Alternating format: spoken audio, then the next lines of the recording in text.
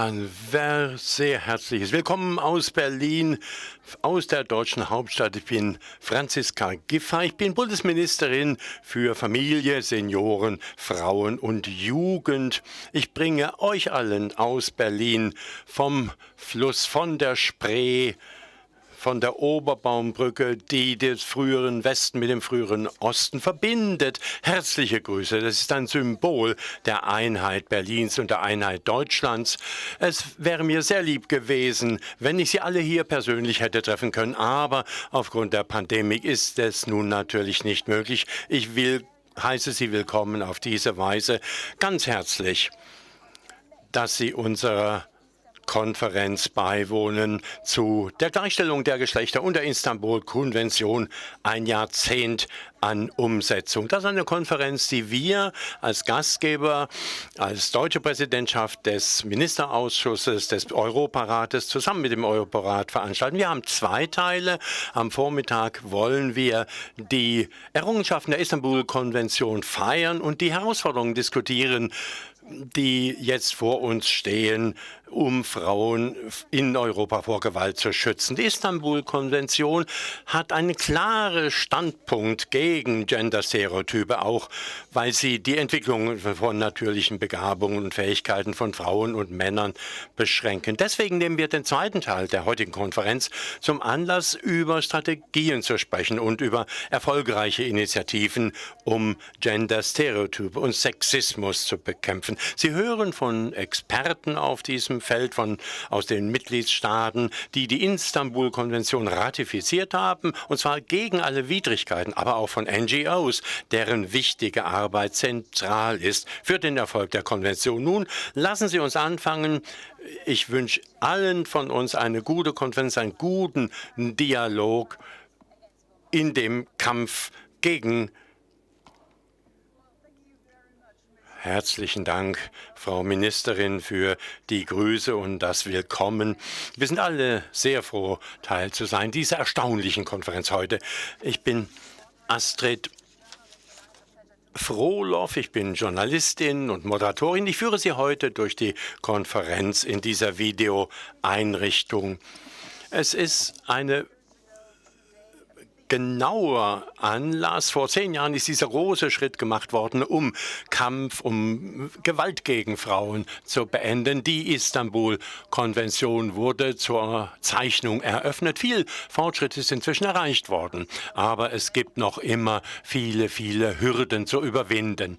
Neue Zahlen zeigen, dass Gewalt gegen Frauen offensichtlich auf neue Rekorde en raison de la pandémie de Covid-19. Donc, au cours de cette conférence, nous ne voulons pas seulement nous concentrer sur les réalisations de la Convention d'Istanbul, mais aussi sur les défis qui nous attendent. Cet après-midi, comme l'a souligné la ministre Giffey, nous aborderons un autre sujet. Nous nous concentrerons davantage sur les fondements de la violence à l'égard des femmes, des stéréotypes de genre, du sexisme. Un large éventail de sujets très pertinents. Nous avons beaucoup de choses à discuter et je suis impatiente d'entamer la discussion avec vous. Et vous avez bien sûr la possibilité aussi de poser des questions et de participer à cette conférence. Nous allons démarrer avec notre premier panel. Nous avons des représentants de haut niveau qui sont parmi nous aujourd'hui. Nous avons Franziska Giffey qui vous a déjà salué. C'est un grand plaisir d'avoir également parmi nous aujourd'hui les autres panélistes que je vais vous présenter. On va voir si nous les voyons sur notre écran. Oui, les voilà qui s'affichent. Bonjour à tous. Merci à tous d'être présents ce matin. Nous avons Pecinovic-Buric ist Generalsekretärin des Europarates.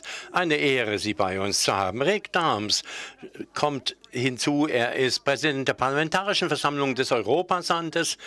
Wir sind froh, Sie hier bei uns haben. Eine große Ehre. Mariana Vieira de Silva, portugiesische Staatsministerin während der Präsidentschaft, zu begrüßen, und Marceline Naudy, Präsidentin der Fachleutegruppe des Europarates im Kampf gegen Gewalt gegen Frauen und häusliche Gewalt. We are happy that Marcella Pirone is with us, President Women Against Violence Europe.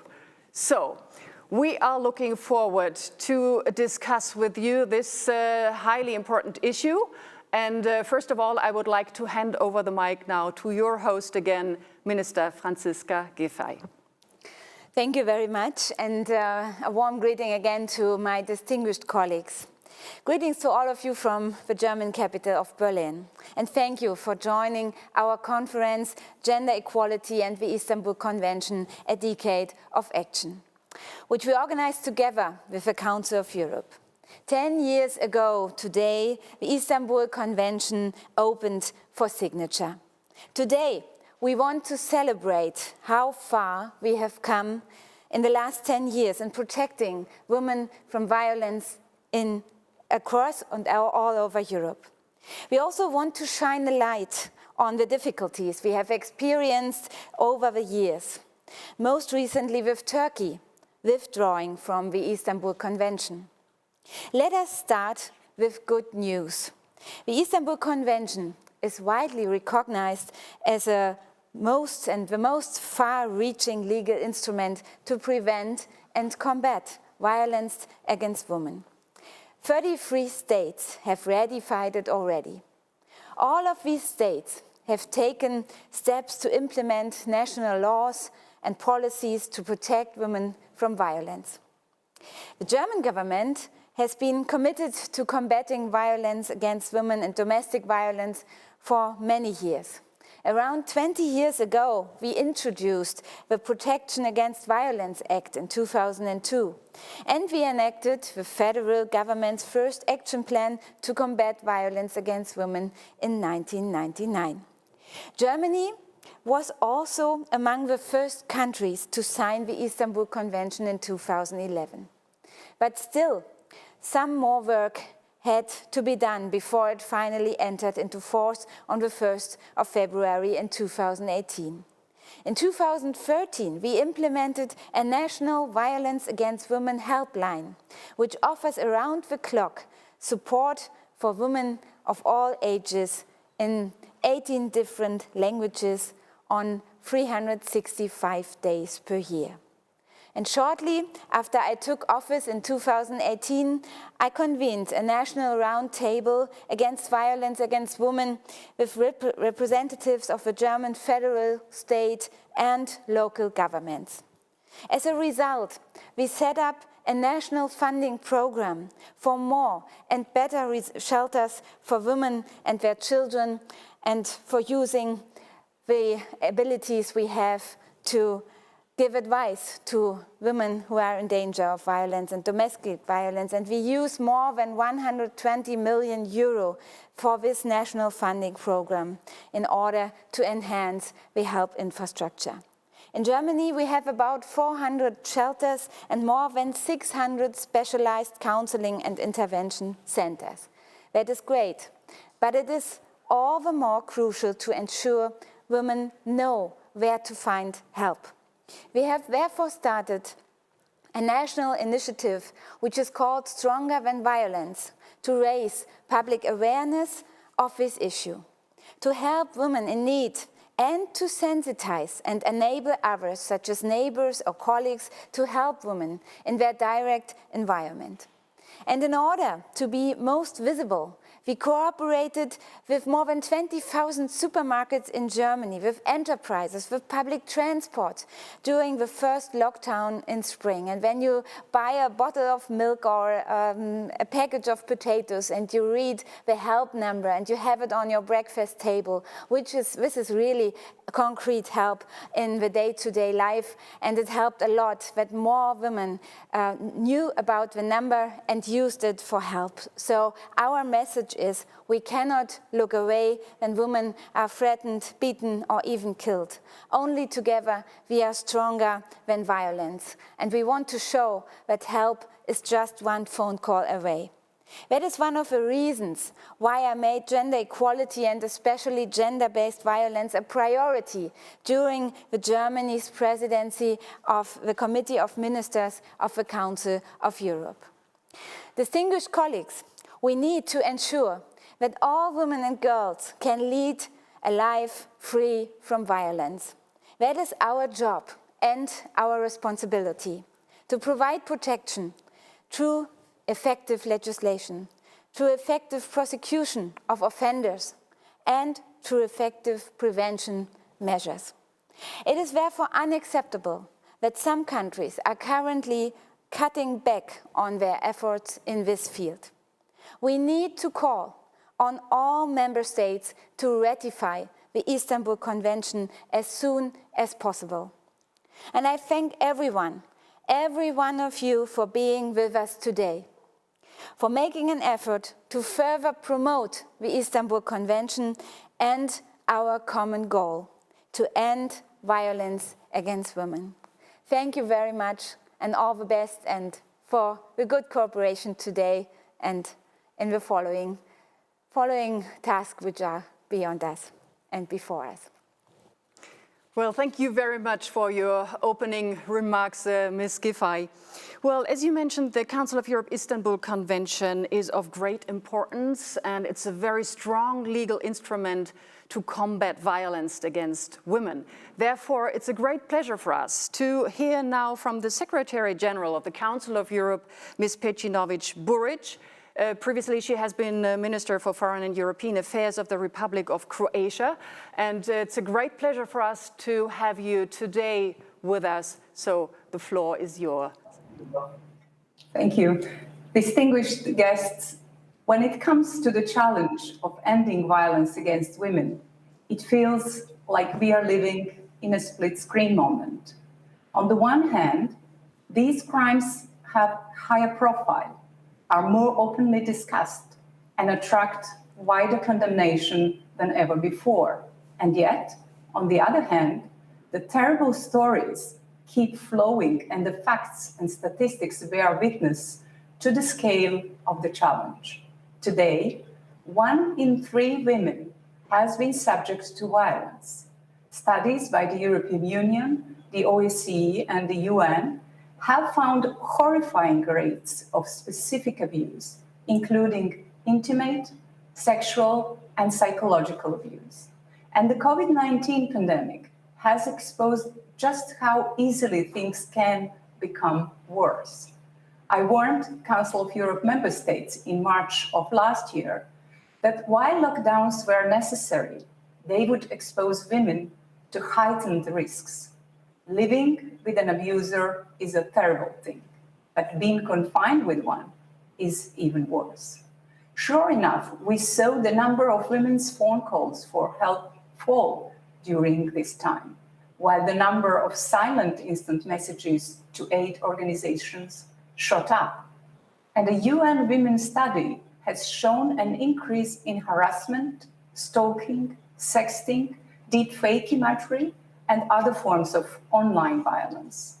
The Istanbul Convention was not designed for a public health crisis, but written into its text is a determination to tackle violence against women, whatever the circumstances.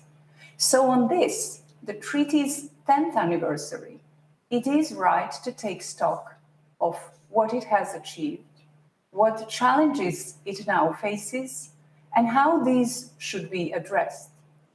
The Istanbul Convention is a remarkable and ambitious instrument. It is designed to prevent violence against women and domestic violence, to protect those who become victims, and to ensure the prosecution of perpetrators. It not only encourages integrated policy making, it also criminalizes specific offenses, such as stalking, forced marriage, and female genital mutilation. And because of the convention, governments have changed their laws in positive ways. For example, by defining sexual violence and rape by the lack of freely given consent rather than the use of force. The treaty has been described as a gold standard, and where it has been adopted, it has worked. Today in Europe, there are women who are still alive because of the Istanbul Convention. From the start, it generated justifiable enthusiasm. It took just 3 years to gather the ratifications required to enter into force. It has now been ratified by 34 of the Council of Europe's 47 member states. And from outside the Council of Europe, the EU, Tunisia, and Kazakhstan have all requested to join it and are on their way to doing so. This shows that where there is a proper understanding, there is proactive interest in joining. Pourtant, however, something has gone wrong. In recent years, in some countries, misleading narratives have been used against the Istanbul Convention. It is described as politically motivated rather than as an instrument for the defense of fundamental rights. And this has fueled a certain reluctance to join and, in some cases, even a desire to leave the convention. Many of you will know that the Turkish authorities announced their decision to do so in March. I have already spoken about this on various occasions. But the main point is to stress again that the arguments put forward are incorrect. The sole purpose of the Istanbul Convention is to protect women from violence. It has nothing to do with any so-called gender ideology. And whether Turkey or any other country has strong laws in this area does not change the fact that there is no substitute for multilateral action on this international problem. The best response to recent events is to widen the circle of those who joined this treaty. This means building a positive and honest case for the Istanbul Convention. Show the facts, dispel the myth, mobilize for women. This argument will be based on three indisputable facts. First, the Istanbul Convention standards for protecting women are more stringent than many laws in many countries. Second, the Convention provides a unique and independent international monitoring mechanism to assess its implementation at the national level and to support its enforcement. Third, by withdrawing from the treaty, a country can no longer benefit from its provisions on international cooperation in criminal matters and seek cooperation from other states in bringing perpetrators of crimes against women to justice. What this treaty offers is a level of cooperation and protection that is only possible through a multilateral approach. I hope that this conference will give us another opportunity to develop the ideas that will ensure its success in the future. I'm grateful to the German authorities for making this subject a priority of their presidency of the Committee of Ministers of the Council of Europe. And I am personally grateful to you, Minister, for your commitment and the work we have done together. Finally, thank you all for being here today and for your contributions. I wish you all a successful conference. Well, thank you so much, Ms. Burrich, for your strong statement. That was a clear message, I think. So, as you know, the Committee of Ministers of the Council of Europe is the decision-making body, which is currently headed by Germany. Another very important body is the Parliamentary Assembly, which is advising the Committee of Ministers. Rick Dams is its president, and we are very, very happy that he is joining us today. So, Mr. Dams, the floor is yours. Thank you. Thank you very much. I hope that you hear me, because I'm kind of a nightmare to those who prepare my speeches. I hope the sound is okay, because if you have to follow this one, that'll be a big challenge, to be quite honest. Having said this, thanks to the German presidency for organizing this event. I think it is important and timely. Indeed, the Turkish exit of the Istanbul Convention, in my mind, is some kind of a wake-up call. Suddenly, everyone knows about the Istanbul Convention, maybe for the wrong reason of the exit. But on the other hand, it is a wake-up call. And the two elements that are in that wake-up call from a political point of view, because I'm the president of a political assembly, basically is one, putting good laws as compared to the Istanbul Convention and its tools. It is just not true, as the Secretary General explained, that good laws replace the Istanbul Convention's tools. It's not true. You lack the assistance, you lack all these good experience, you lack all these tools that are provided in order to combat violence against women. So no, it's not enough to have your own laws. You need the Istanbul Convention, you need Grevio, you need all these tools in order to, in a very proactive, efficient way, combat violence against women. But what is worse, and this is something that I see because I headed out to Ankara, and I am heading out to other countries, is that I see that the gender issue, it has been described, is a lot of times abused of, making or converting the Istanbul Convention in some kind of a political tool to address other issues. And suddenly you get this strange opposition, a false opposition, between gender and family or traditional values.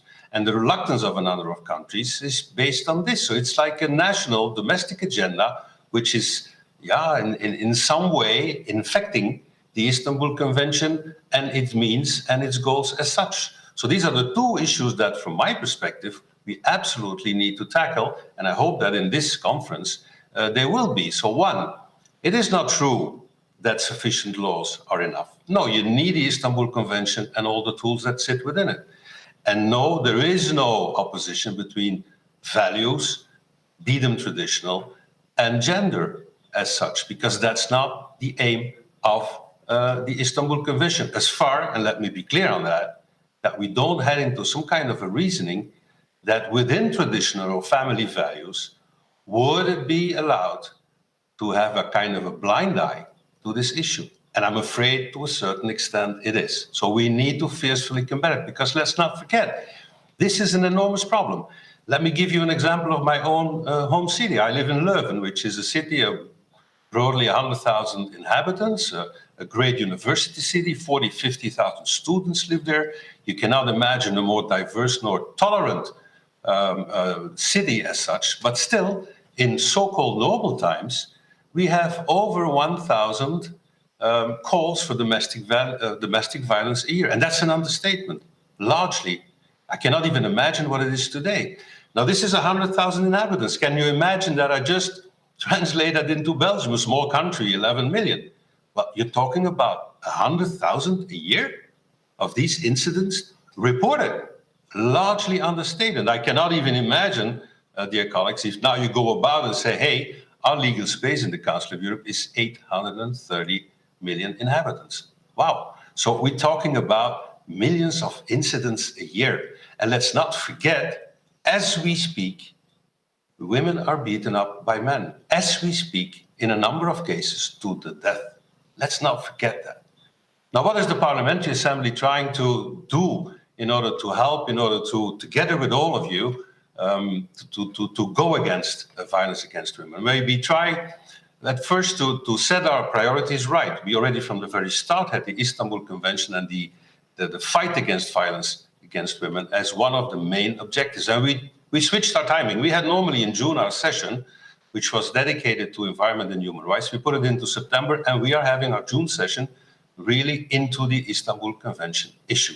You're all invited to be there. We're setting up a high-level conference from our own side. And in the meantime, from now until June, the whole team of the Parliamentary Assembly, together with the whole team of the Council of Europe, we are reaching out.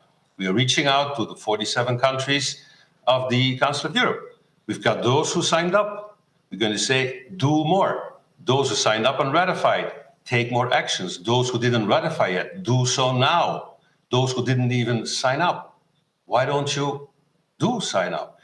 And it would also be unfair to Turkey to say, because the authority withdrew, now Turkish society is changed, is in some way, let's say, not doing anything against violence against women. This is not true. But on the other hand, let's make an effort to get them back on board. That will be the right sign, because in my book, what I see, having visited Ankara, there's a large majority in the country who is behind it. So maybe if we tackle it at the right side, we might get them back on board. The second issue that we do is on language. We translated, for example, the parliamentary handbook that we have now also in Dutch. We've got a number of languages. And what I see, I'm Dutch speaking, when I read the parliamentary handbook in French or in English, which are my working languages, it does make a difference when I read it now in my own native language. So why don't we translate it with the assistance of a number of parliaments into all of these other languages? I think that would help a lot. And then provide this book to all the members of parliament of all our 47 member states. Those are hundreds and hundreds and hundreds of people who then could take action and even go back down, if you wish, to the local level, because that's where it happens. Why not? And there are a number of tools that the Greview and the Istanbul Convention provides us. Why not try to sink in and try to translate it even to a certain extent to the local level? And it is true, as in the introduction has been said, a number of countries are taking action because, thanks to this wake-up call that came out of Turkey. We see Liechtenstein, who ratified recently. I was very glad that the UK, the United Kingdom ambassador, announced in the Committee of Ministers that yes, they will ratify it because of common law. It took a lot of time. But yes, hopefully by the end of the year, they will have ratified. And yes, as the Secretary General has stated, we have Kazakhstan, EU, Tunisia, who already expressed their willingness to sign up. And from the parliamentary side, we are reaching out now even further. We go out to Mexico, we go out to Morocco, we go out to Canada, we go out to New Zealand. And why not to the US? Because this is a convention that goes largely outside of the borders of only the Council of Europe's member states. So why not the US? By the way, President Biden himself said that it was scandalous that Turkey withdrew from the convention. So this is what we, from our perspective, are trying to do in order to add to all the efforts that you all are doing, that our Secretary General is doing, the whole institution is doing, to get more people on board in signing up, to get more people on board when they sign up to ratify, but at the end of the day, to have more action as to the issue.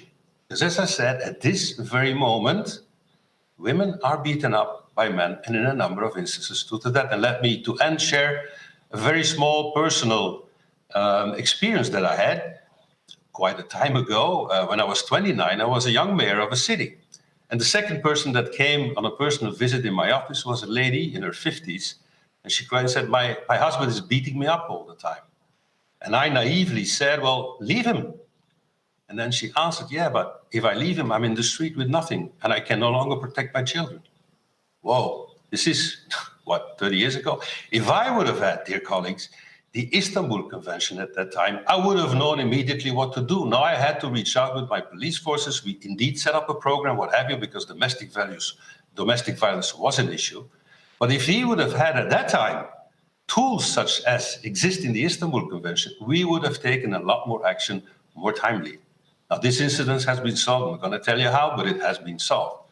But it does give rise to one dominant feeling, as from that moment I had and still have. It's a very simple sentence, and you can quote me on that.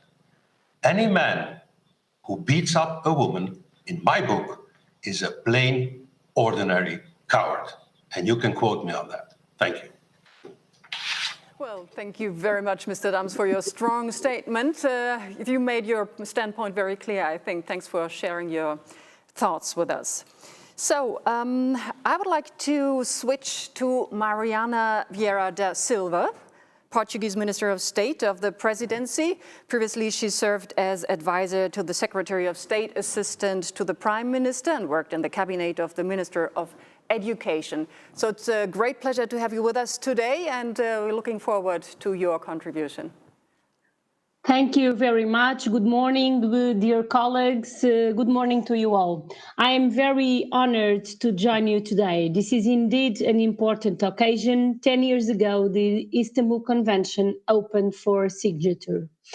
Much has been said recently about the convention. Voices have been raised, its standards and principles reaffirmed, and calls for protection heard throughout Europe and the world. While, of course, we have been witnessing backslides. all these positive statements converge to the main goal envisioned by the Convention, inscribed in its preamble, and that I would like to quote: aspiring to create a Europe free from violence against women and domestic violence. For that reason, I want to thank the Council of Europe and in particular the German presidency of the Committee of Ministers for this important and necessary conference. The Council of Europe, such as the European Union, is a space for dialogue, consensus and compromise. Precisely because of these values, there are no bigger achievements than the one accomplished together. Within these spaces, setting aside what divides us and focusing on what brings us closer.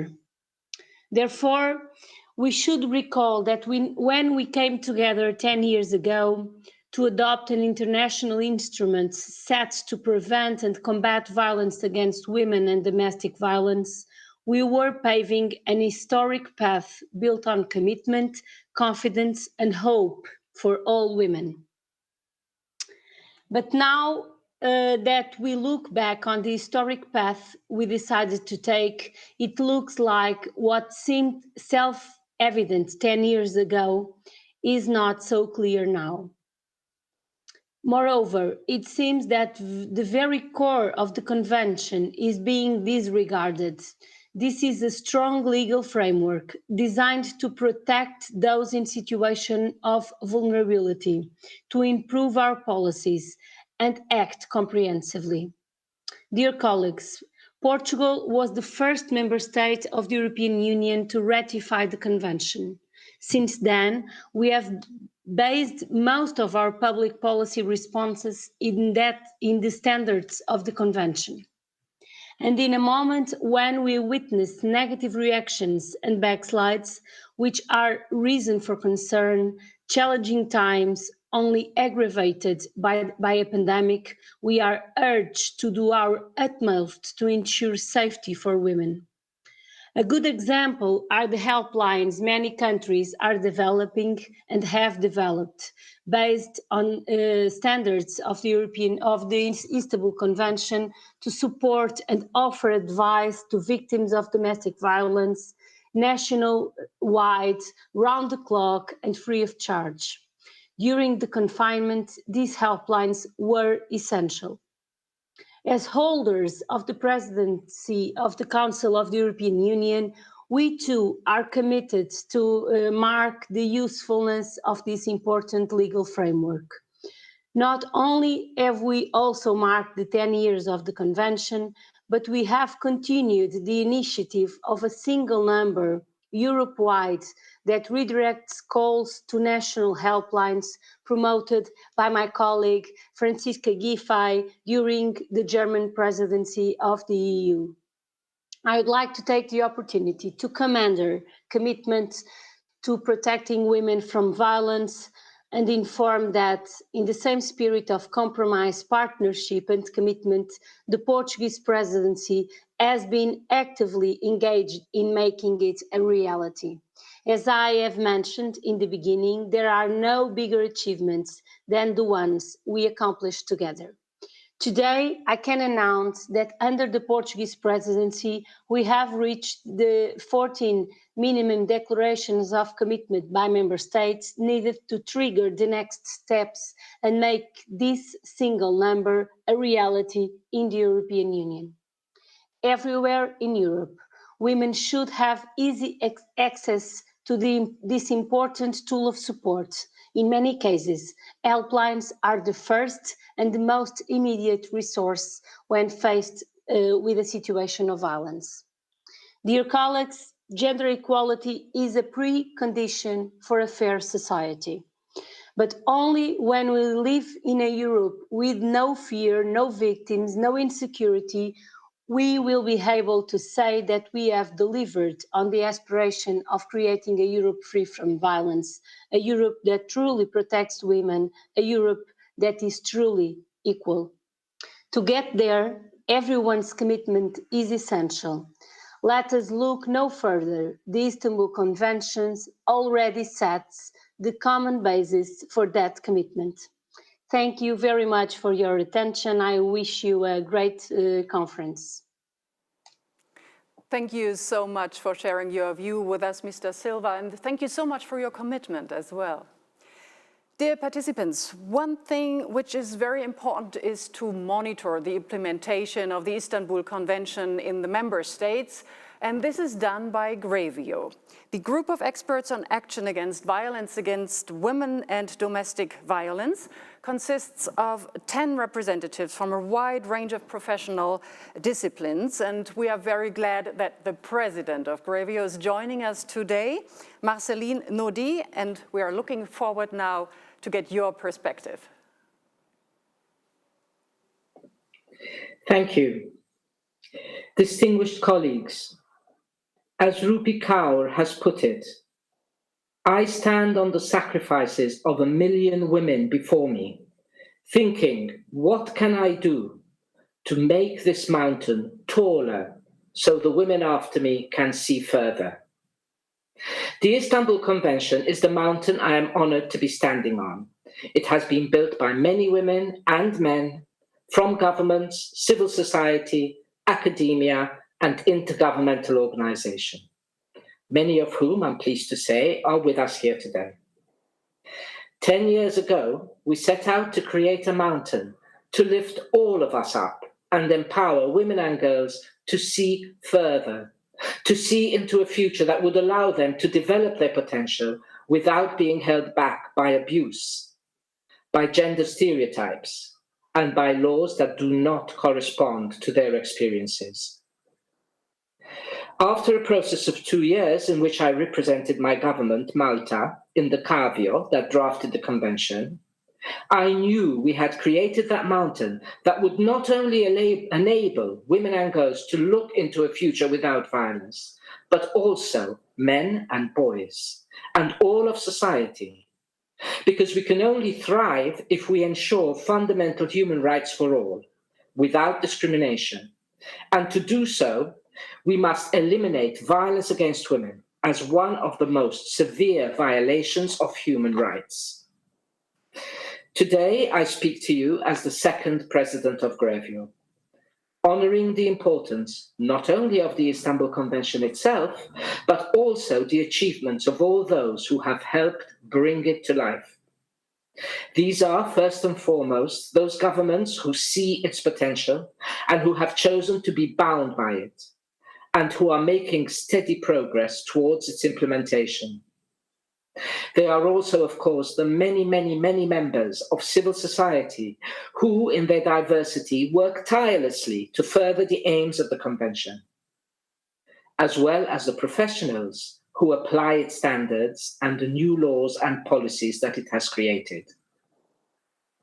Their efforts are now, sadly, being undermined by the growing opposition towards women's rights, a development that we are seeing the world over and that has not spared the Istanbul Convention. Legal standards shaped and carefully drafted by all 47 member states of the Council of Europe a decade ago are now being considered by some as unconstitutional or a threat to the traditional family. This has impacted the Convention's rate of ratification and has led to the withdrawal of a state party. Instead of engaging with the aims of this convention, fears are being created that deflect from the very real fear that women and girls live with day in, day out. Fear of being harassed at work, on the street, on social media, playing sports, wherever. Fear of being stalked. Fear of a no being disrespected. Fear of being abused in a relationship, and the fear of having to send their children to the abusive partner they separated from. Fear of not being believed, supported, and protected and empowered if they disclose their experiences of violence. That their suffering will be minimized, normalized, justified, because they are women. These are real fears for women and girls in Europe and elsewhere. And for many, they are a daily lived reality. With the Istanbul Convention, we have the tools to address this violence at its roots Instead of reading something into this treaty that simply isn't there, we need to use every single word and fill it with meaning. We owe this to the half of our societies that, on so many fronts, is simply not treated equally with the other half. Our work as a monitoring body shows how important this convention is and the impact that it is having. Just yesterday, a panoramic review of all Grevio evaluation reports was published. It describes, in 180 pages, many steps, big and small, that have been taken to ensure women's rights to live free from violence. They may not all be perfect steps, and yes, in places there is indeed room for improvement, but they are all in keeping with the aim of getting further ahead, not going backwards. The mountain that we have built has grown in these 10 years. We are standing on it. From this mountain, we need to speak out louder and louder in order to lift each other up and to show how the Istanbul Convention saves lives, so that more and more governments and individuals come and join us. Together, we can make the mountain higher, not smaller, every day, every year. Thank you. That was the voice of Grevio. Thank you so much, Ms. Modi, for your statement. Well, civil society, of course, plays a very important role in order to combat violence against women. And the strongest network in this sense might be Women Against Violence Europe WAVE, a huge organization consisting of 150 members in 46 European countries. And we are very glad that the president of WAVE is today with us, Marcella Pirone. So the stage is yours. Distinguished colleagues, WAVE Network, distinguished colleagues. WAVE Network, representing its 160 member organizations in 46 European countries, is honored to celebrate with all of you the anniversary of Istanbul Convention and its role as a major human rights treaty to ensure women's rights to be free from violence. WAVE recognizes the extent to which this convention has helped our everyday work to protect women and girls from violence. WAVE, as a network and with its members in single regions, nations across Europe, strongly supports, with own campaigns and actions, Istanbul Convention's requests to all states that they adopt a holistic response to violence against women and girls and domestic violence, applying the 4Ps approach of the Convention. WAVE never stopped at European and national level promoting the ratification of every single state, the EU accession, and not to forget the practical, real implementation of Istanbul Convention. That is why WAVE members, as women's specialist support services, have seriously engaged and will do in future with Grevio in the monitoring processes by contributing to country shadow reports, providing a valuable expert perspective from the front line about national context-specific issues regarding the implementation of the Convention's aims. While WAVE will continue to raise awareness about the Istanbul Convention at every opportunity, we will also strongly engage against every attack coming from the increasing ideological and political forces which very dangerously try to bring back a view of the traditional family where women's basic rights and freedoms are questioned and thrown back decades, at the same time combating every instance of gender equality. The implementation of the Istanbul Convention and of the Grevio recommendations is a key aspect for our network. Most countries who have ratified the Istanbul Convention have committed themselves in making laws as a measure of implementation. We recognize that for many countries this is an important first step. But at the same time, WAVE would suggest that lawmaking costs little. In fact, despite new legislative measures, the practical application shows many gaps, as Grevio has repeatedly underlined in last yesterday's horizontal review study. WAVE Network must evidence that currently too many countries face none or not sufficiently guaranteed implementation of the main principles of Istanbul Convention and the Grevio recommendations. A connected problem is the continuing absence of funding for all necessary measures to tackle male violence against women and girls. States must invest more funds. Otherwise, this problem cannot be prevented. Research clearly demonstrates that if investments are made, the benefits outweigh the consequences of the cost of violence. COVID-19 crisis has clearly evidenced the lack of adequate and appropriate services in too many areas of Europe, a reality documented by WAVE Counter Report 219 before this pandemic. The number of shelter spaces within Europe had fallen short of European standards, 1 bed for 10,000 people. With 52,000 spaces, that is 62% lacking.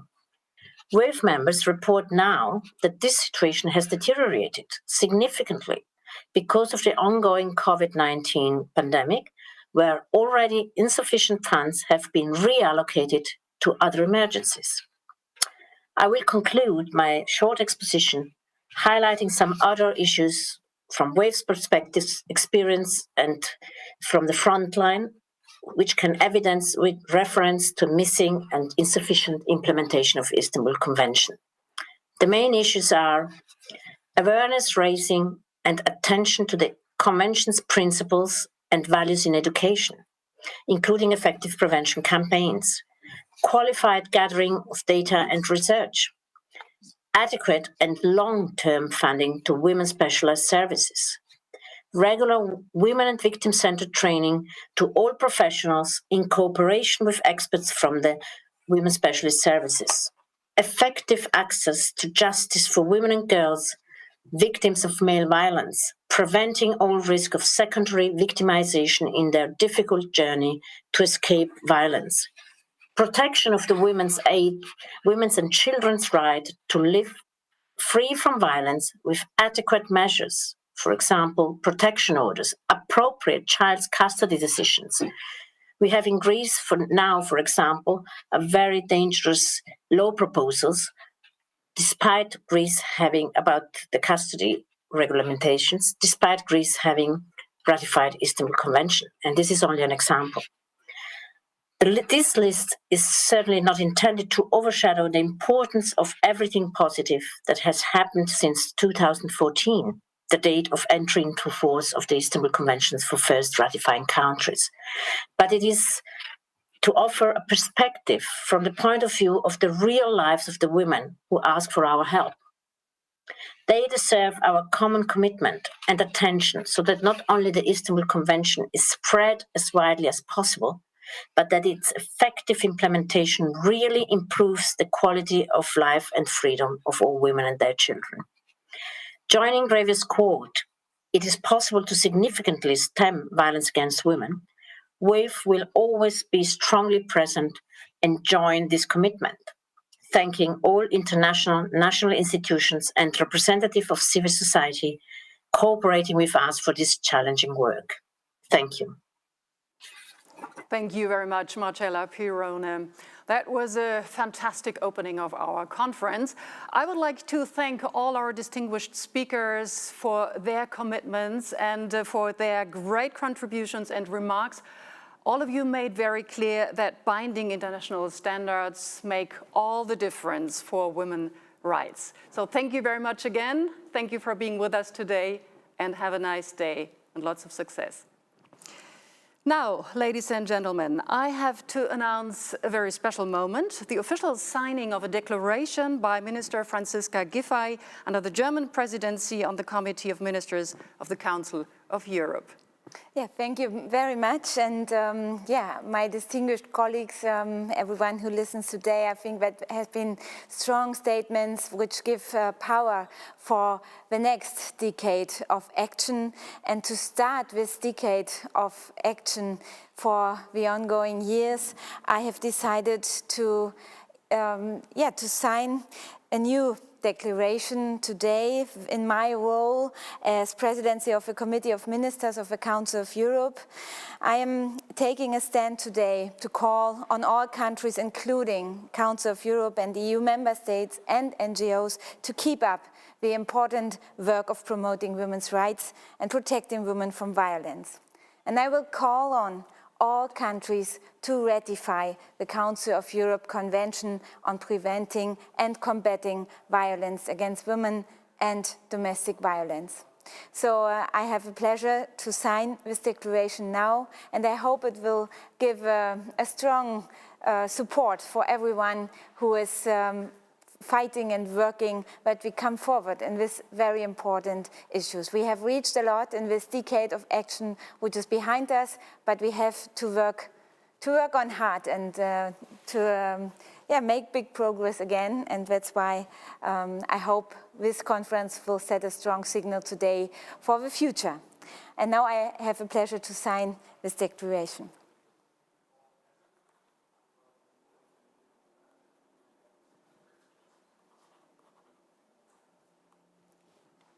So thank you so much, Ms. Minister. That was a meaningful moment, I think. And of course, Can I just show it? Of course, we need to save this with a picture. It was a great start into the day, and it was important to hear such strong commitments today by all the high-level representatives. Okay. Thank you very much indeed. Yeah, thank you for your nice moderation. Thanks a lot. Well, the fact that all of the representatives came together today to show their commitment shows also the high relevance and the high status of the Istanbul Convention, I think. Now, dear participants, we would like to go and have a short coffee break, but before we would like to show you the campaign song, Stronger Than Violence. You remember this is the campaign by the Federal Ministry of Family Affairs. Ms. Giffey mentioned it earlier, and we're going to show you this fantastic song, which is supported by many prominent figures in Germany. After the coffee break, we will meet a fantastic woman who is one of the spearheads of the movement for women's rights, Ferida Assar, the first president of Grevio. So I'm looking forward to see you again at 10:55. This is almost in a couple of minutes, so don't miss to be back. Es ist wieder mal passiert, denn stand unter Druck. Ihm ist nur seine Hand ausgerutscht. Was ist denn schon dabei, wenn mich ganz bisschen schubst? Ich hatte wirklich lang nicht geputzt. Das ist doch keine echte Gewalt. Ich bin nur von der Treppe gefallen. Klar, dass ich ihm jetzt nicht gefall. Ich bin selber schuld, weil ich meine Fresse nicht halt. Halt, ihr kennt ihn alle nicht. Der ganze Stress nimmt ihn nur mit. Es tut ihm leid und er kämpft wieder mit sich. Immer wenn er mir verspricht, er ändert sich für mich. Ich war einfach ein Idiot. Er war nur überfordert und meinte es nicht so. Ich hätte ihn niemals reizen sollen, no. Mich nimmt doch heute keiner mehr mit Sohn. Ach, das war doch nur einmal, setz die Sonnenbrille auf und alles ist normal. Ich kann den blauen Fleck doch mit Farbe übermalen. Ich verstehe seine Lage doch total. Er war halt leider besoffen. Er hat mich doch nur ganz leicht getroffen. Du denkst, du kannst nur weinen und hoffen, aber bist nicht allein. Von 3 Frauen ist eine betroffen. Und jetzt atme durch den Bart, was gesagt ist gesagt. Jede Narbe, jeder Schlag, er verharmlost nur die Tat. Hat als Vater schon versagt, denkt nicht mal darüber nach. War nur gerade kurz in Rage, als er in den Magen trat. Die Beleidigungen täglich, ein Leib so wie ein Käfig. Wunden heilen doch ein wenig, aber leider nur nicht seelisch. Tief in dir drin hat sich der Zweifel schon erledigt. Die Gemeinheiten sind eingebrannt, sie bleiben dir für ewig. Er kennt nicht deinen Wert, verdrängt sich dein Schmerz. Er denkt sich meist, denkst du ein und schenkst ihm dein Herz. Du fängst dir eine, denn es scheitern nimmt ihn endlich einer ernst. Und du denkst vielleicht, er merkt's, wenn er Menschlichkeit erfährt. Aber nein, er ist doch nur ein peinlicher Typ, der mit der Kränkung nur ablenken muss, wie klein er sich fühlt. Der sich an Schwächeren nur rächen will, so feige und kühl. Doch dich wird keiner mehr verprügeln, denn die Scheiße genügt. Und ich weiß, wie du dich fühlst, nämlich alleine gelassen. Hast Angst, das Schwein zu verlassen und solo weiterzumachen. Sei gelassen, er wird dir nie wieder eine verpassen. Lasst euch nicht ein auf was, denn wir machen gemeinsame Sache. Habt ihr Ärger überall, lasst euch das ehrlich nicht gefallen. Und sehr bald haben wir so einen Kerl nicht mehr am Hals. Manchmal ist das Leben härter als Asphalt, doch gemeinsam sind wir stärker als Gewalt.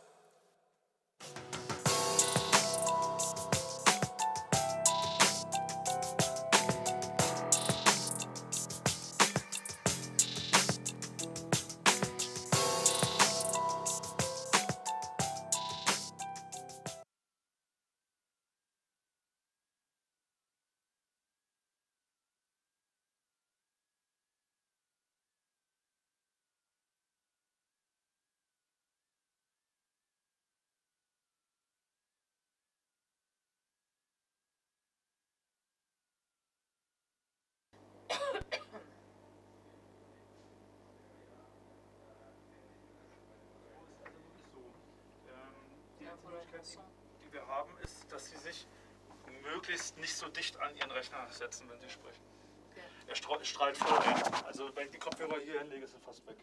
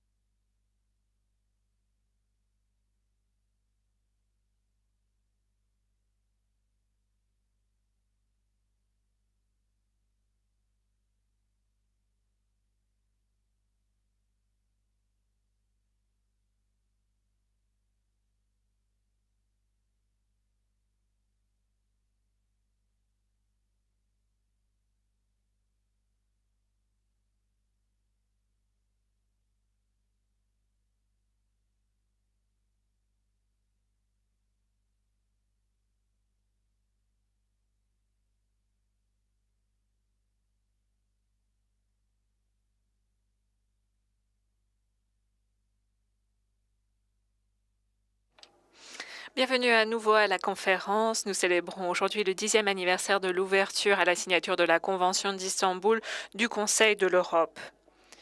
Mesdames et messieurs, vous êtes invités à vous joindre à nos discussions. Plus tard, nous aurons un grand débat d'experts et vous pourrez poser vos questions directement à nos orateurs et je les transmettrai pour vous. Mais avant toute chose, accueillons une femme qui a participé il y a 10 ans à la création de la Convention d'Istanbul. Depuis de nombreuses années, elle est l'une des forces motrices en matière de questions de genre. Elle a été très impliquée dans l'établissement de normes en matière d'égalité entre les femmes et les hommes et d'égalité de droits des femmes au niveau des Nations Unies. Je vous parle de Feride Açar, qui a été la première présidente de Grevio. Madame Açar, bonjour, c'est un plaisir de vous avoir. Merci, merci beaucoup. Madame Açar, vous avez non seulement contribué au lancement de cette convention, mais vous avez également suivi de près la manière dont We are looking very much forward to get your perspective now on this issue. Thank you very much. Dear participants, I would first like to thank the German presidency and the Council of Europe for organizing this important event to mark the 10th anniversary of the Istanbul Convention. Personally, I'm honored to address you on this occasion. Exactly 10 years ago, today, on May 11, 2011, I had the good fortune to be present at the ceremony in Istanbul for the convention's opening to signature. On that day, 14 governments, including my own, signed the new treaty. With true anniversary is a very apt occasion. As we've been doing since this morning, to take stock of things, to remember what the Istanbul Convention is really about, and why is it revolutionary and inspirational for the future. Let me touch upon a few distinguishing characteristics. It is in this convention that critical concepts as gender and gender equality have finally been defined in a legally binding international instrument, obliging the ratifying states to adopt a gender perspective in their policies and actions.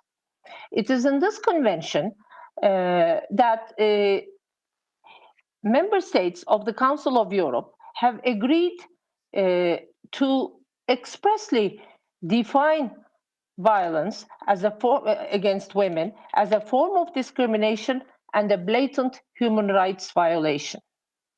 It is in this convention that this convention clearly established that causal link between gender inequality and different forms of violence against women exists in all societies. With the Istanbul Convention, Europe has agreed to move away from individualistic and idiosyncratic explanations of violence against women, and it has openly identified the root causes of such gender-based violence as social, structural, and cultural.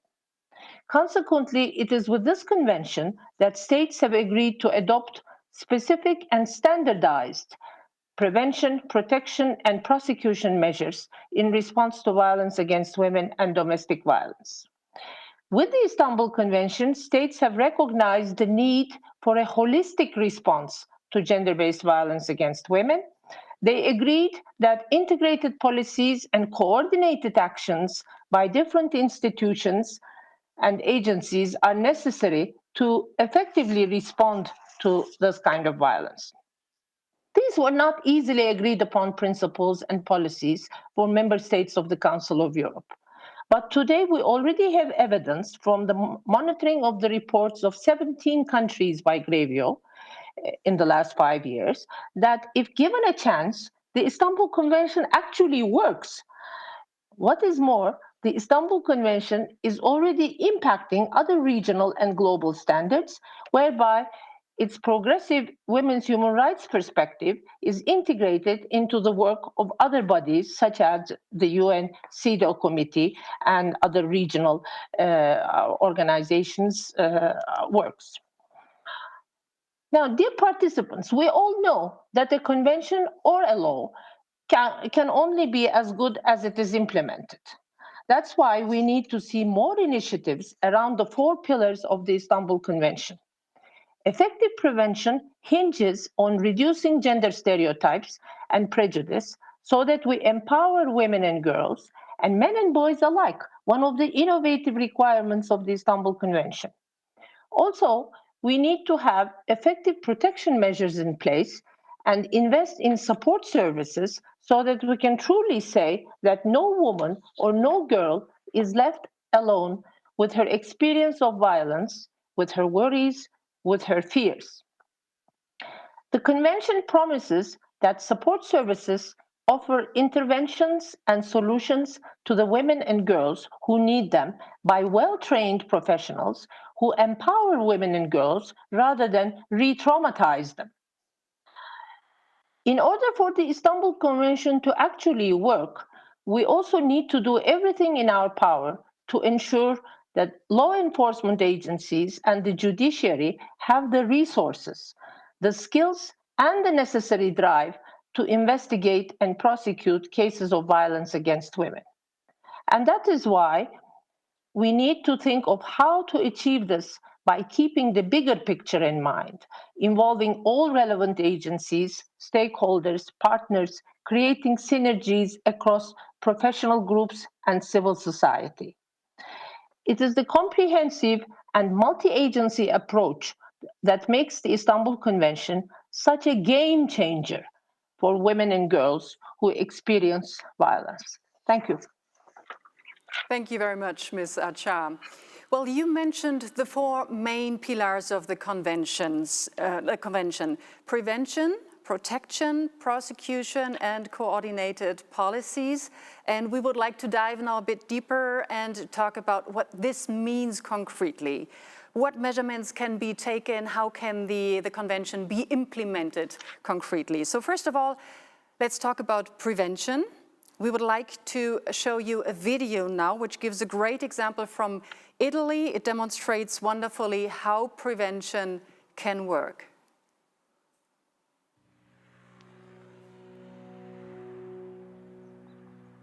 un uomo che non agisce più violenza significa che c'è una donna che quella violenza non la subisce più, così come non soltanto la donna, ma eventuali figli minori coinvolti. CAM is a perpetrator program. It's the first in Italy that was founded in 2009. We believe that it's really important to have a mixed team working, social workers, educators, psychiatrists, because it's very important to consider the different aspects of violence. Era il fatto che ogni volta in cui si scatenava una discussione io provassi una rabbia bestiale. Con l'attività di gruppo, ecco, lì mi si è aperto un mondo, perché mi rendevo conto che le dinamiche, le storie che venivano raccontate dagli altri membri del gruppo erano identiche alle mie. Io faccio gruppi con uomini che hanno reati di maltrattamento domestico o che comunque chiedono di accedere al servizio per problematiche riguardanti la genitorialità, la comunicazione e la gestione della rabbia. E lavoro anche tanto all'interno dell'ambito carcerario. Io ritengo che l'attività all'interno del carcere sia essenziale per poter riuscire a interrompere qualsiasi tipo di comportamento violento. Ma se noi ci mettiamo nell'ottica di voler eliminare la violenza sulle donne, è importante appunto agire di prevenzione.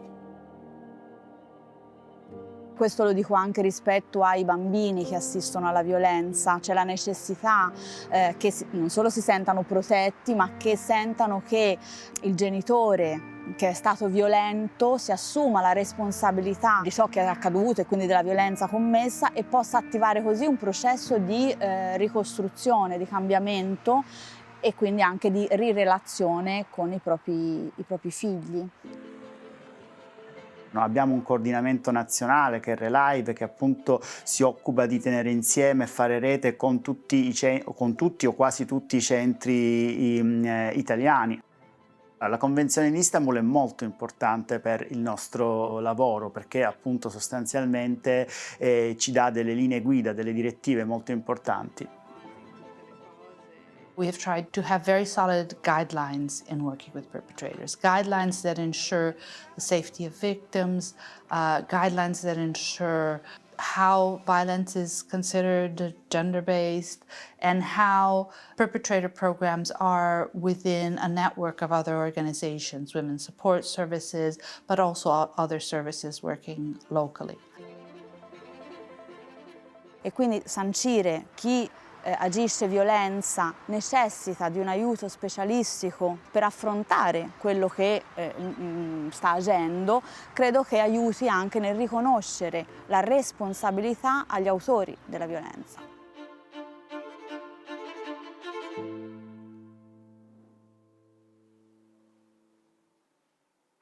Ms. Acha, the video showed nicely how the perpetrator programs use the standards of the Istanbul Convention.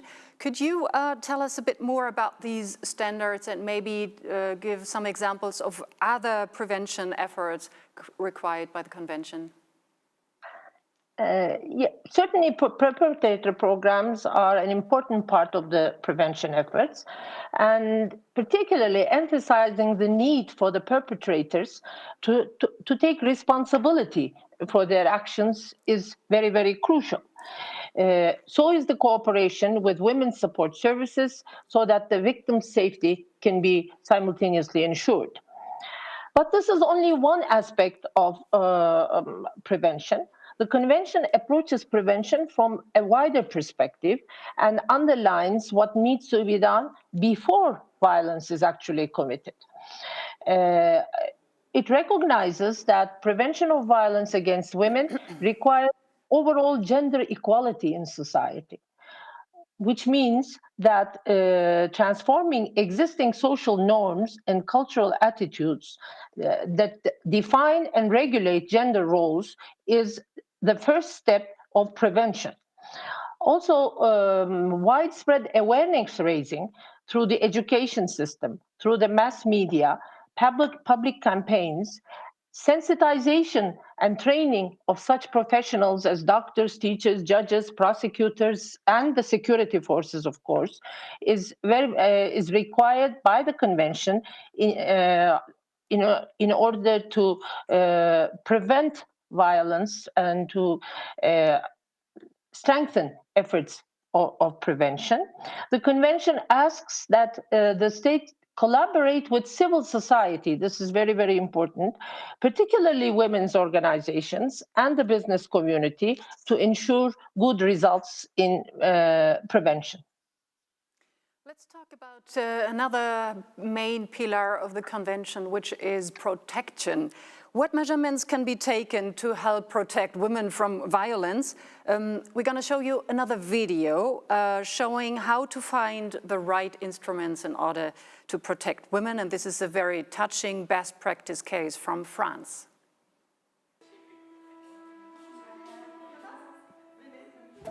Je m'appelle Sophie, j'ai 33 ans et je suis ingénieure qualité dans l'industrie pétrolière. J'ai été mariée pendant 1 an et en fait au début ça se passait bien, sauf que on va dire vers la fin de la première année, mon ex-conjoint a basculé totalement dans la violence physique et psychologique, un harcèlement moral par des phrases du style « t'es qu'une merde », t'es moche. Et puis ça a basculé totalement dans la violence et ça m'a coûté 2 côtes cassées et une entorse cervicale. J'ai cru en fait que j'allais mourir, qu'il allait me tuer en fait. Quand on est dans ce genre de situation, on a besoin d'accompagnement psychologique, on a besoin d'une aide juridique, on a aussi besoin peut-être d'une protection et c'est compliqué de tout gérer. Je suis gynécologue obstétricienne et il y a bientôt 5 ans, j'ai fondé le lieu où nous sommes, qui est la Maison des femmes de Saint-Denis. C'est un lieu qui est dédié entièrement aux femmes victimes de violences vulnérables et qui ont des parcours complexes. Voilà. Il faut que je vous montre. Nous offrons aux femmes une prise en charge qui est à la fois médicale, chirurgicale, psychologique, sexuelle, avec des groupes de parole, avec des ateliers d'amélioration de l'estime de soi, avec une prise en charge du corps, puisque une agression sexuelle comme l'excision attaque le corps et qu'il faut aussi réparer le corps. Alors, ce qui se passe chez vous, c'est que l'exciseuse, quand vous étiez petite... L'ensemble de ce parcours permet à ces femmes de mieux comprendre ce qu'elles subissent, ce qu'elles ont subi. Je suis Sila Fatima, j'ai 18 ans et je viens de la Côte d'Ivoire. Je viens à la Maison des femmes pour souvent passer du temps parce que ça me fait du bien d'être à la Maison des femmes. Ils m'ont soignée et ils m'ont aidée, ils m'ont soutenue. Au début, je faisais atelier danse orientale et puis karaté et puis le groupe de parole F6 ans. Parce que j'ai été F6 et puis je subi un mariage que je n'aimais pas. C'est pour ça que je suis partie, parce que j'étais mariée de force. Et je me suis dit que si je ne partais pas aujourd'hui, j'allais finir comme ma sœur Assa. Et aujourd'hui, elle n'est plus de ce monde. Bonjour. Nous sommes là pour les accueillir et pour les soutenir. On aborde les questions des traumatismes et des états de stress post-traumatique sévères et très importants. Le fait d'être avec des gens qui ont un peu le même parcours que moi, je me dis que je ne suis pas seule. Quand tu sors d'un groupe de parole, tu te sens genre comme si tu avais une boule dans la gorge et après, à ta sortie, tu te sens un peu libre. La Convention d'Istanbul est sans doute le premier outil un peu contraignant pour les États et qui décrit clairement dans quel domaine il faut s'améliorer. Donc elle est extrêmement précieuse. On ne peut pas imaginer qu'un pays puisse dire ce sujet ne m'intéresse pas. Aujourd'hui, dire ça vous renvoie au Moyen-Âge et c'est insoutenable. Et quand on lit les analyses du Grevio, on s'aperçoit que tout le monde ne joue pas le jeu aussi bien qu'il devrait le faire. C'est pas tout d'avoir une convention, c'est pas tout de la ratifier, il faut la faire vivre.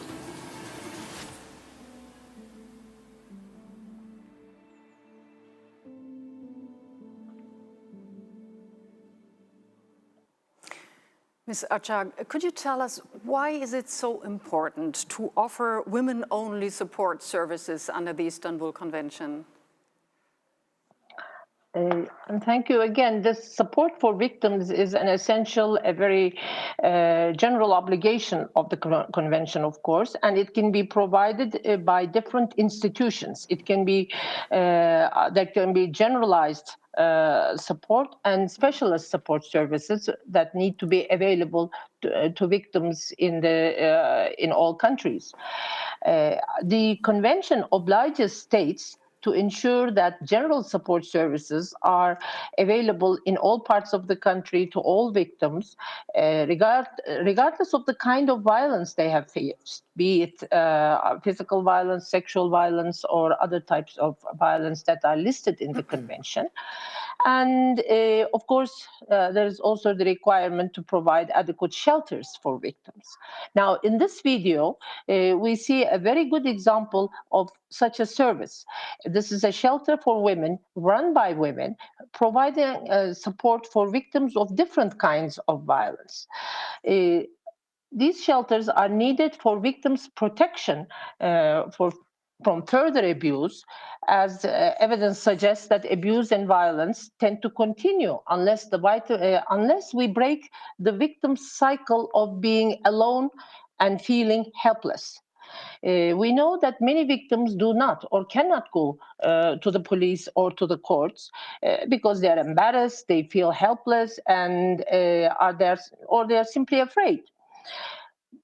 Most victims do not ask for help unless they feel secure and strong enough to do so in the first place. Now, support is the key to such strength. It can ensure that victims do not stay as victims, that they are not hopeless and helpless, that instead they become independent, strong, and productive members of society, and they become role models for their children, and also role models for other women who are facing the same situation. So this video was a very good example of a institution that provided this kind of approach and service to women. The third pillar of the convention is prosecution. Let's talk about this. We've got another great example of how this can be done in a very effective way. And the video we're going to show you gives an example from Sweden. According to previous legislation in Sweden before July 2018, to be convicted for rape, it was required that the participation in a sexual act was due to use of violence or threat, or that someone was in a particular vulnerable situation because of alcohol or drugs, or they were sleeping. But now, since July 2018, we have new sexual legislation. Consent has to be expressed by words, by actions, or some other way. If it's not consensual, it can be rape. BRÅ is a knowledge center for crime prevention in Sweden. We studied what effects the law had had on the amounts of convictions, and we got a very positive picture of the effects of the changes. The convictions went up with 75% in 2017-2019. So that's a big change. And the change is not only due to that new kinds of cases have been convicted. We could see that even if they couldn't prove that there had been violence, they could at least prove that there was no consent. And so the convictions went up for that reason. Two other circumstances that since 2018 are criminalized now, that is negligent rape and negligent sexual abuse. That means that the offender should have realized or assumed that the other participation in the sexual act was not by free will, but they did nothing to find out. It doesn't have to be oral consent. It can be body language or some other circumstance that is depending on the situation. The fear and shame among female victims to report that they have been abused and raped has decreased. More women dare to report what they've been part of. All member states should ratify the Istanbul Convention because it is a really strong tool to ensure the rights of women and girls to lead their lives free from violence.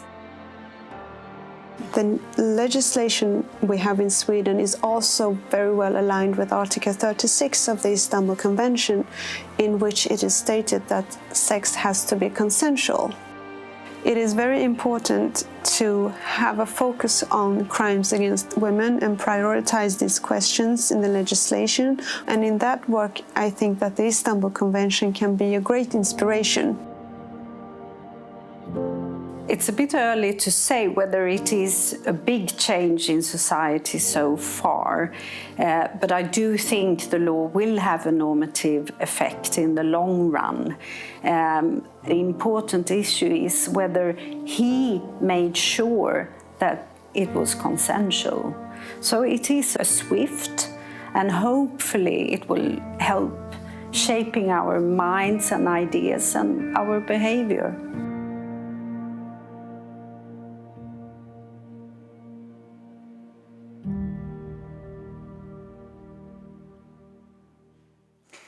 Ms. Acha, it's interesting. The Criminal Code of Sweden now frames sexual violence as based on the lack of the victim's consent. Can you tell us why Grevio found this legal shift so innovative? I'll try. To be plain and simple about it, the new Swedish law says it is not enough to determine that the woman did not say a clear no. It is necessary to see if she actually said a clear yes to the act. This is the essence of the change in the law. And it is indeed a sensitive and innovative approach. It's a real shift in the perspective. It shines the light on the perpetrator rather than the victim.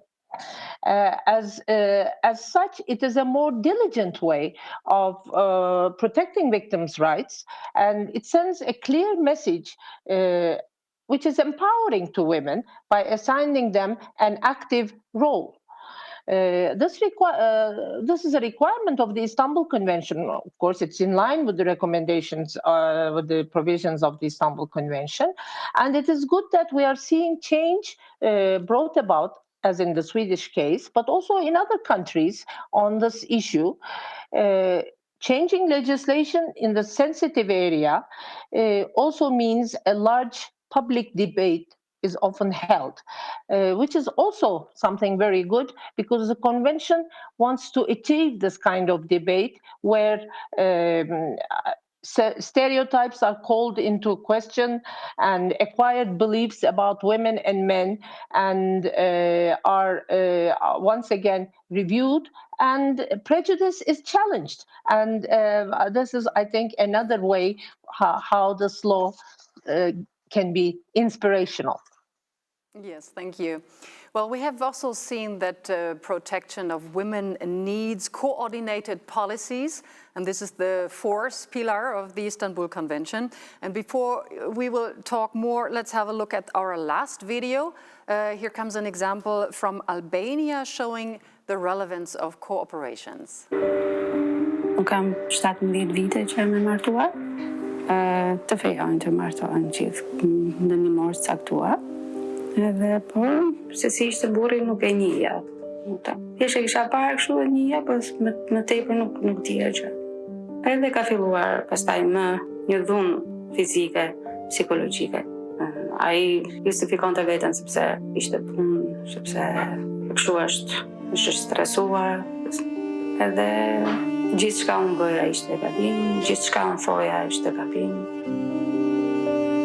Që mbas dite, me grushta pa pushim, vetëm mbas kokë, dritë më bën sy. Nuk reagoja, nuk mund bëja dot asgjë. pastaj më hodhesh në divani edhe më futi durët në fyt. Dukesh vetja në fund fare në atë mënyrë. Vërtet është e vendosur në mënyrë konfidenciale në Tiranë. Ne kemi nevojë, po themi, për bashkëpunimin me institucionet e tjera, siç janë zyrat e punës, zyrat e shërbimeve sociale, zyra e strehimit social në bashki, në mënyrë që rasti të ketë një reintegrim, po themi, sa më të lehtë dhe që të minimizojmë shanset që të rasti të kthehet, po themi, tek dhunues. Pastaj të nesër mëngjes e telefonova policin. Edhe ja shpjegova më sollën tonë në qendër në Tiranë. Në qendër kam 1 muaj edhe më mbështesin në gjendjen emocionale. Po bashkëpunojnë me të sistemohem diku edhe të jem bashkë me 2 fëmijët. The referral mechanism is a mechanism of hope. It's like the light at the end of the tunnel for many women and girls who have been abused. Një person I dhunuar nuk ka një jetë të lirë dhe për të qenë një person për të jetuar si gjithë të tjerët, duhet ta denoncojë ato. The 3 key institutions are the municipality, the police, because the police provides a service 24 hours, 7 days a week, and health services, of course, because a lot of the times survivors of domestic violence, they suffer from injuries and damages, so they do go to the health centers. Konventa e Istanbulit dhe rekomandimet e Grevios na ndihmon të kuptojmë më mirë, le të themi, instrumentat gjithëpërfshirëse për eliminimin e të gjitha formave të dhunës ndaj gruas. Këtyre viteve ka patur ndryshime që janë shumë domethënëse dhe signifikative, si po themi për mbrojtjen e viktimës, por edhe për ndëshkimin e dhunuesve.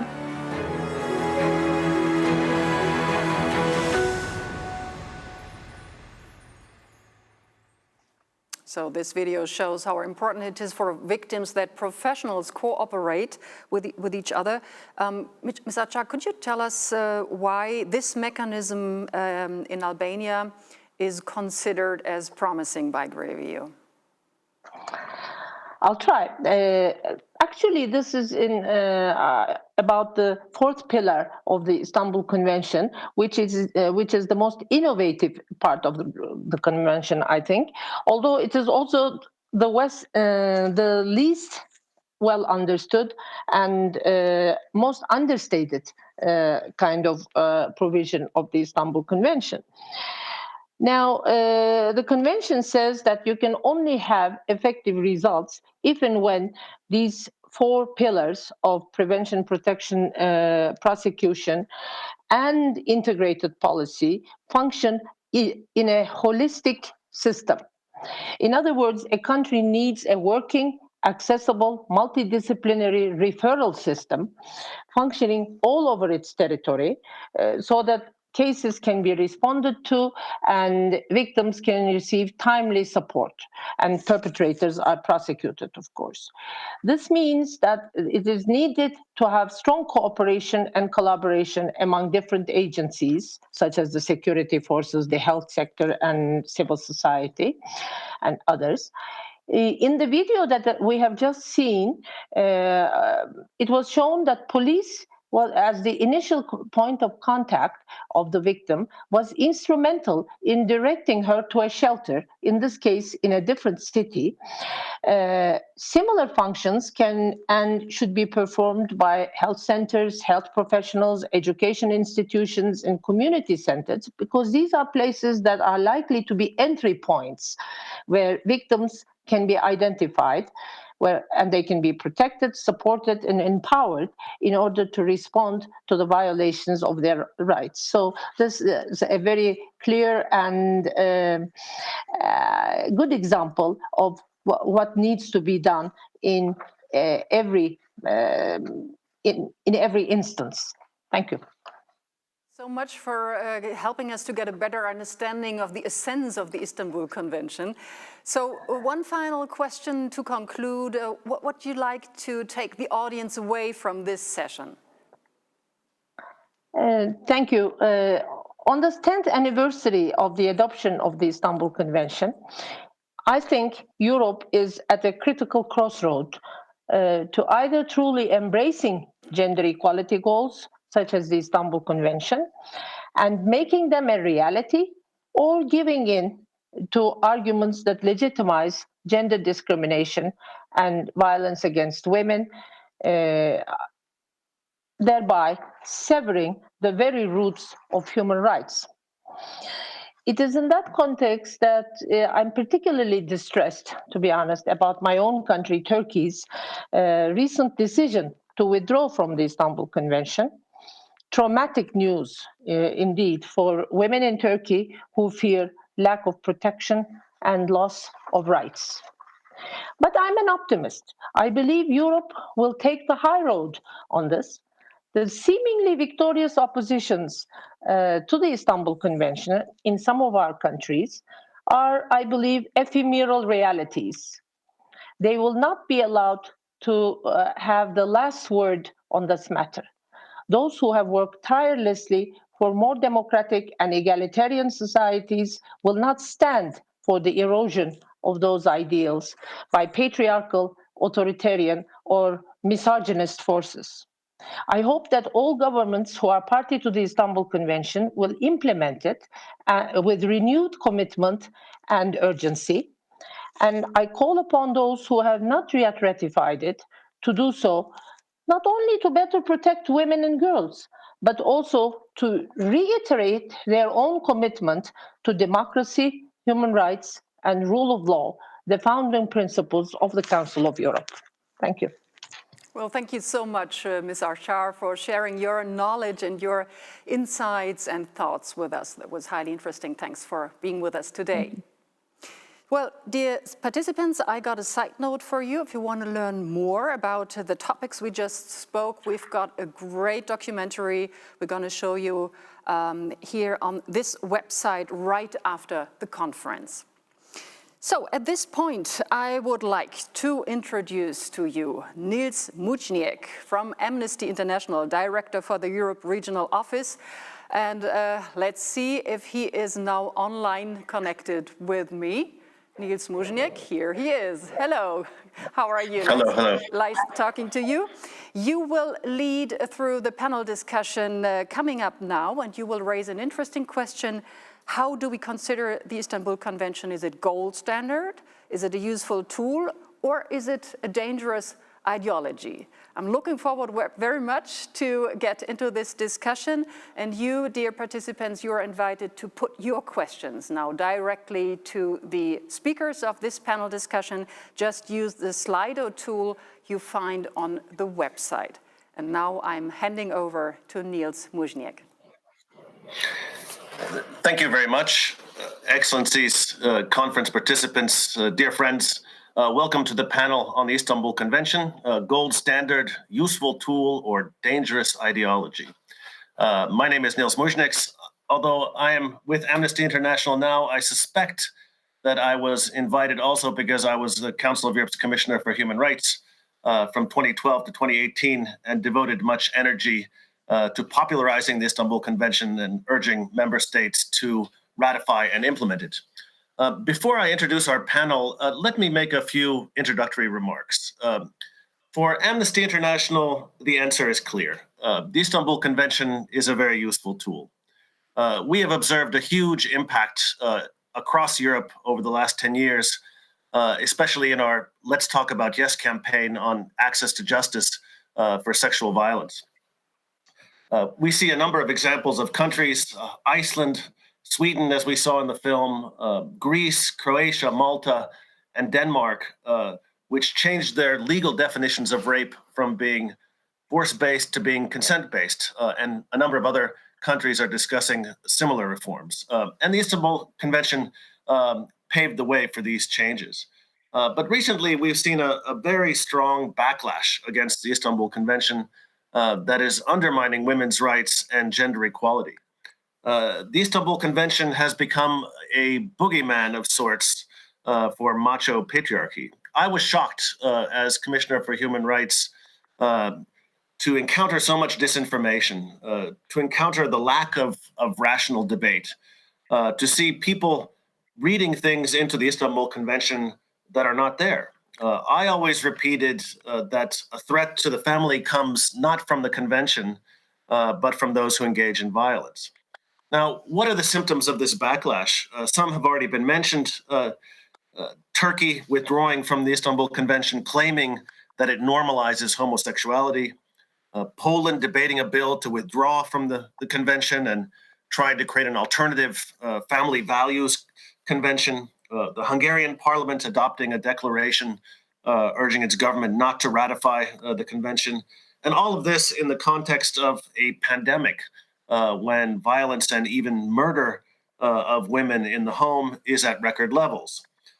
It's heartening to see that signatories are rallying, but the supporters of the convention really need to step up. We see the mobilization of women in Turkey.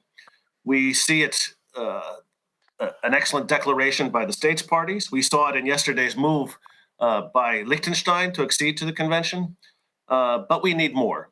I think a key role in both the positive and negative senses is going to be played by constitutional courts in Europe. Now, the Venice Commission, in its opinion on Armenia, made clear that the Istanbul Convention is in line with the European Convention and the constitutional traditions of European countries. But we've seen that some constitutional courts have ignored this opinion, for example, in Bulgaria. Other constitutional courts, for example, in Latvia and Lithuania, will soon pass judgments on the compatibility of the convention with their constitutions.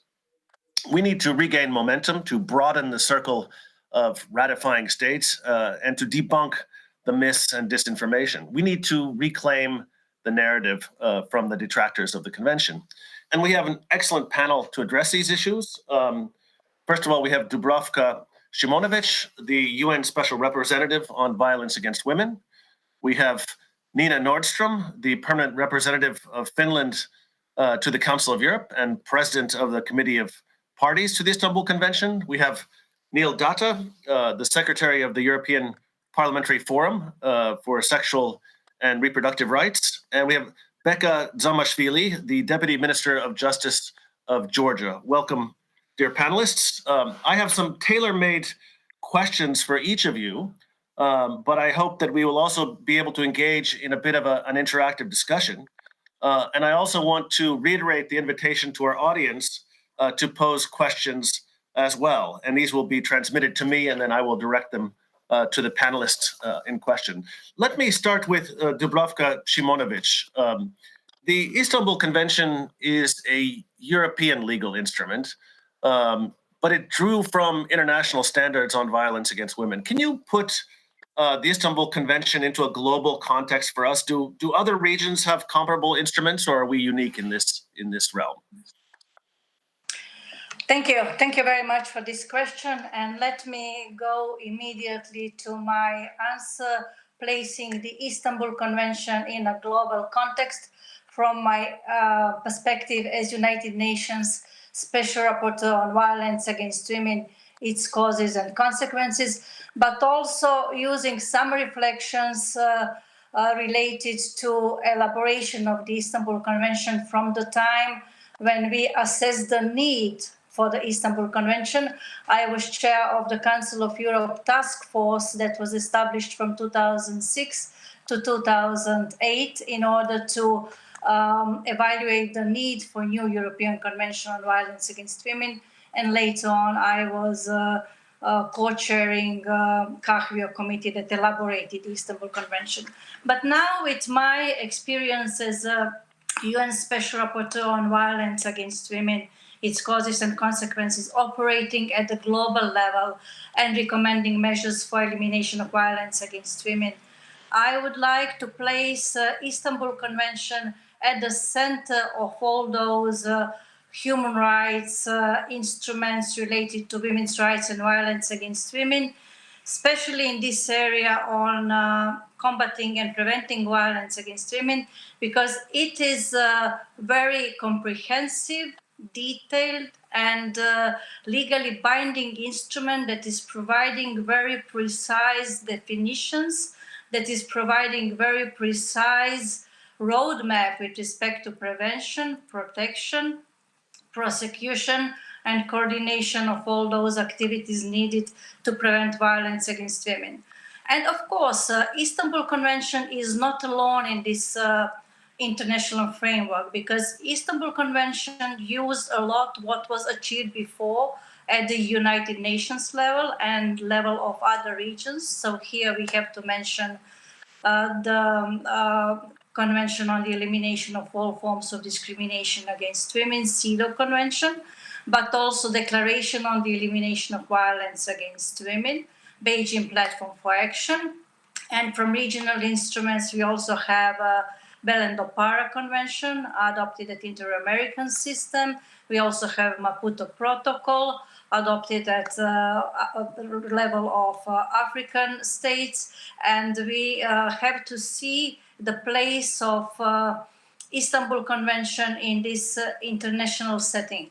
What is the advantage of the Istanbul Convention today? It is that definitions that are now very precise definitions are drawn from what was achieved before at the level of, let's say, Declaration on the Elimination of Violence Against Women, that provided in 1993 definition of violence against women as a gender-based violence against women. And we are seeing today this discussion about gender in the Istanbul Convention, definitions of gender, and so on. Also, definitions of gender-based violence provided by CEDAW Committee in 1992 as violence against women that predominantly affects women because they are women. So we can see that it was done in 1992 by CEDAW Committee, and now it is legally binding norm in the Istanbul Convention. Also, due diligence principle was elaborated a lot at UN level, global level. My predecessors published few reports on due diligence obligation of state with respect to private persons. But now we do have legally binding Article 4 of the Istanbul Convention that is clearly spelling out what is due diligence obligation with respect to prevention of violence against private persons. So we are seeing advantages now that is Istanbul Convention providing, because it used what was done before by others. It codified it in a legally binding norms, but now it is also inspiration to interpret other instruments from which we drew in order to elaborate the CEDAW, to elaborate the Istanbul Convention. And I remember when I was co-chairing the drafting committee, many delegations approached me at that time, and they suggested that we have clear definitions, that we have clear roadmap. So, for example, clear provisions on protection orders, clear provisions on helplines, clear provisions on shelters, on risk assessment. This is now something what we have very well explained and defined in the Istanbul Convention, and what we can now use also for interpretation and implementation of other instruments like CEDAW Convention, Beijing Platform for Action, and so on. So now the Istanbul Convention is giving back to others, and I would like to mention that at the UN level, my mandate jointly with the CEDAW Committee elaborated the General Recommendation number 35 of CEDAW Committee on gender-based violence against women, in which we have also used what was achieved by Istanbul Convention during its elaboration. But to sum up, Istanbul Convention is now very effective vaccination against gender-based violence that is also a global pandemic happening in all parts of the world. And Istanbul Convention is providing very clear roadmap that should be inspiration to all others, that should be used by all others in order to combat and prevent violence against women. I would also like to mention that UN Secretary General mentioned pushback movements against women's rights, and he, in his statement, called us to push back those pushbacks. As United Nations Special Rapporteur on Violence Against Women, jointly with other independent women's human rights expert mechanisms, including GRAVIO, including CEDAW Committee, including MESECVI that is monitoring Belém do Pará, and other special rapporteurs, 7 of us, we have called all states to push back those pushback movements by using us monitoring mechanisms that are established to push back pushback movements, but also to monitor implementation of international legal framework related to women's rights and violence against women. So Istanbul Convention is clearly stating that violence against women is a human rights violation. And my mandate was established also to send a clear message in 1994 that violence against women is a human rights violation. So now we have to really look into states and their commitments with respect to prevention and protection that is needed. And Istanbul Convention is providing a gold standard that is interconnected with what is also in CEDAW Convention, in Declaration on the Elimination of Violence Against Women and other regional instruments. And it is important, and this is my message to all, that we use those instruments jointly. There is a huge synergy between those instruments, and Istanbul Convention is providing huge advantage because it is very detailed, very precise, it is very comprehensive, and now it is adding this very clear, comprehensive set of definitions and services, protection measures, everything that is needed to have better implementation of Istanbul Convention, but also of others. Thank you. Thank you very much. My next question is to Ambassador Nordstrom, the president of the Committee of Parties to the Convention. Ambassador, the 10th anniversary of the Convention is a good time to take stock and see where we're going and what this tool has offered to the state parties. Is it a gold standard? Is it useful? Or are you getting more and more the signal that it's a dangerous ideology from state parties as well? Well, thank you for those questions. It's certainly a gold standard, but it's also very useful and very practical as a tool for government. It raises the standards of prevention and protection in all the states where it becomes part of national law. Monitoring has shown us this, that this is the case, that governments do better with the help of international standards and national legislation. We know it is not enough. Today is really a good occasion to see positive results. We just saw a few very good videos on results made by the Istanbul. But let me just add a couple of things from my own country, Finland, to what we have gained from the Istanbul Convention. For instance, we now have specialist medical and forensic services for victims of sexual violence at our very university hospital district. Earlier, there were not enough of those services. We also now have more places, shelters for victims. All in all, resources have risen for the victims of violence against women. And we're also developing a second national action plan to better implement the convention. And all of that was very much of the basis of what we have learned in Xavier's guidance to us. So, yes, the Istanbul Convention is clearly lifting up. We do better now for women and girls. And now is the time to engage men's voice also in this work against violence. Now, in order to show this uplifting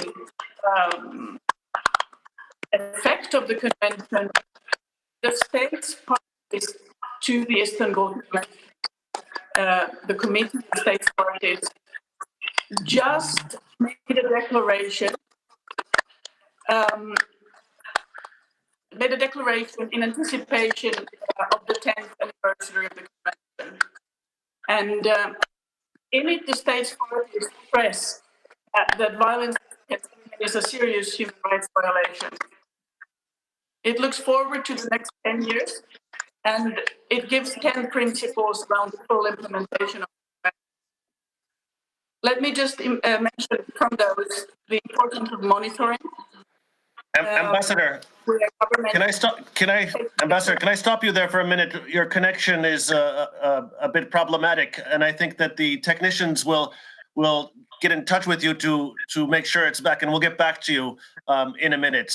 So thank you for your patience, and I hope we can resolve that issue. Let me go back briefly to Dubravka Šimonović and about this the backlash. You mentioned the pushback. With Turkey withdrawing and ratifications delayed by talk about the hidden agenda of the convention, we're seeing kind of a growing resistance. And I want to get to Neil Datta on this question as well, because I know you've written on it. But let me start with Dubravka Šimonović. Is this a global trend, this backlash against women's rights and the fight against domestic violence? Is it more pronounced in Europe than elsewhere, or is this kind of pretty standard across the board right now? Thank you. There are problems in other parts of the world also, but it is also important to see that in Europe we are seeing additional kind of focus on term gender, because if you look at some Eastern European countries, and I have visited Bulgaria as a special rapporteur on violence against women, term gender was not used in legal instruments. So Istanbul Convention included for the first time term gender in a legally binding definition of gender-based violence, although it was previously in Declaration on the Elimination of Violence and CEDAW General Recommendation 19. But it was not translated in many states as a gender, it was translated as a sex. So now we have to see how those conservative forces or movements against the Istanbul Convention are misusing this term gender in order to send the message that this gender is endangering families and so on. And it is also happening in other parts of the world. I have seen in Latin American parts of the world, in Bahamas that I have also visited, a huge movement against term gender when they wanted to change constitution in order to eliminate some discriminatory pieces with respect to women's rights. And again, it was term gender and this misinterpretation, what is this term gender now bringing in legal systems around the world. Now we are also seeing in African states, some referendums were stopped on the same kind of misinterpretation of term gender. And so it is really important to look into reasons for this. And I think that we have to see that with respect to knowledge that we have developed at the UN level, we have not really transmitted that knowledge with respect to CEDAW Convention, Declaration on the Elimination of Violence Against Women, and now Istanbul Convention to the local level, because we need to have full understanding that gender-based violence against women is happening in all parts all over the world, and that violence against women is gender-based, based on perceived women's roles. So I think that we need better education in general for all population in order to move from those misinterpretation into proper understanding of what is gender-based violence against women and what is full meaning of term gender, and the elimination of all forms of discrimination against women and all those covered by those terms. Thank you. Thank you. Just to mention, as a special rapporteur and other special rapporteurs at the UN level, but also regional levels, we have issued specific statement with respect to Turkey's withdrawal from Istanbul Convention. We have called Turkey to withdraw, to reconsider this withdrawal, because it was done by the president, and we are calling for parliamentary discussion and discussion by general population, academicians, non-governmental organizations, and all others, because now at this stage, everything that is in Istanbul Convention is also in CEDAW Convention. So if there is withdrawal from the Istanbul Convention, those obligations are also in CEDAW Convention, in Declaration on the Elimination of Violence Against Women, and in Beijing Platform for Action. So it is really important for states that have not yet ratified Istanbul Convention also to see that obligations are there, but Istanbul Convention is having stronger monitoring mechanisms that is really allowing comparisons at the European level. Thank you. Thank you. To continue in this same line of question, let me turn now to Neil Datta, the Secretary of the European Parliamentary Forum for Sexual and Reproductive Rights. You've researched this backsliding on women's rights and the kind of anti-gender movements in Europe, and many of the absurd claims and attacks on the Istanbul Convention come from these movements. How did this all start, and how did we end up where we are now, in a 10 years after the Istanbul Convention was adopted unanimously? We now see such strong attempts at discrediting it. Can you take us on a little tour? Where did this opposition come from, and what's behind it? Yeah, thank you very much for the question. It's a pleasure to be here and to be able to provide some insights into this. So, as you mentioned, we're at 10 years since the signature of the Istanbul Convention, and one thing that we can take note of is that the early ratifications proceeded without a hitch. There was not much contestation taking place. And it's really only as about maybe 5-6 years ago that we started seeing that things became different. The early ratifications proceeded as many international agreements. They went through Parliament and not much public attention. Then something changed. And I'd like to address 5 points as to enable us to understand how this change happened. First point is that the contestation around the Istanbul Convention is not happening because some societies or some countries are traditional or conservative. That can be a contributing factor, but that's not the reason why it's happening. A second point is that one reason why this contestation is happening is because there are a certain group of transnational actors who are working against human rights, specifically in sexuality and reproduction, what's commonly referred to now, especially in academia, as the anti-gender movement, which has its origins, as the previous speaker said, all the way back to the 1990s. In 1994, there was an international conference on population and development, which first introduced into the UN language the notion of sexual reproductive health and reproductive rights. And then this was confirmed by the Beijing Platform of Action in 1995. This was a big victory for human rights and women's rights defenders. What was a victory for some was equally a defeat for others. And then those who felt that this was a defeat, socially conservative actors in certain states, then started to organize and to win back what they perceived that they had lost.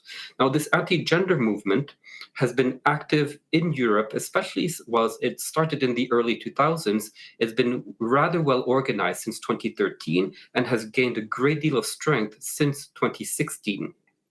And these actors are the ones who have concocted the problems with the Istanbul Convention, and they've constructed a series of lies and mistruths and disinformation around the convention, which were then very strategically deployed through a series of tools and actors. For example, by developing legal briefs, social media campaigns, creating fake grassroots organizations, and tapping into pre-existing organized religious networks. A third point I want to make is why do they do this? On the one hand, they say that they disagree with the definition of gender as Madam Simonovic has described it, but that's really just a pretext. What they are in fact advocating for is a desire to preserve the traditional patriarchal domination within the family. And within that patriarchal domination is impunity for violence. Now, that's not a very sellable message. So one thing that they've done is, rather than articulating what they are looking for, they have instead chosen to demonize the Istanbul Convention. Using several very well-known rhetorical techniques, so that they've portrayed the Istanbul Convention for example, as a Trojan horse. Within the convention, it's not just about gender-based violence, but then you'll get gay marriage, you'll get other things. Related to this, aside from the Trojan horse, is the slippery slope, that once we're down the Istanbul Convention path, then other things are naturally going to follow. Other arguments that they've used are, for example, neocolonialism against national traditions, that the Istanbul Convention wishes to erase national traditions or the family. And then another set of arguments is that of totalitarianism, that this comes from elites in Brussels or Strasbourg or somewhere else, and is being imposed by force upon unwilling countries and populations. So these are some of the arguments that they have had to use rather than articulate what their real goal is, which is the preservation of patriarchal norms.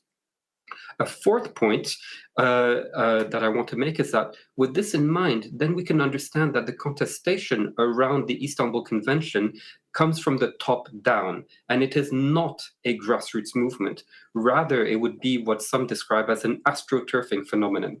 So these transnational actors, they have developed toolkits which can be used at a moment's notice. They can be, and all that needs to be done is to be translated into national language and then contextualized to domestic circumstances. This is what explains why the Istanbul Convention flared up into controversies almost overnight in countries where there's no history of social contestation on certain issues. A fifth point that I want to make is that the contestation around the Istanbul Convention is part of a much wider effort to undermine human rights, specifically in matters of sexuality and reproduction. So that if you take a look at who is behind the contestation around the Istanbul Convention, you'll find that it is the same actors who are also advocating against abortion rights, family planning, assisted reproduction, sexuality education, LGBT rights, and who are now even going further and seeking to limit the right to divorce. Now, these are well-known areas of contestation, and most of them, especially abortion, to a certain extent, sexuality education, LGBT rights.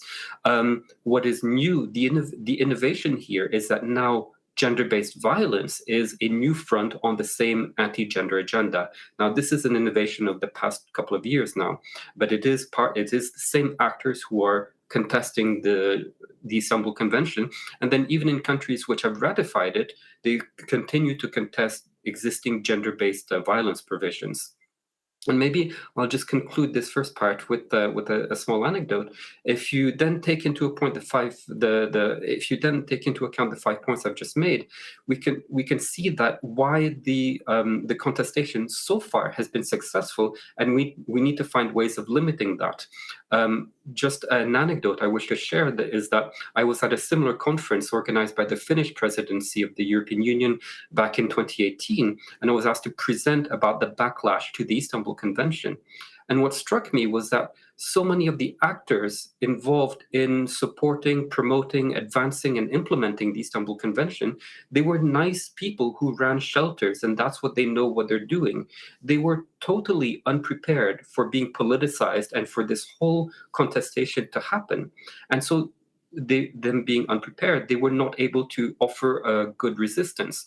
But now that we have examples of what is happening and we better understand who's behind it, hopefully we can be better prepared, and then further ratifications can proceed knowing that these things will happen, and that and policymakers can be prepared with the right argumentation to advance with ratifications. So thank you. Well, thanks. That was fascinating. But I want to follow up on this. You talked about ways of limiting or combating the backlash.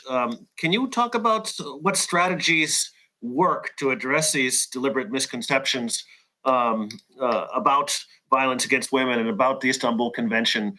How can we effectively counter this narrative and these attacks?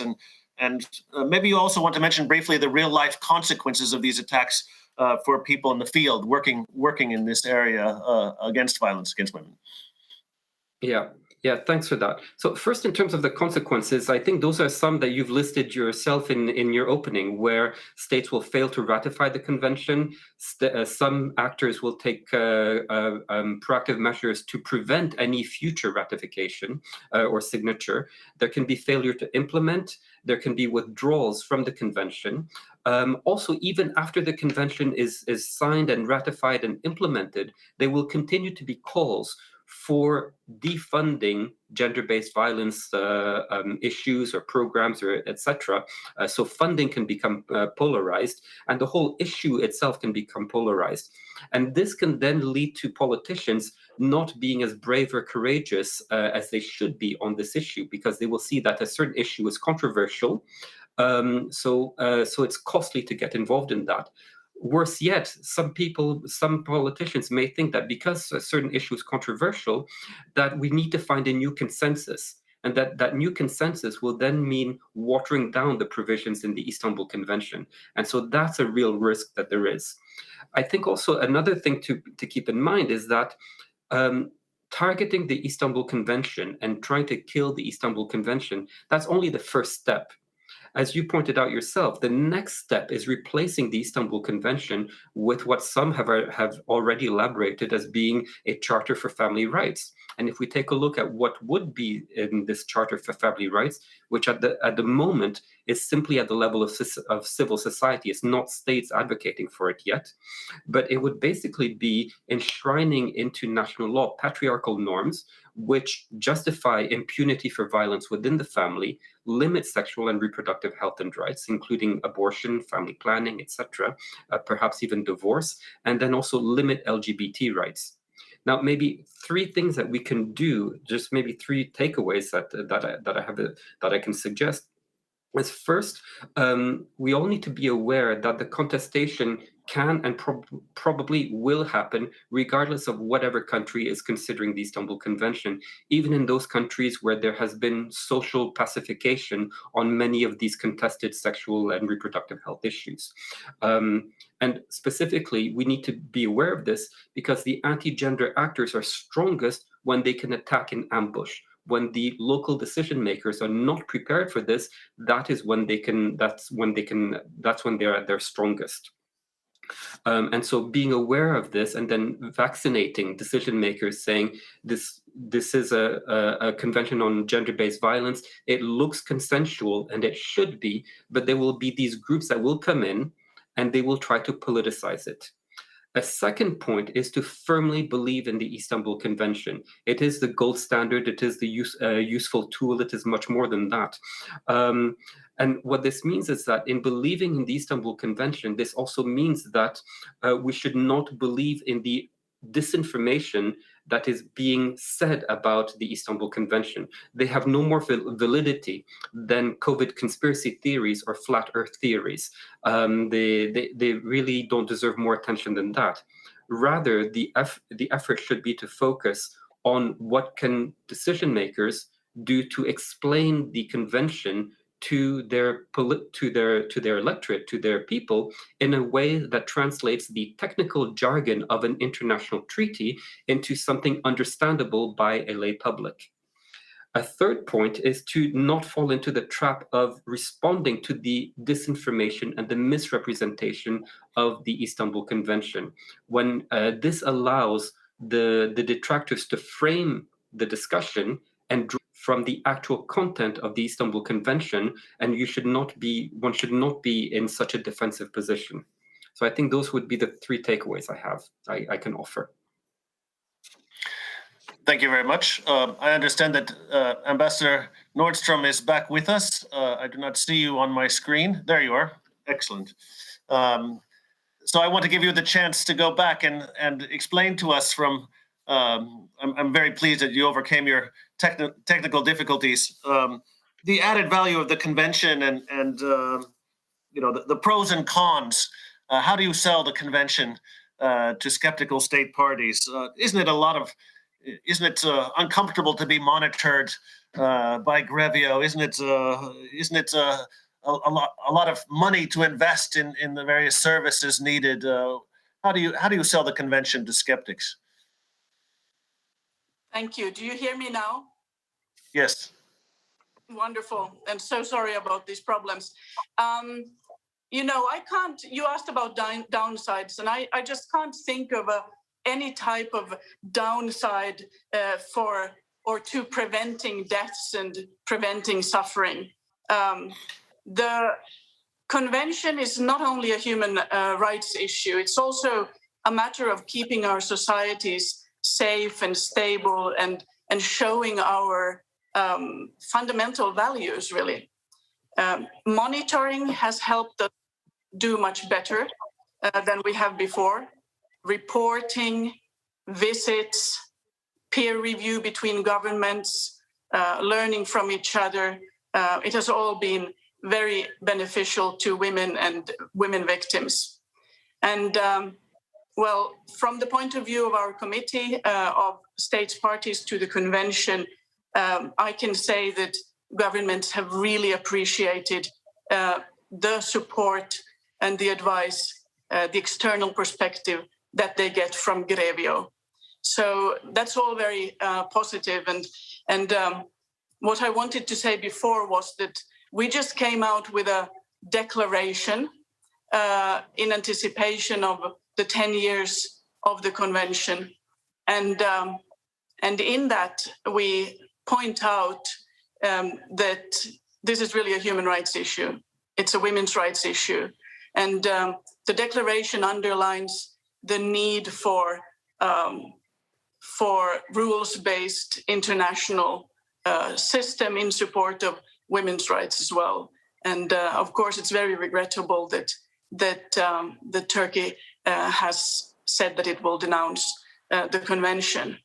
But we also look forward in this declaration to good developments, to more countries ratifying the convention. So congratulations to Liechtenstein for taking good steps. And we look forward to more countries who are in the midst now of working on their ratification. Well, thank you. Thank you very much. And now I turn to Minister Zamashvili. Thank you very much for your patience and for allowing me to ignore protocol, but I wanted to set the big picture first.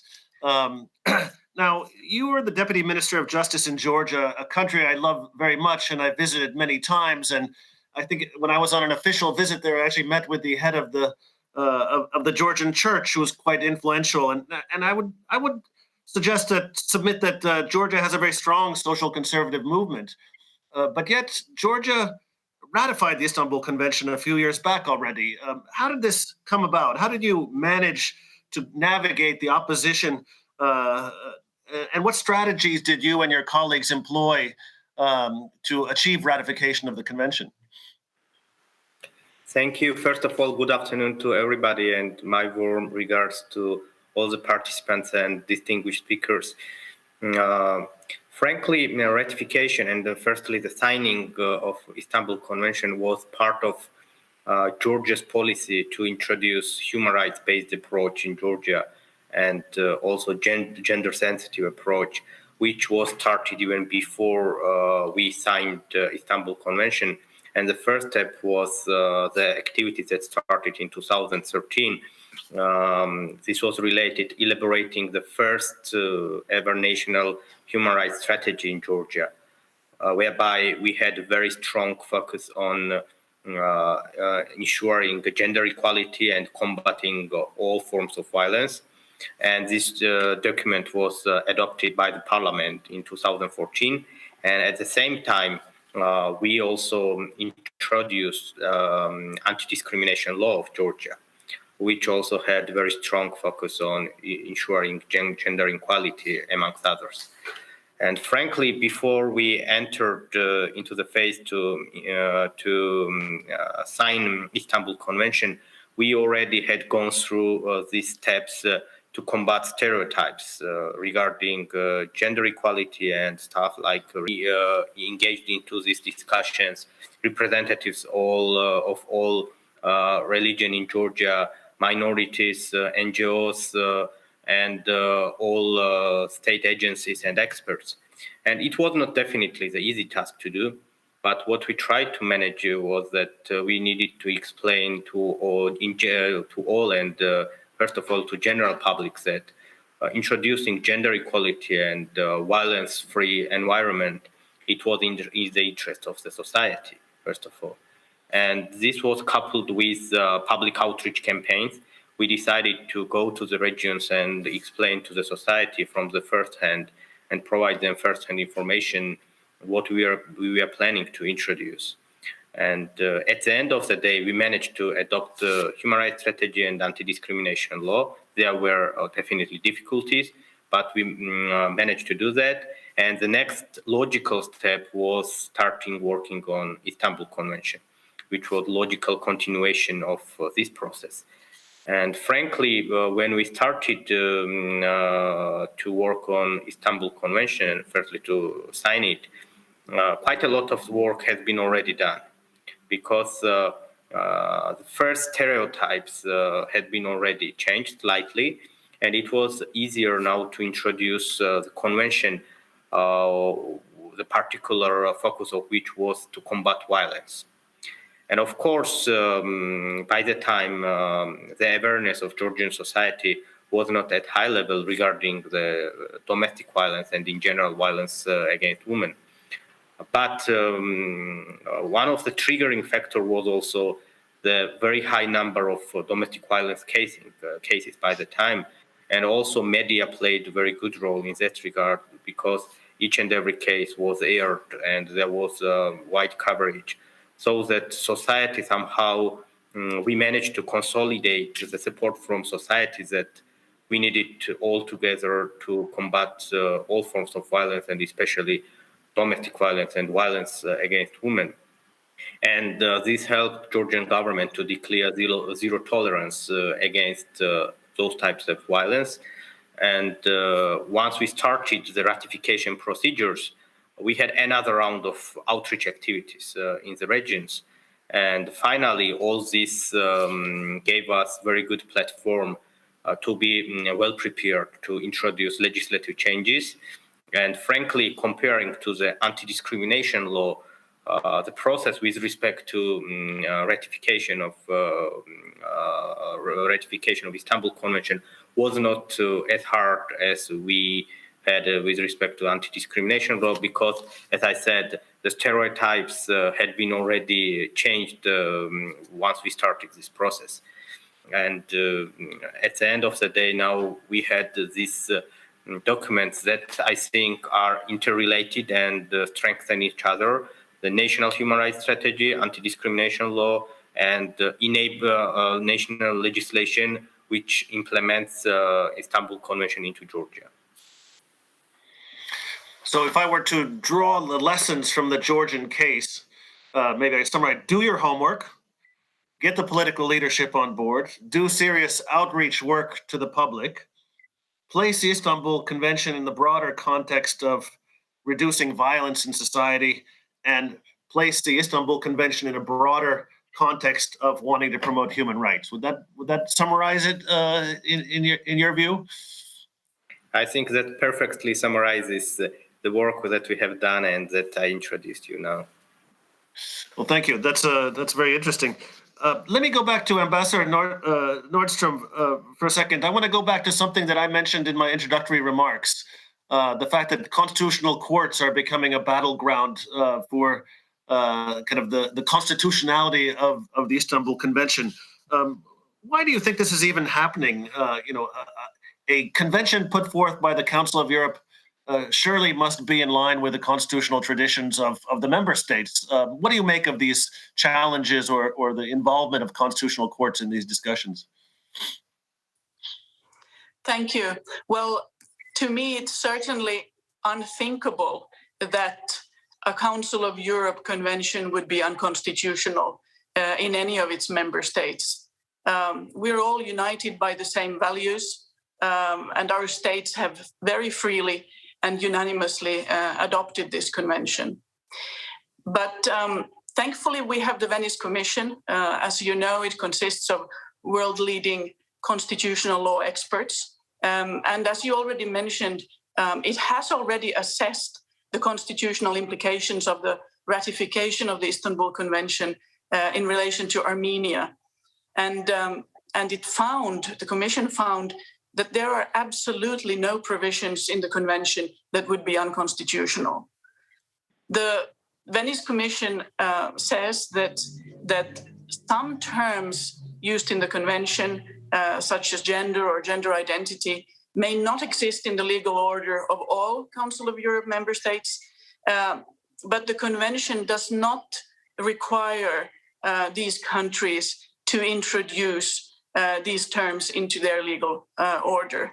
And neither does the convention require legislative changes that could contravene national constitutions, especially in relation to concepts such as family or marriage or education. So the Commission really made it very clear that a treaty text is, by definition, intended to be applicable to various and quite diverse legal systems.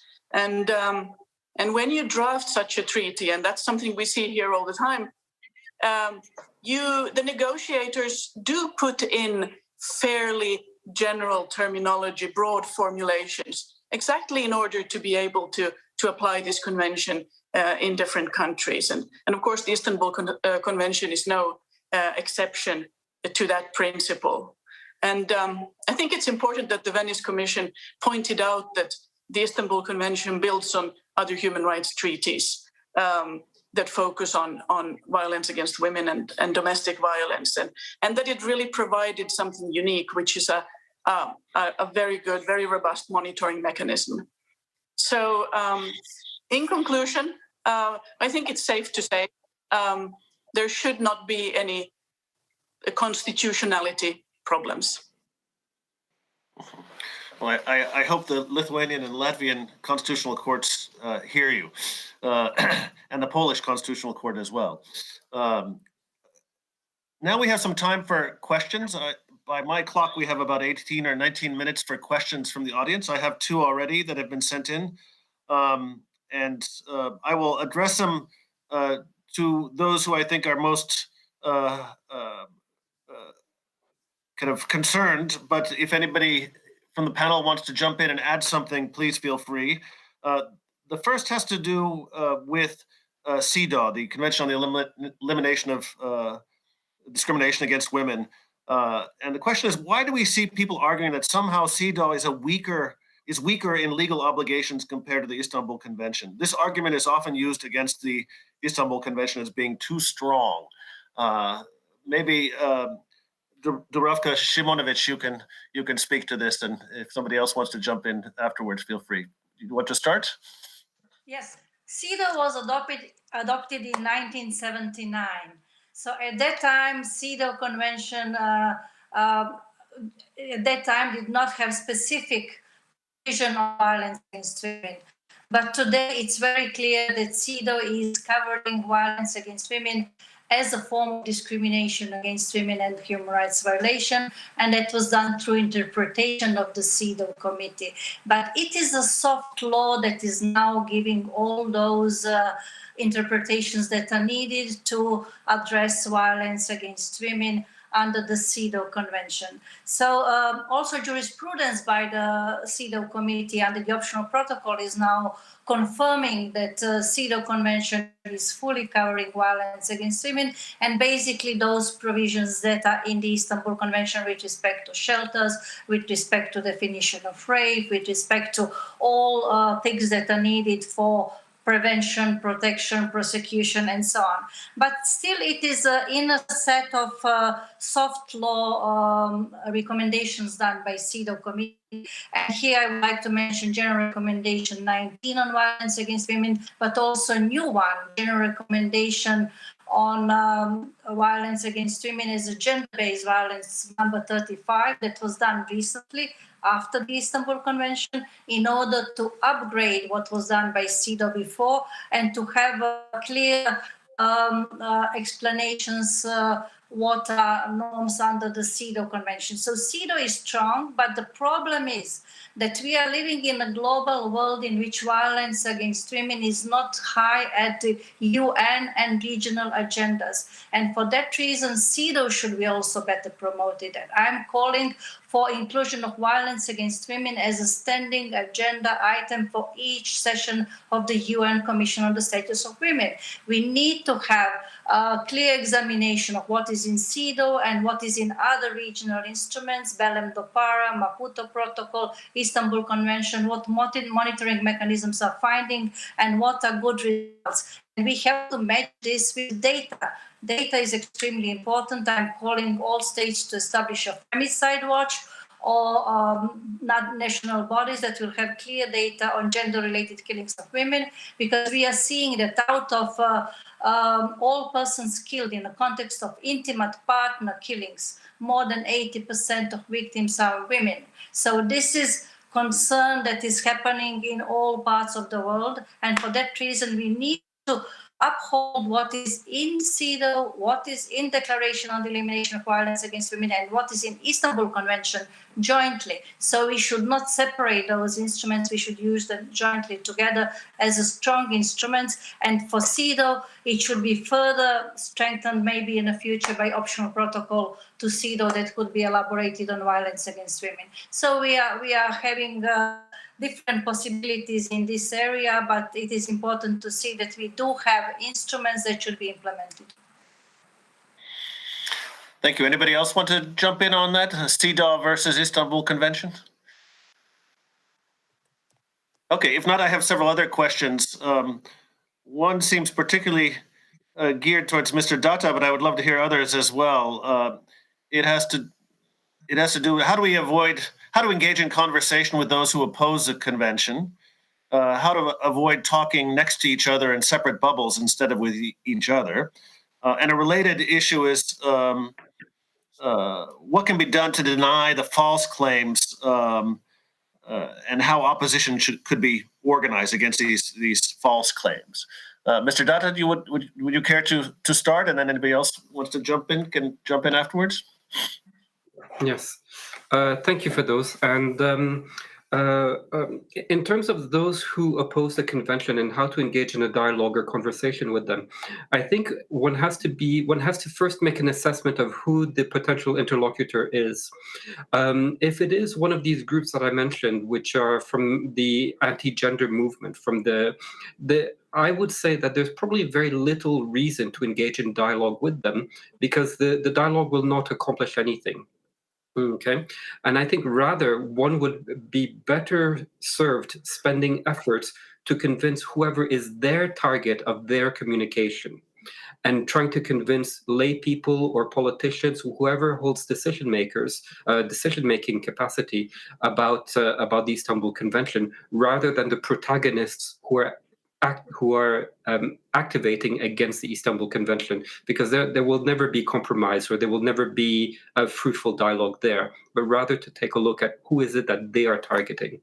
And then in relation to the false claims and disinformation, again, I don't have a magic solution for that. I mean, I think I would be a very wealthy man if I knew how to undo the bad effects of disinformation generally. But I think this disinformation is something that affects the Istanbul Convention as well as many other subjects.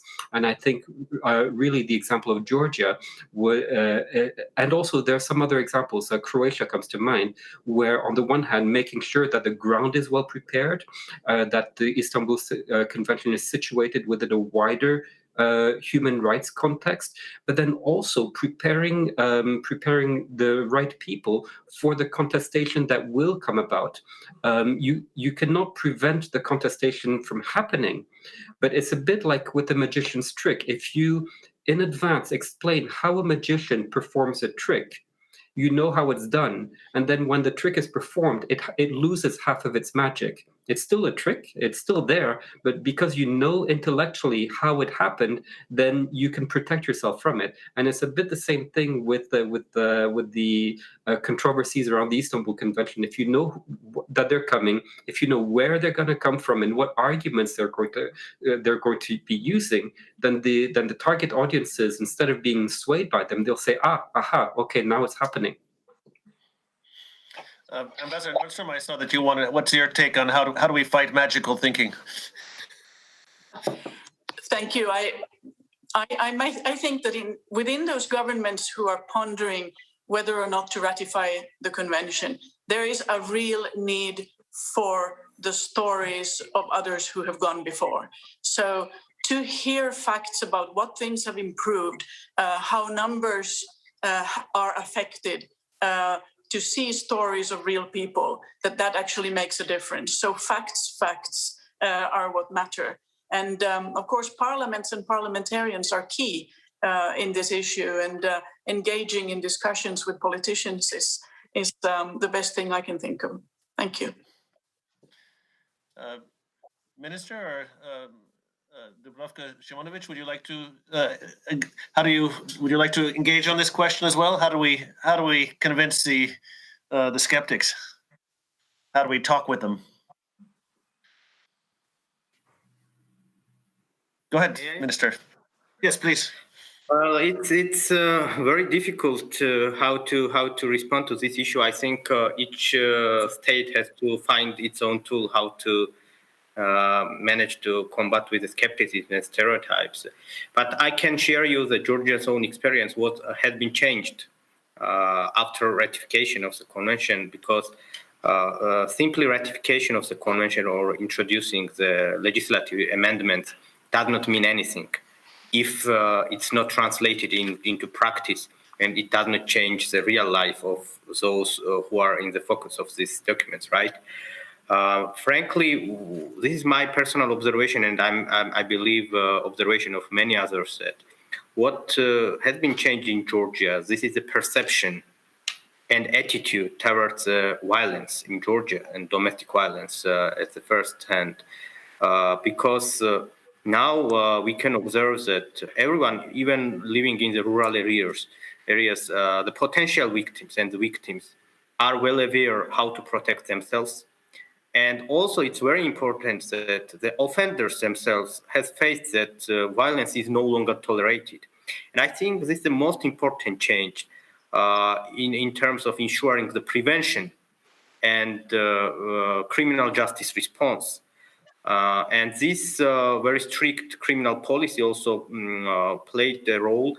And when it comes to the statistics, I can tell you that before signing the convention and today, if we compare the period before signing the convention and today, we have increase of domestic violence cases 8 times. But it does not mean that the commission of the crime has been raised, but the reporting has been increased and raised drastically, which means that awareness is high now, and people are no longer ignore the domestic violence or other type of violence cases, which is, I think, the most important and most tangible outcomes that we achieved after introducing all of these changes.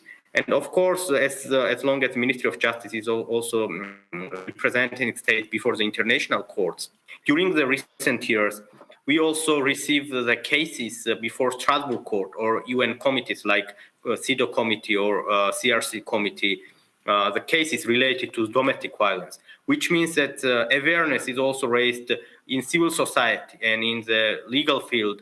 The lawyers who represent the victims, they also try to bring the cases before international courts. And this is helpful. Of course, on the one hand, it's not comfortable for states to have cases against international courts. But on the other hand, this is very useful tool to find and to have international standards. This is very useful to have international standards with respect to each and every case that we can then generalize. And if we find that there is any systemic problem that we need to approach, definitely that would be very helpful. So we see these documents and this process from this angle, that we help ourselves to have better environment for everyone to live in gender equality and violence-free environment in Georgia. Thank you. I have another question for Dubravka Simonovic. Since you were the co-chair of the drafting committee of the Istanbul Convention, was the development process of the convention sufficiently inclusive to include the participation of opposition groups? And can you give examples? In other words, how inclusive did you listen to the opposition back in the early days when the convention was being drafted? Thank you. It was a big drafting committee with member states, with big delegations, but also observers were present. So there were observer states, Holy See was present, then international organizations were there, different non-governmental organizations. And let me mention that discussions related to scope of the convention, domestic violence or violence against women were very important discussions. So now when we are reflecting on Istanbul Convention, it's extremely important to flag out to all those opponents that Istanbul Convention is covering domestic violence and all victims of domestic violence. So it's a very inclusive treaty. And during negotiations, we had discussions about gender-based violence and gender-based violence against women. So the definition is clearly explaining what is gender-based violence against women, and then with what types of discriminations are prohibited based on gender, sexual orientation, and so on. So we had very good discussions. We had criminal lawyers, human rights lawyers, gender experts, and it was not an easy way to find consensus, because there are many differences in different European states. Even at that time, we had different positions from many states and so on. But finally, with good kind of presentation of arguments, we found consensus on majority of what is currently there. So I think that this discussion is needed, and it should be expanded to all areas, because we are not seeing this discussion reaching constitutional courts, all members of the parliaments. In my country, we also in Croatia had opposition with respect to ratification, but it was done, and the members of parliament played important role. We did not mention the role of media. Media is playing extremely important role. And for example, when I have visited Bulgaria and I have seen that judgment from the Constitutional Court, in that judgment there is no reference to the Convention and international treaties accepted by Bulgaria. So we are living in a global world, and we have to see how now to bring forward all those forces that are seeing problems, that are seeing gender with respect to family, because there are no such things in the Istanbul Convention. So we have to open this dialogue, and we have to show results, as was mentioned by Madam Ambassador. Results are the best way to show that countries that have ratified and implemented are having more shelters, more efficient protection orders, helplines. They are having definitions that are in line with international standards on rape, on all other issues, sexual harassment. So they are going in direction of reusing gender-based violence and domestic violence, and that's having this confirmed by data. I think the data is also extremely important, and we have to go further in pushing for higher visibility for Istanbul Convention, CEDAW Convention, and place or with respect to UN or on all topics related to violence against women. Thank you. Thank you. I think we have time for one final question. I fear that we have lost Minister Jamashvili. I think we're a little bit over time. Ministers are busy people. But let me pose this final question. I think it goes to Ambassador Nordstrom. What is your opinion about the European Commission going ahead with a consultation about a possible new legal framework for violence against women in the EU? Good intentions aside, how to make sure that this would not compete with or weaken the impact of the Istanbul Convention?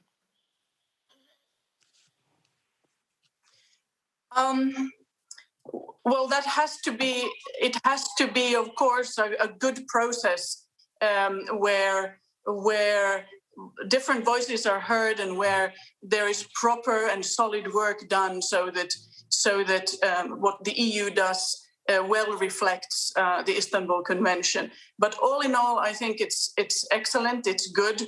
The stronger the legal basis for combating violence against women in Europe, in this case in the European Union, is, the better. So let's just hope that it becomes a solid and good process and a good end result, but I'm all for it. Okay, thank you very much. I think we have to wrap it up now. Just a few notes in concluding. I think the films were very effective. The films that we saw about the impact of the Istanbul Convention. I wish I had those films back when I was Commissioner for Human Rights. It would have been very useful in countries considering ratification.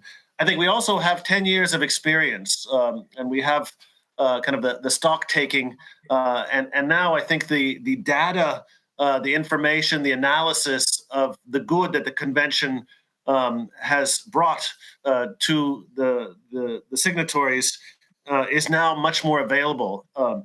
And what I would urge is not only Grevio and the Council of Europe to make a huge outreach effort to especially the countries that are resisting ratification, but to have an active peer-to-peer process, to have governments sharing their experience with other governments who have not ratified, to have parliamentarians sharing their experience with their colleagues in countries, because this peer-to-peer exchange and good example or arm twisting or persuasion works much better, I think, than somebody from the Council of Europe saying, you're bad, you haven't ratified.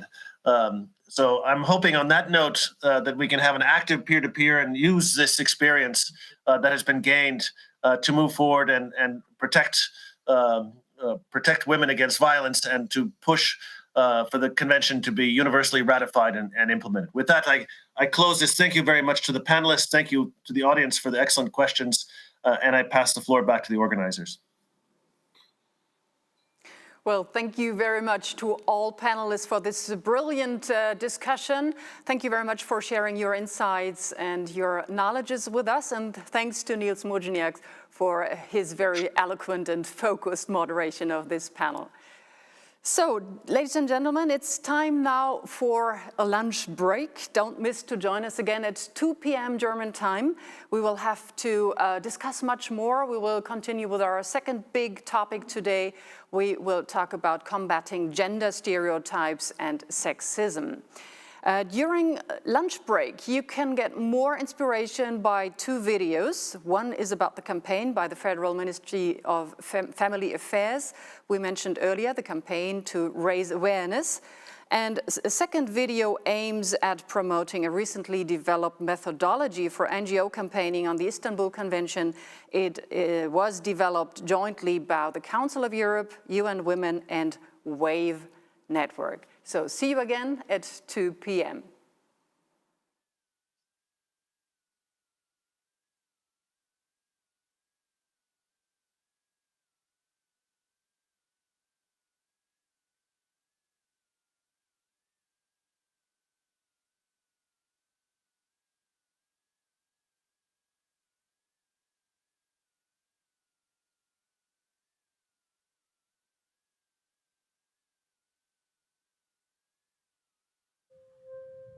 It can be seen everywhere.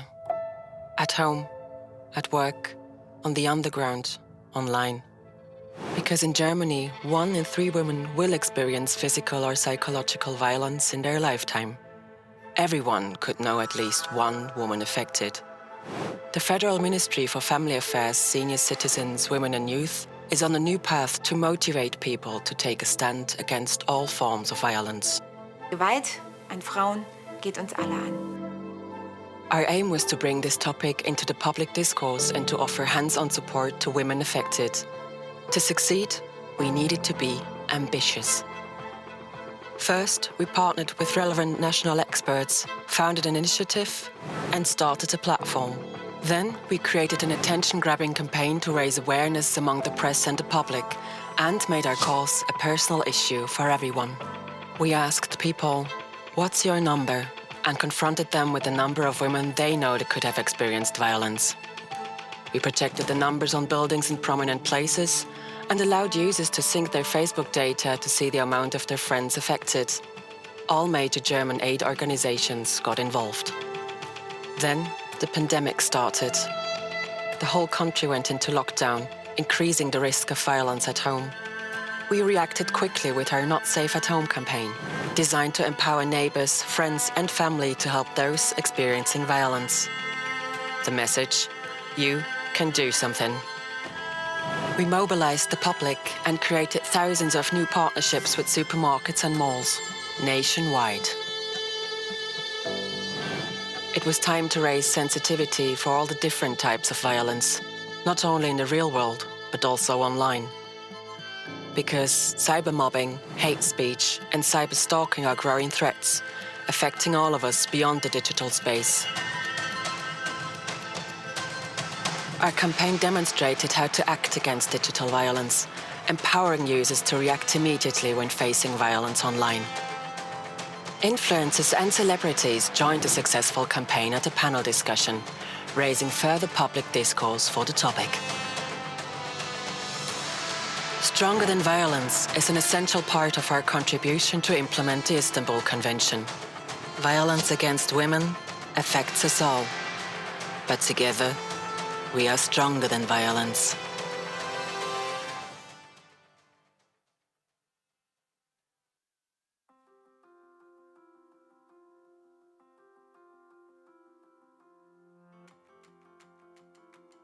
This year we mark the 10th anniversary of the opening for signature of the Council of Europe Convention on Preventing and Combating Violence Against Women and Domestic Violence, known also as the Istanbul Convention.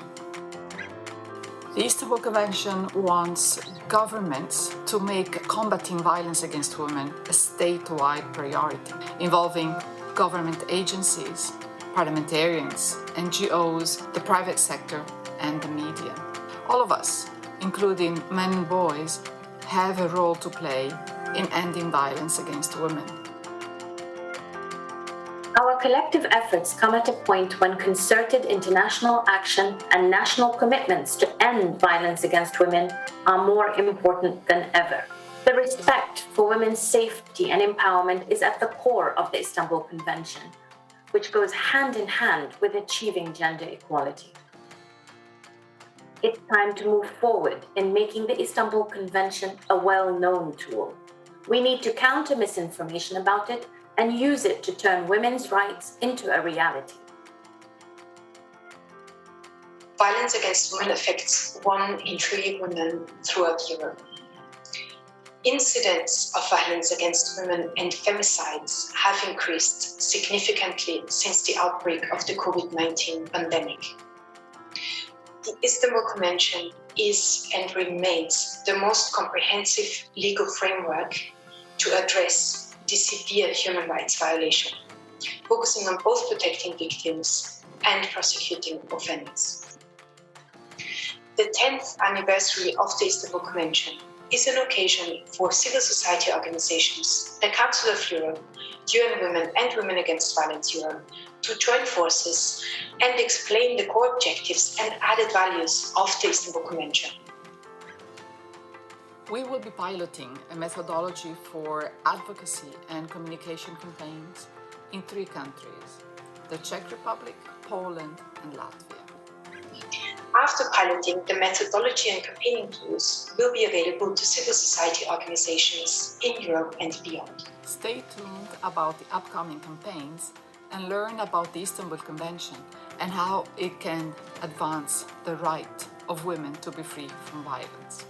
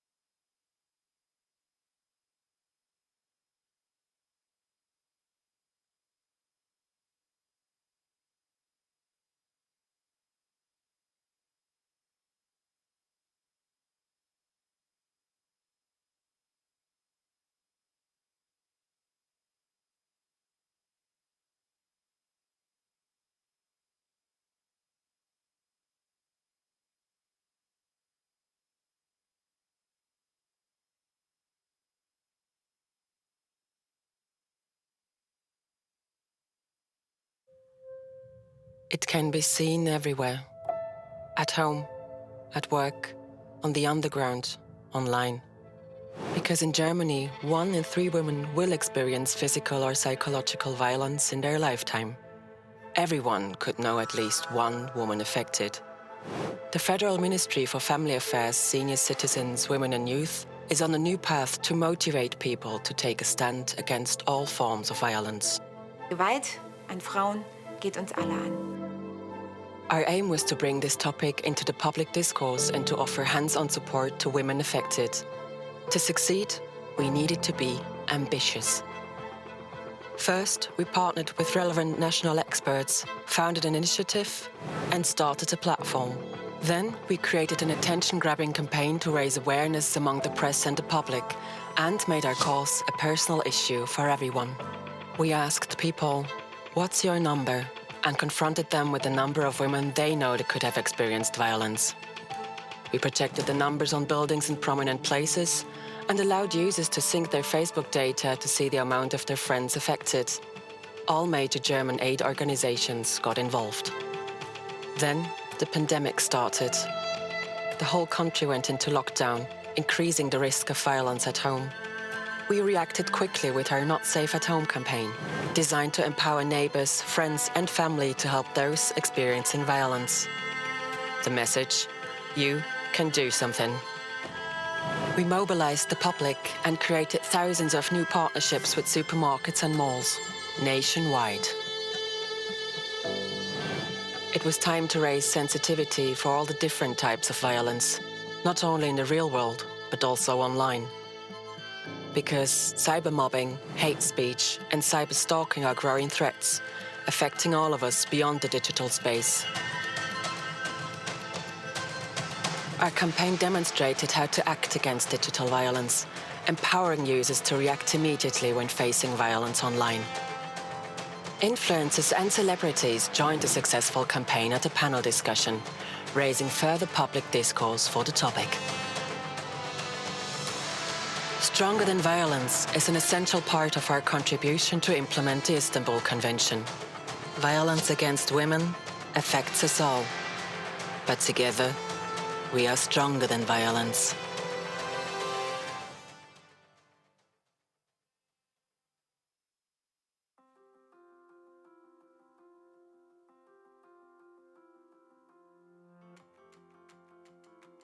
This year we mark the 10th anniversary of the opening for signature of the Council of Europe Convention on Preventing and Combating Violence Against Women and Domestic Violence, known also as the Istanbul Convention.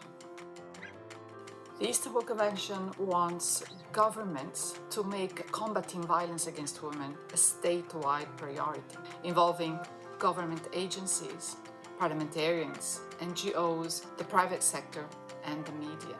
All of us, including men and boys, have a role to play in ending violence against women.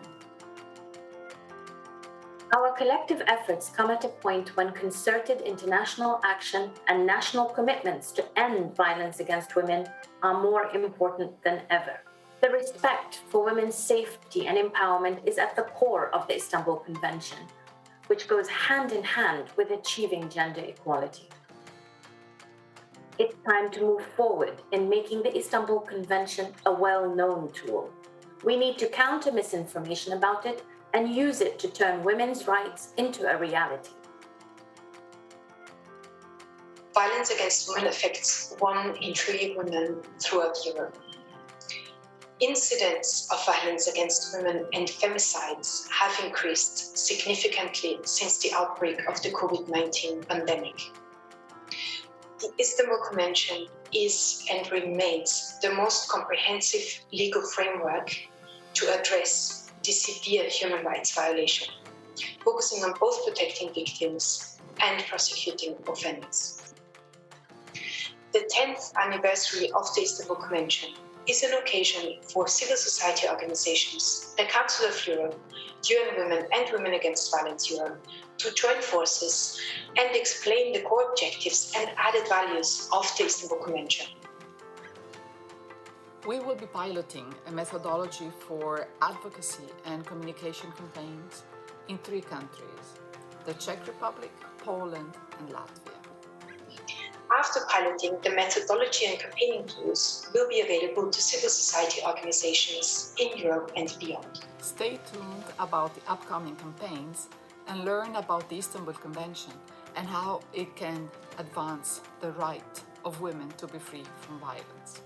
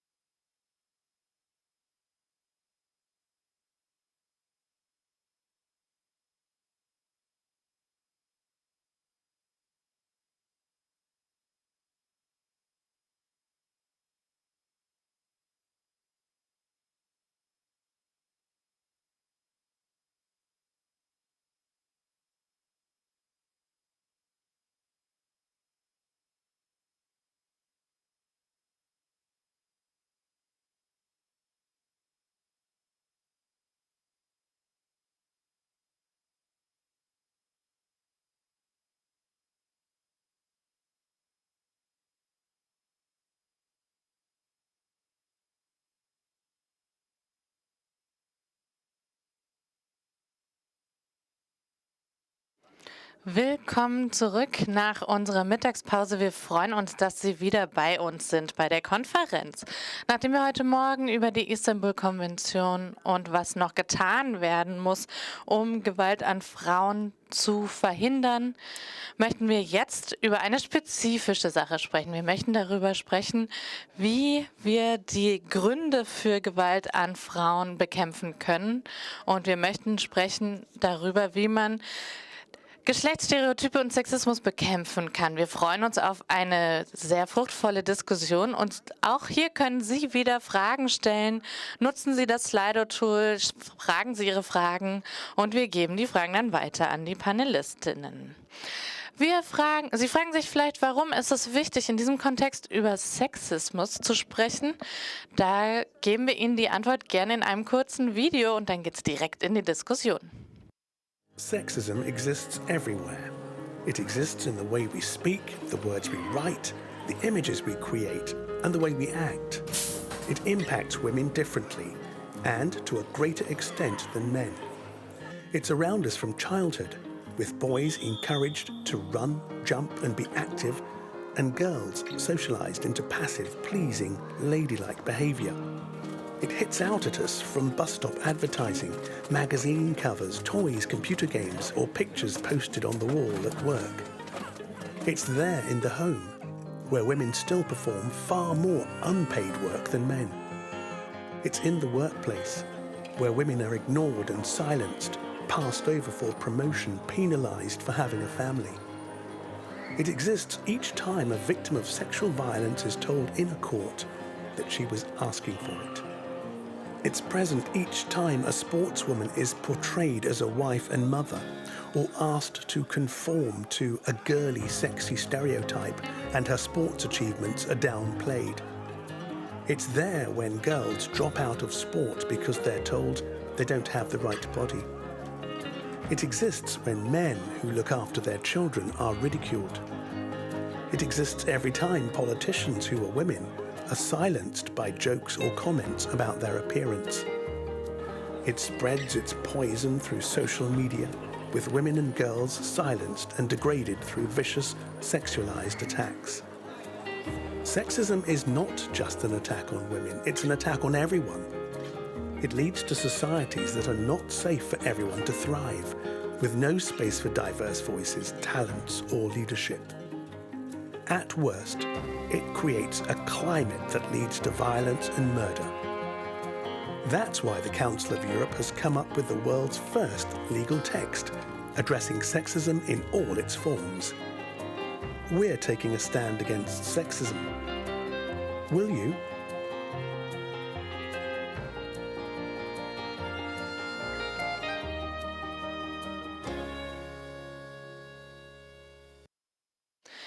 Wie bekämpfen wir also Sexismus und Geschlechtsstereotype? Wir haben ein ganz großartiges Podium heute, um darüber zu sprechen, und da möchte ich die TeilnehmerInnen vorstellen. Hier im Studio sitzt Juliane Seifert, Staatssekretärin am Familienministerium. Willkommen, vielen Dank, dass Sie heute da sind. Außerdem freuen wir uns, aus ganz Europa verschiedene Frauen dabei zu haben, virtuell.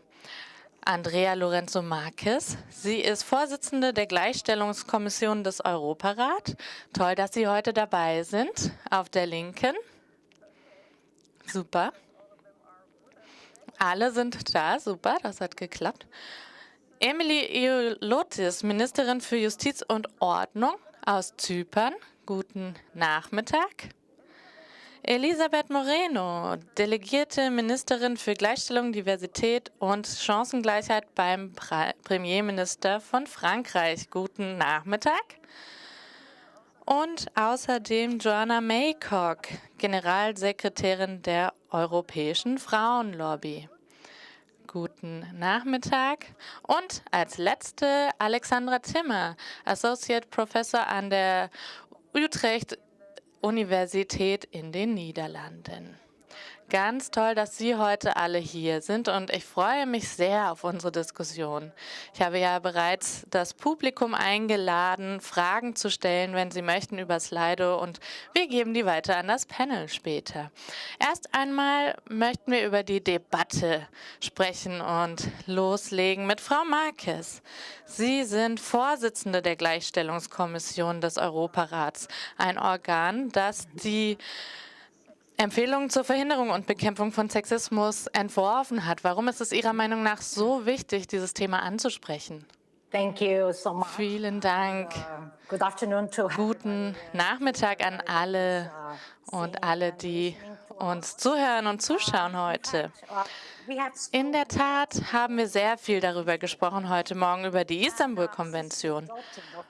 Und wenn wir von der Istanbulkonvention sprechen, ist es natürlich wichtig, dass wir über Politik im Europarat sprechen und dann aber auch Maßnahmen, um das umzusetzen, praktische Maßnahmen, um ein Klima zu schaffen, in dem Gewalt gegen Frauen keine Chance zu geben. Und deshalb hat der Europarat beschlossen, diese Empfehlung zur Verhinderung und Bekämpfung von Sexismus aufzusetzen. Das wurde im Jahr 2019 getan, und das ist wichtig, denn Sexismus durchdringt den Stoff, der eine Gesellschaft ausmacht. Vor allem für Frauen ist es etwas, was jeden Tag auf sie zukommt. Catcalling auf der Straße, Frauen werden ignoriert oder stillgestellt während Meetings, und oft ist es so, dass Frauen den Großteil oder die gesamte unbezahlte Arbeit buckeln müssen. Wenn Kommentare gemacht werden über Politikerinnen zum Thema, wie lang ihr Rock ist, statt über letzten Bericht im Parlament, den Sie abgegeben haben. Außerdem kommt hinzu, dass es wichtig ist, über Sexismus zu sprechen, denn es ist etwas, was verletzend ist und was ernste Konsequenzen haben kann. Es produziert Gefühle von Wertlosigkeit, man wird selbst zensiert sich selbst, man traut sich nicht, laut auszusprechen, was man denkt, man verändert das eigene Verhalten, zum Beispiel Strategien, die Frauen auf der Straße nutzen, um Catcalling auszuweichen, aber es kann sogar Auswirkungen auf die Gesundheit haben. Stress, Depression, Panik, das sind Dinge, die in sexistischen Kulturen leider immer wieder Teil des Alltags sind. Und deshalb ist es Sexismus-Erfahrungen zu verhindern. Denn Sexismus führt zu all diesen Dingen, zu sexueller Misshandlung, zu Vergewaltigung und zu Morden. Und deshalb muss gezeigt werden, dass Diskriminierung und Gewalt nicht akzeptiert sind und dass diejenigen, die Opfer sind, unterstützt werden müssen. Vielen Dank dafür. Frau Seifert, wir haben ja heute schon sehr viel über die Istanbulkonvention gesprochen. Wie sehen Sie den Zusammenhang zwischen der Istanbulkonvention und dem Thema Sexismus? Was hat Sexismus mit der Istanbulkonvention zu tun? Sehr oft ist Sexismus der erste Schritt auf dem Weg, der dazu führt, dass Gewalt an Frauen und geschlechtsspezifische Gewalt passiert. Wenn wir Gewalt bekämpfen wollen, dann müssen wir natürlich die Gründe dafür bekämpfen. Und wenn wir sehen, dass in der Gesellschaft Ungleichheiten bestehen, denn Frauen sind sehr viel mehr beeinflusst von Sexismus, dann führt das zu Ungleichheiten. Und das ist dann natürlich der erste Schritt, das zu bekämpfen. Und Gewalt gegen Frauen zu bekämpfen bedeutet, die verschiedenen Gründe dafür zu bekämpfen. Und ein sehr wichtiger ist Sexismus. Vielen Dank. Gucken wir uns mal ein anderes Land an, Zypern. Es ist eine sehr interessante Situation in Zypern, Frau Iolotis. Es gibt ein neues Gesetz gegen Sexismus, in der Bekämpfung des Sexismus. Warum und wie? Können Sie uns vielleicht erklären, war das schwer, so ein Gesetz durchzusetzen und warum war das notwendig?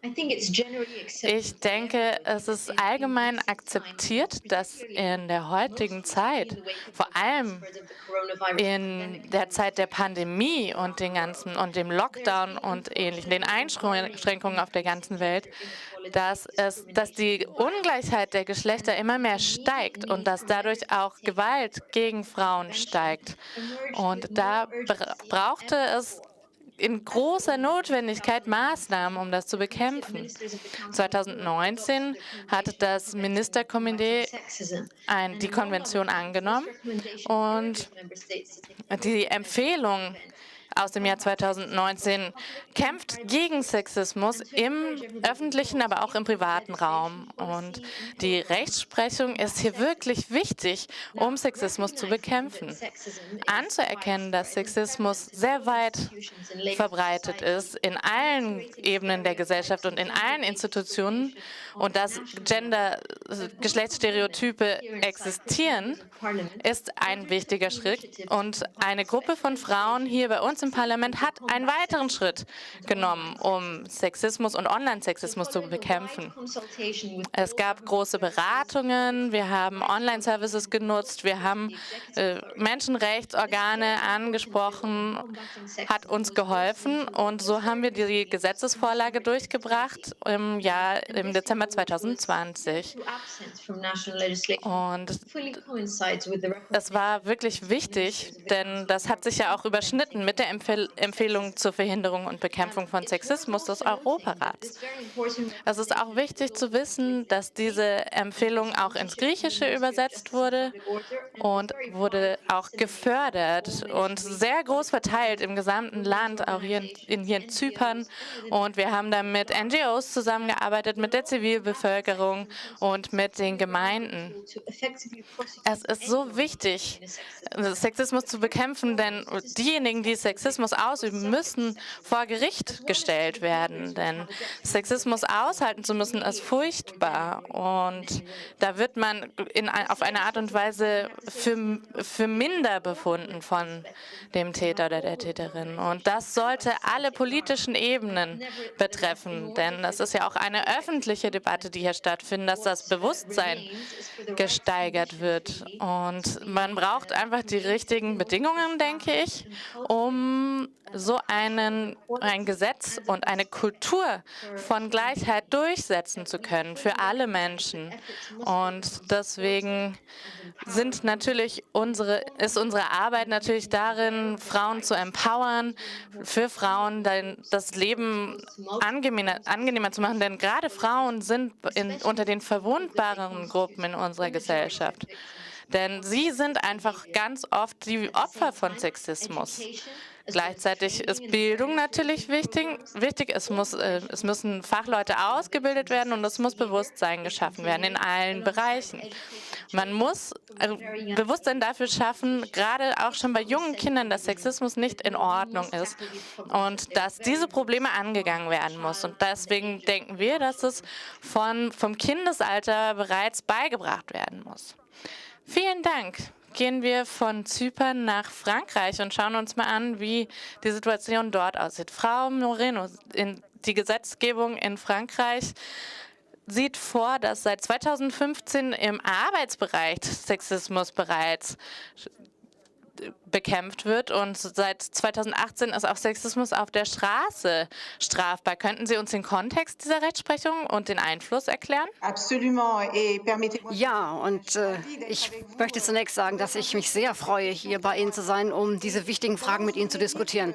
Ich möchte damit beginnen, dass, was schon verschiedene Personen gesagt haben, dass es verschiedenste Formen von Sexismus gibt, verschiedenste Möglichkeiten, die vielleicht manchmal belanglos erscheinen, einfach Witze, die sexistischer Natur sind, aber die natürlich zu schwerwiegenderen Formen von Diskriminierung oder sogar zur Gewalt gegen Frauen führen können. Und das geht dann manchmal bis zum Mord. Und in den letzten Jahren hat Frankreich den Begriff des Sexismus in das Recht integriert, denn es ist eine Priorität der Regierung, die Gleichheit zwischen Männern und Frauen weiter zu befördern. Und seit 2015 gibt es also eine neue Bestimmung im Arbeitsrecht, die jede Art von sexistischer Aktion im Bereich der Arbeitswelt sanktioniert.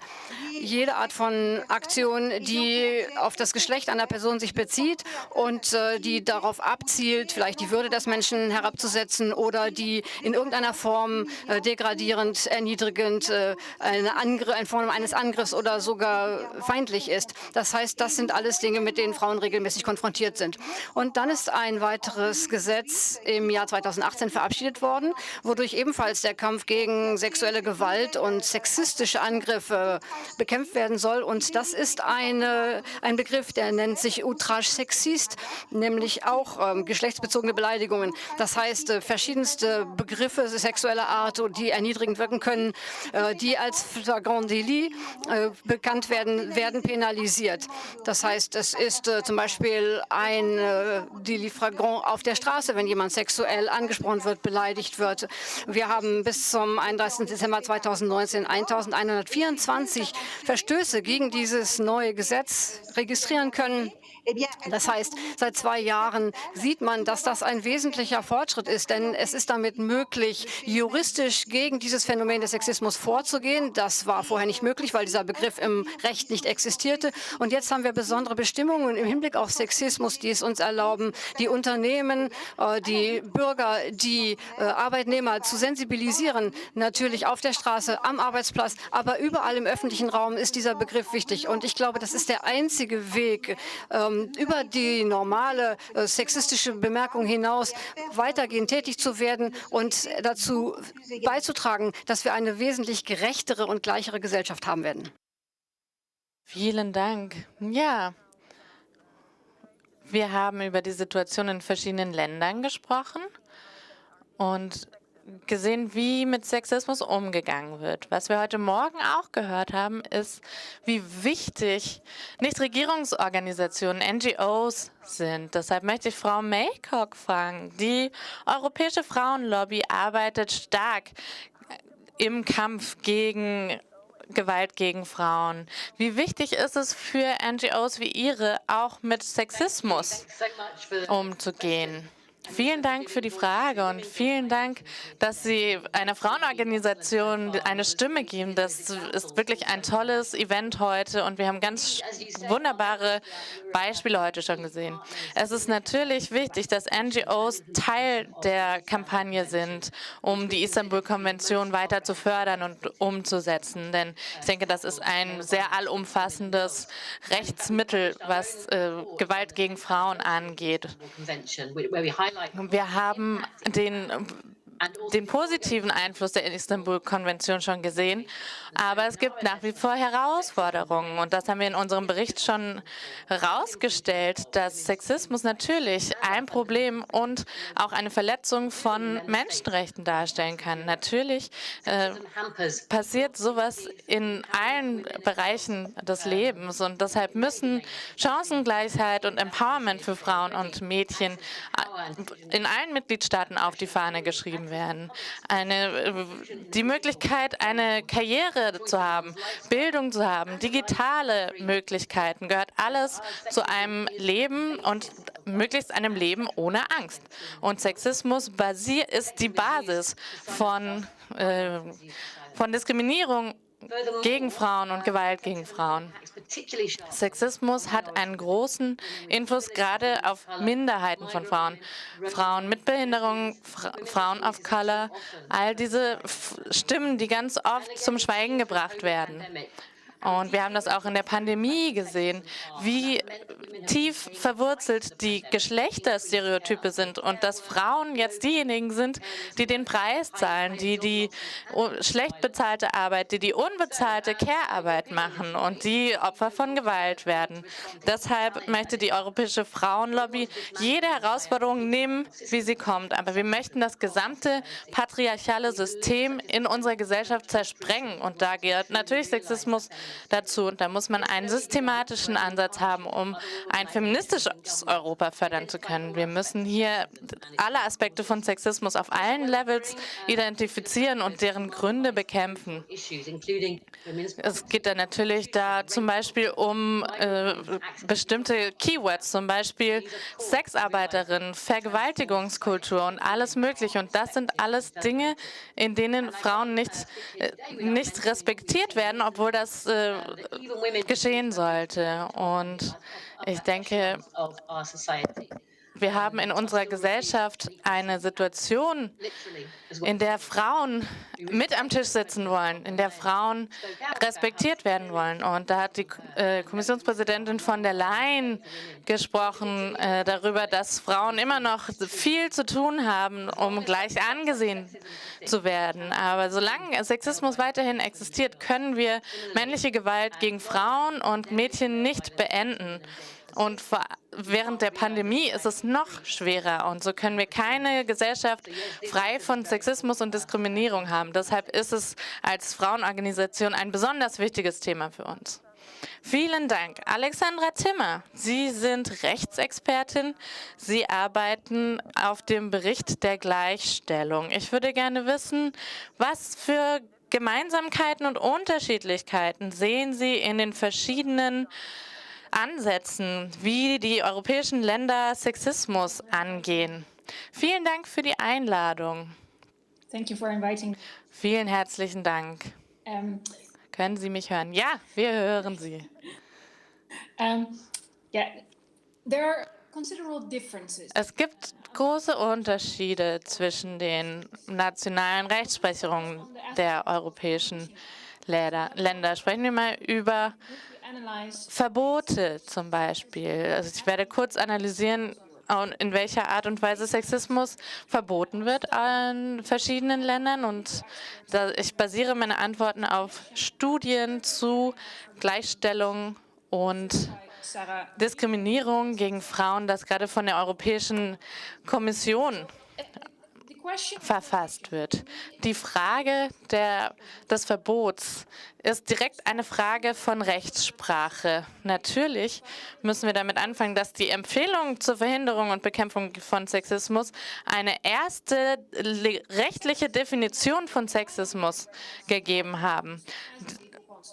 Es gibt also jetzt ein rechtliches Konzept, das Sexismus ist. Wir haben 31 Länder analysiert und nur Belgien, Zypern und Frankreich haben rechtlich Sexismus verboten.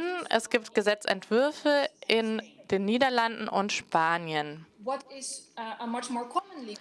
Was ein eher bekanntes Konzept ist Belästigung. Das Verbot von Belästigung und sexuellen Belästigung ist schon lange in dem Gleichstellungsgesetz der EU. Die Mitgliedstaaten haben sehr unterschiedliche Ansätze, wie Belästigung behandelt wird. Ich stelle mal zwei Unterschiede vor. Der Artikel 40 der Istanbulkonvention sagt, dass sexuelle Belästigung in sämtlichen Bereichen des Lebens verboten sein sollte. Aber das ist noch nicht überall in Europa der Fall. Das kommt wahrscheinlich daher, dass das EU-Rechtsinstrument Belästigung und sexuelle Belästigung nur im Arbeitsbereich völlig verbietet. Die Länder, die wir studiert haben, hatten teilweise ein breiter gefächertes Verbot von sexueller Belästigung. Aber es hatte oft damit zu tun, dass es am Arbeitsplatz passiert zum Beispiel. Und da ist die Frage, wie kann man das in das Strafgesetzbuch aufnehmen? 9 Länder haben sexuelle Belästigung kriminalisiert in allen Bereichen. Also nicht nur am Arbeitsplatz, sondern in allen Bereichen des Lebens. Also zweitens Belästigung und drittens geschlechtsspezifische Gewalt gegen Frauen und Gewalt gegen Frauen. Von den 31 Staaten, die wir analysiert haben, haben 16, also eine Mehrheit, haben keine spezifischen Definitionen von geschlechtsspezifischer Gewalt gegen Frauen oder Gewalt gegen Frauen in irgendeiner Rechtsprechung definiert. In diesen Ländern ist also geschlechtsspezifische Gewalt gegen Frauen von anderen allgemeineren Gesetzen abgedeckt. Um das abzuschließen, es gibt Unterschiede und es liegt kein Zweifel daran, dass das an Rechtsfragmentierung liegt und natürlich daran, dass es ein sehr komplexes Thema ist. Aber ich denke, ich kann etwas positiver abschließen. Wenn wir uns die letzten 10 Jahre anschauen, dann sieht man einen internationalen Trend, dass mehr Gesetze abgeschlossen werden, dass Rechtsprechung geändert wird, dass verschiedene Formen von Gewalt gegen Frauen und Belästigung verboten werden. Und ich denke, das war eine Dekade. Besten Dank. Wir erkennen, es gibt so viele unterschiedliche Formen des Sexismus. Frau Seifert, wie können wir Sexismus bekämpfen? Welchen Ansatz verfolgt Deutschland im Kampf gegen Sexismus? Es gibt so viele Aspekte. Was sind Ihre Prioritäten? Zunächst mal möchte ich unterstreichen, dass Sexismus nicht von einer Maßnahme bekämpft werden kann. Es gibt nicht eine Lösung und dann verschwindet Sexismus. Nein, nein.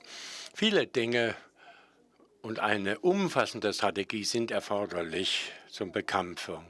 Woran wir arbeiten, ist, wir fördern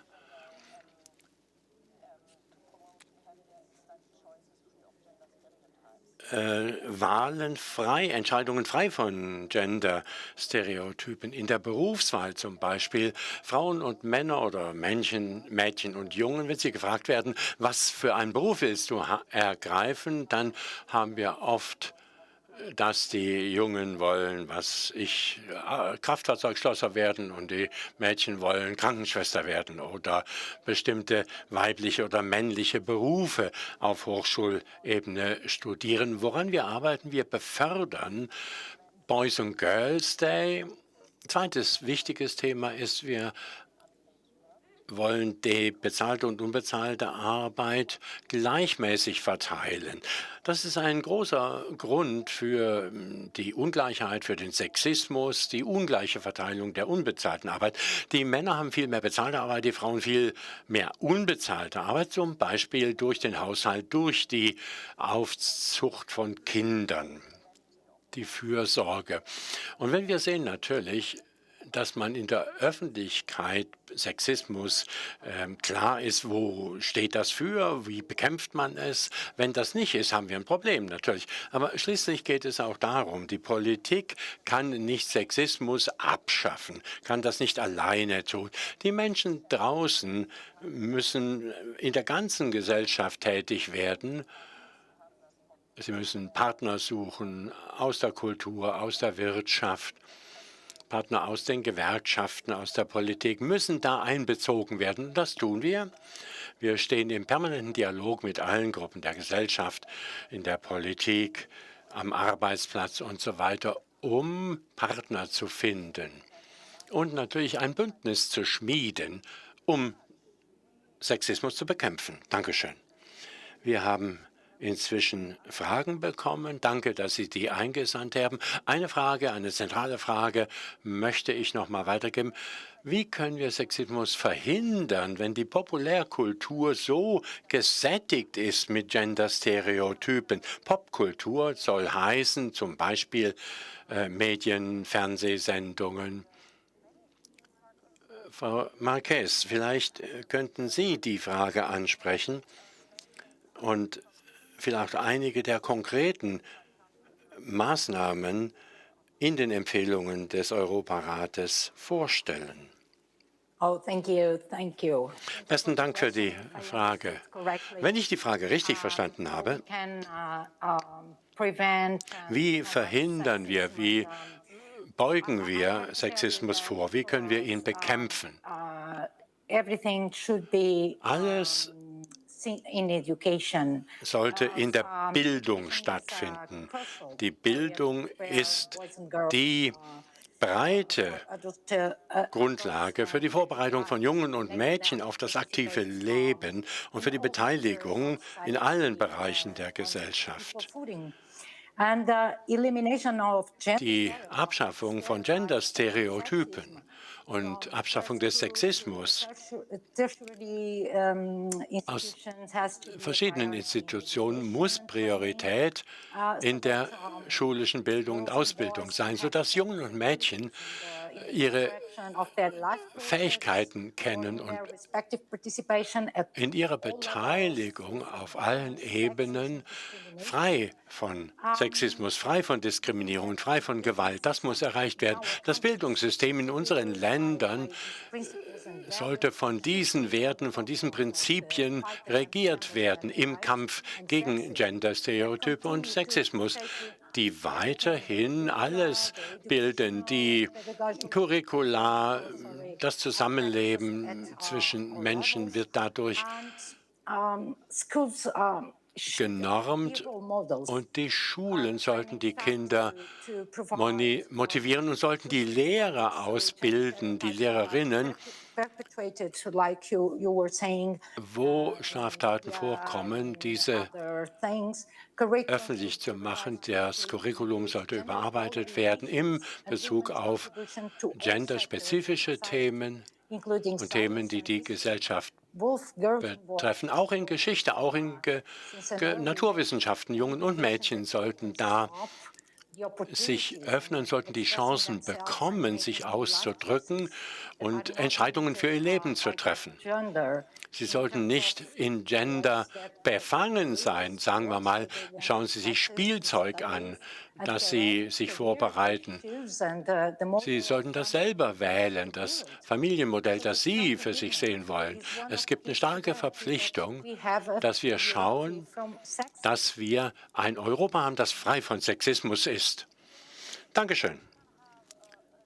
Vielleicht können wir noch tiefer in die Situation in Zypern uns anschauen und uns das Beispiel vornehmen, wo es ein neues Gesetz gibt zur Bekämpfung von Sexismus. Da gibt es eine Frage zu diesem Gesetz. Haben Sie schon ein Beispiel für die Anwendung des Gesetzes gehabt in der Bekämpfung von Sexismus in Zypern? Welche Sanktionen werden vorgesehen, wenn Menschen sexistische Kommentare in der Öffentlichkeit absondern? Was gibt es da? In der Tat ein sehr neues Gesetz. Ziel des Gesetzes, es ist erst im Dezember 2020 veröffentlicht worden, ist sexuelle Gewalt in allen Formen zu bestrafen, strafbar zu machen, privat oder Öffentlichkeit. Es ist ein breiter Anwendungsbereich, visuelles Material, schriftliche, mündliche Äußerungen, wo Menschen sich unterschiedlich fühlen aufgrund ihrer Geschlecht oder minderwertig fühlen aufgrund von Geschlecht. All diese sexistischen Aktionen, die ein feindliches Umfeld schaffen, die beängstigen, die einschüchtern, wo jemand Opfer werden kann. In gewisser Weise wird das auch ihre Würde beeinträchtigen. Das ist Sexismus in der Definition. Wie gesagt, das Gesetz kämpft auch gegen Online-Sexismus, das heißt Content, Inhalt, der in elektronischen Daten liegt, die bestimmte Personen oder Gruppen ansprechen, mit Informationstechnik, Medien. Es geht um Frauen und Männer gleichermaßen, aber Frauen und Mädchen sind stark von solchen solchen Handlungen beeinträchtigt. Deswegen braucht das Unterstützung. Sie haben angesprochen die Frage der Strafen. Das Gesetz hat sowohl Geldstrafen als auch Haftstrafen. Es gibt bis 5.000 € Geldstrafe oder bis zu einem Jahr Haftstrafe für einen Täter als natürlicher Person. Und bei Rechtspersonen, bei Unternehmen gibt es weitere, zum Beispiel eine Unterbindung der wirtschaftlichen Tätigkeit oder der Ausschluss von öffentlichem Austritt. Fokussieren wir uns auf andere interessante Themen. Frankreich wird ein Forum zur Geschlechtergerechtigkeit 2021 halten. Frau Moreno, können Sie uns etwas mehr dazu sagen und dazu, wie es das Thema des Kampfes gegen Sexismus angeht? Mit dem größten Vergnügen. Sie haben recht. Am 30. Juni bis zum 2. Juli diesen Jahres wird das große Forum Generation Gleichheit in Paris stattfinden. Es wird von den Vereinten Nationen, der Frauenorganisation, organisiert unter der Co-Präsidentschaft von Frankreich und Mexiko. Und ich glaube, es ist das Weltforum der Frauenrechtlerinnen der letzten 26 Jahre, was die größte Anzahl von Menschen zusammenbringen wird. Seit der Konferenz von Peking 1995 wird sich jetzt zum ersten Mal wieder die internationale Gemeinschaft zusammenfinden, um Fragen der Gleichheit zwischen Männern und Frauen zu besprechen. Es ist ein ganz neues Format, was dieses Forum anbieten wird. Es werden nicht nur Staaten vertreten sein, sowie internationale Organisationen, sondern auch die Zivilgesellschaft und der Privatsektor, die im Zentrum des Entscheidungsprozesses dieses Forums stehen werden.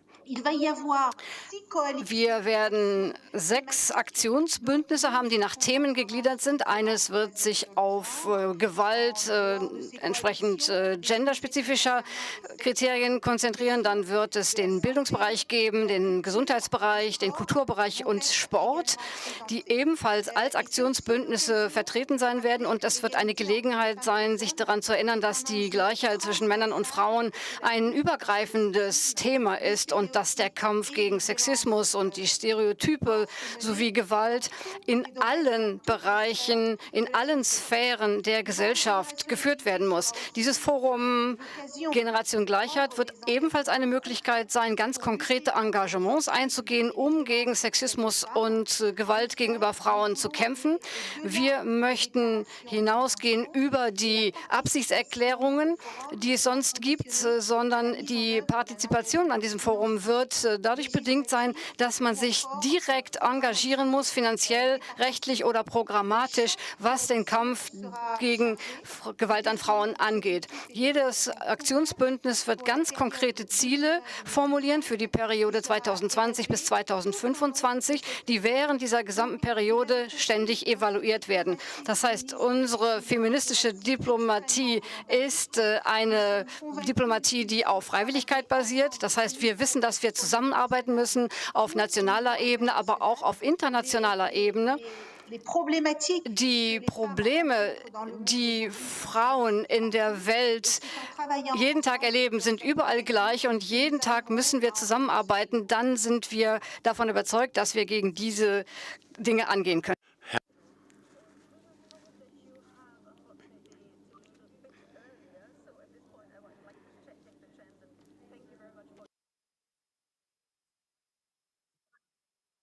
Herzlichen Dank für Ihren Beitrag heute. Vielleicht haben Sie nachher noch ein paar Minuten bei uns zu sein. Ich würde gerne Joanna Maycock fragen, die zentrale Frage: Wie bekämpft man Sexismus? Wie bekämpft man Gender-Stereotypen? Ihr NGO, die European Women's Lobby, hat einen Prozess in verschiedenen Ländern eingeleitet, um Sexismus zu bekämpfen. Können Sie uns etwas mehr dazu sagen? Natürlich, natürlich. Danke, gerne. Die European Women's Lobby hat ein Projekt Mobilisierung gegen Sexismus und das hat 9 unserer Mitgliedsländer zusammengebracht zum Thema Sexismus und zur Bekämpfung aller Arten von Sexismus durch Gesellschaft. Und das Projekt wurde unterstützt, großzügig vom Europarat. Das Ziel war, Bewusstsein über Sexismus zu erhöhen und die Gesetzgebung in den Mitgliedsländern zu verstärken durch Möglichkeiten, die in den Empfehlungen des Europarates zum Kampf gegen Sexismus enthalten. In 9 Ländern haben sie Anhörungen, verschiedene Veranstaltungen abgehalten mit Parlamentsmitgliedern oder Parlamentsanhörungen in den Parlamenten, einige Online-Veranstaltungen, wo Frauenorganisationen, die Bürgergesellschaft, die Zivilgesellschaft, Wissenschaftler, Rechtsanwälte, junge Feministinnen beteiligt waren, Politiker auch. Sie hatten eine Reihe von Veranstaltungen mit der Kampagne des Europarates gegen Sexismus, See It, Name It, Stop It, und die Sichtbarkeitskampagne bei den sozialen Medien, zu den sogenannten, die Hunderttausende von Menschen erreicht haben in den 9 Ländern Europa, wo wir das Projekt durchgeführt haben. Ich muss sagen, die Pandemie hat Elemente der Umsetzung eine ziemliche Herausforderung gemacht. Das war ziemlich schwierig. Man konnte sich nicht mehr persönlich treffen. Ich bin stolz, doch so viel Beteiligung gesehen zu haben, überall bei unseren Mitgliedern, überall in den Staaten, wo die Mitglieder ganz kreativ neue Wege der Zusammenarbeit und der Unterstützung des Europarates geschafft haben. Das Projekt war ziemlich kurz, zeitlich beschränkt und innerhalb der Covid-Pandemie natürlich war, aber hat in der kurzen Zeit gute Ergebnisse gezeitigt. Also, ich gebe ein paar Beispiele für die Ergebnisse, die wir erkannt haben. Direkte Integration unserer Forderungen in die parlamentarische Debatte. Wir haben festgestellt, dass Sprache integriert wurde in den Kampf gegen Sexismus, in den nationalen Gender Equality Pläne, die Pläne zur Gleichstellung der Geschlechter. Wir haben andere sektorale Aktivitäten Aktivitäten gehabt. Eines, was ich hinzufügen möchte, im ganzen Land und in den Ländern, was wir erlebt haben, ist der Bereich sexistischer Hate Speech, also Hassrede, wo wir für Gesetzgebung in dem Bereich Lobbyarbeit geleistet haben, auch in der Definition von Sexismus. Wir sehen, dass die Arbeit des Europarates gestärkt wird in sexistischer Hassrede. Dankeschön, danke für Ihren Beitrag. Vielleicht, Frau Timmer, könnten Sie noch ein bisschen erklären, wie Sexismus Frauen unterschiedlich betrifft? Vielleicht gibt es Beispiele von Unterschieden. Und wie stellen wir sicher, dass Maßnahmen in diesem Bereich alle Frauen umfassen, wenn wir zum Beispiel Hate Speech, Hassrede ansprechen, die einige Leute anspricht, andere nicht anspricht oder betrifft oder einschränkt? Haben Sie Beispiele? Aber ja, Sexismus trifft Frauen unterschiedlich. Stereotype sind der Hintergrund sexistischer Handlungen. Das ist intersektional. Viele Beispiele kann ich anführen, aber ich bleibe mal an das, was der Europäische Gerichtshof für Menschenrechte gesagt hat.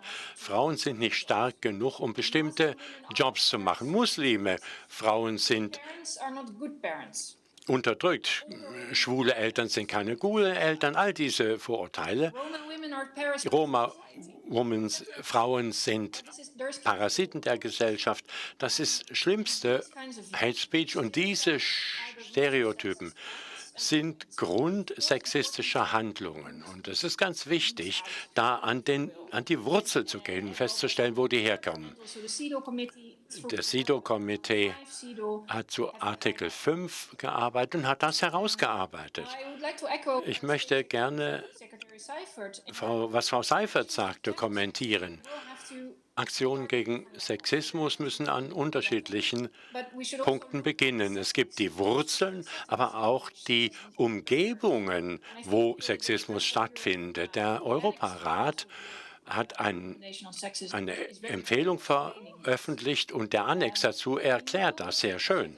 Wir kennen die Umstände, wo Vulnerabilität, wo Empfindlichkeit gegenüber Sexismus entsteht, wo Frauen keine Macht haben, wo Frauen, die unterdrückt sind, sind eher Opfer. LGBTI-Kinder, Männer, Frauen, auch in der Schule, auch Hausarbeiter, Haushaltsgehilfen, die im Wesentlichen Immigrantinnen sind gern Opfer. Schauen wir uns die Gründe an, die Ursachen an, die Umstände, wo das passiert. Ich möchte noch etwas hinzufügen. Eine Frage, die vorher kam, zur Popkultur. Für mich als Juristin ist die Frage immer, was kann das Recht dazu beitragen? Und das ist nicht so einfach. Nochmal, ich nehme das auf, was Frau Staatssekretärin Seifert sagte. Es ist eine politische, eine kulturelle, eine wirtschaftliche Thematik. Aber spezifisch zur Popkultur, zu dem Thema und der Rolle der Medien, meine ich doch, dass da das Recht eine proaktivere Rolle einnehmen könnte. Es gibt doch sehr wenige Länder in Europa, die expressis verbis das reguliert haben, Gender-Stereotypen in der Werbung reguliert haben. Wenige Medienüberwachungsstellen leisten das und machen diese Auswertung. Es gibt ein Beispiel, das ich hier habe, Gender-stereotypische Werbung, wo Gesetzgebung in Europa unser Interesse stärken könnte. Aber das Recht ist eines der Möglichkeiten, aber nicht das einzige Werkzeug. Es ist nicht immer das Wichtigste sogar. Herzlichen Dank, Frau Seifert. Können Sie uns noch etwas mehr einen wichtigen Punkt erklären, das Dialogforum in Deutschland, das Sie zusammen mit Beteiligten umgesetzt haben, aus der Kultur, aus den Medien, aus der Wirtschaft und der Öffentlichkeit. Was sind die Ergebnisse der Dialogforen? Zunächst mal haben wir die Foren organisiert, weil wir wissen, wir wollen Sexismus bekämpfen und abschaffen, wie schon gesagt. Das lässt sich nur im Dialog machen, mit anderen Beteiligten, mit der Gesellschaft im Großen und Ganzen. Wir haben die Foren organisiert für zwei Zwecke. Einmal wollen wir feststellen, was passiert wirklich. Was lässt sich tun gegen Sexismus und was erwarten die Opfer des Sexismus? Also welche Maßnahmen sind hilfreich bei der Bekämpfung des Sexismus? Natürlich gibt es unterschiedliche Ergebnisse aus der Kultur oder aus der Öffentlichkeit oder aus der Wirtschaft oder aus den Medien. Das heißt, wir hatten verschiedene Foren und wir haben etwas veröffentlicht, in der Tat, eine Art Empfehlungen. Was kann in verschiedenen Situationen und an verschiedenen Orten hilfreich sein, um Sexismus zu bekämpfen? Was sind die Empfehlungen und was ist hilfreich? Das zweite Ziel ist natürlich, Partner zu finden, Partner aus all diesen Bereichen einzubinden, die uns helfen im Kampf gegen Sexismus, die dann wiederum auch selber Partner haben und die Frauen und Männer ansprechen in Führungspositionen. Wir wissen natürlich, in Deutschland wie in anderen Ländern, vielen europäischen Ländern sonst, haben wir vor allem Männer in Führungspositionen.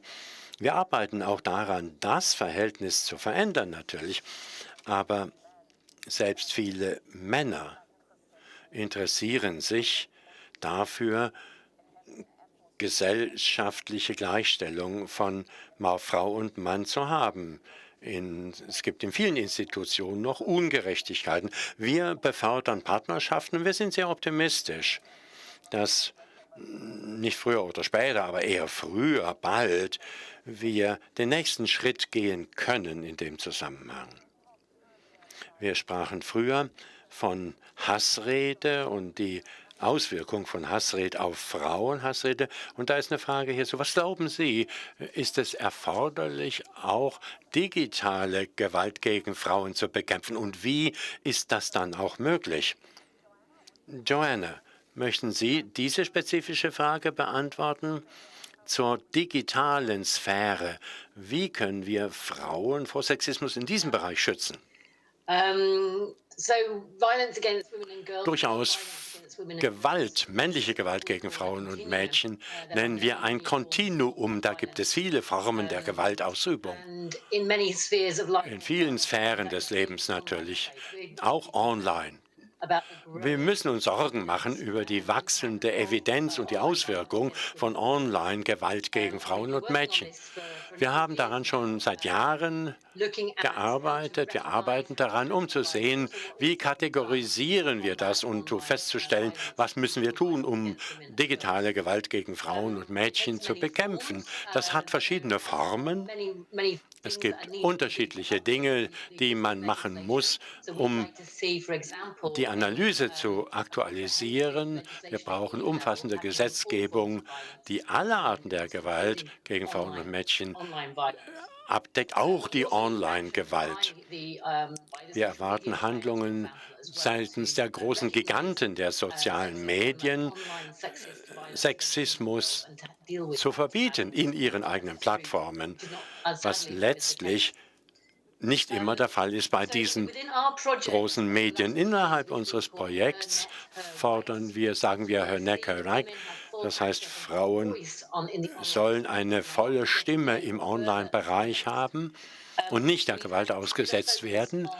Wir fokussieren auf das Training der Trainer, also die Ausbildung der Weiterbildner in Themen wie Gewalt gegen Frauen und Mädchen online. Das ist eines der Themen, das wir verfolgen, wo wir interessiert sind. Wir stellen weibliche Kandidaten auf, Kandidatinnen für Sitze, um das zu untersuchen, wo Frauen in die Politik gehen, in der Tat Politikerämter anstreben, speziell Frauen, die sich auch äußern zu Frauenrechten und zur Gewaltlosigkeit und zu der Bekämpfung von Hate Speech und Online-Gewalt. Es geht um Bildung, um Weiterbildung, nicht nur um die politischen Parteien. Wir müssen auch schauen, wie das Parlament selbst oder wie die Rathäuser einen Beitrag leisten zu Sicherheitsmaßnahmen in breiter Front. Wir brauchen aktive Gesetzgebung, lokal und europäisch. Und wir brauchen Aktionen seitens der großen sozialen Medien, den Giganten, die die Medien bereitstellen. Wir müssen die Aktivitäten gegen die Gewalt ausdehnen. Ich möchte auch ansprechen die Wirkung des freien Zugangs zu Pornografie. Das hat eine massive Auswirkung auf den kulturellen Sexismus, als wäre das normal, als wäre Gewalt gegen Frauen und Mädchen normal. Das müssen wir bekämpfen. Es gibt auch weitere Maßnahmen, die wir umsetzen wollen. Wir wollen uns mit anderen zusammentun, wo umfassende Geschlechter- und Aufklärung, Sexualaufklärung erfolgt sein muss. Das ist notwendig, um Themen anzusprechen, wie die Verfügbarkeit von Pornografie online, die immer verfügbar ist, die perpetuiert das Thema der Gewalt gegen Frauen und Mädchen. Wir müssen also Sexualaufklärung verstärken und legislative Maßnahmen zur Bekämpfung von Online-Bekämpfung. Herzlichen Dank. Es gibt noch eine interessante Frage. Einen anderen Aspekt wird da angesprochen. Der wichtige Sexismus trifft mehr Frauen aus Minoritäten, Roma-Frauen zum Beispiel. Dieser doppelte Sexismus, wie kann man sich dem stellen? Wie kann man den bekämpfen? Frau Marquez, würden Sie uns gerne die Ansicht des Equality Forums geben? Thank you. Thank you. Danke, danke. Yes, of course. Natürlich gerne. Schauen Sie, unsere Empfehlung ist sehr breit ausgelegt. Sie ist für Frauen und Mädchen. Und es wird erkannt, selbstverständlich, dass es mehrfach Formen der Diskriminierung gibt. Sexismus gegen Frauen und Mädchen und mehr. Und deswegen ist unsere Empfehlung auch ausgestattet mit weiteren, breiteren Punkten.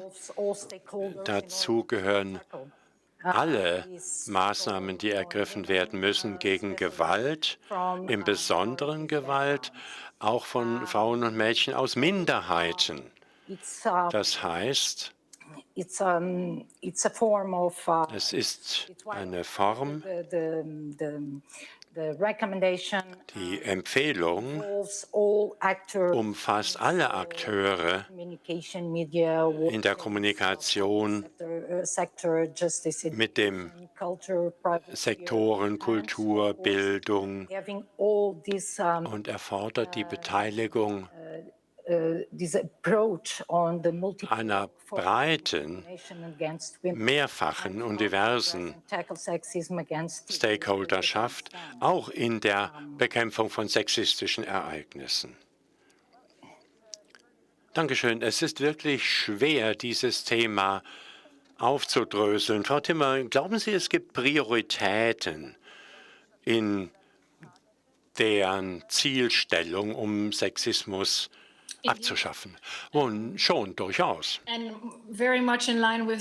Ich stimme überein mit dem, was Frau Maycock schon sagte. Online-Gewalt, Online-Belästigung von Frauen. In meiner vorherigen Antwort habe ich das nuanciert, die Rolle des Rechts nuanciert, die Beschwerden und Klagen. Aber an diesem Punkt von Online-Gewalt und Online-Belästigung, sexueller Belästigung, glaube ich, das Gesetz könnte und sollte verstärkt werden. Und auch umfassende Gesetzgebung sollte auf EU-Ebene dazu erfolgen. Aber die Analyse, die vergleichende Analyse, was national passiert, ich ziehe die noch mal hinzu, also da ist nicht so viel passiert. Wir brauchen da noch rechtliche Maßnahmen.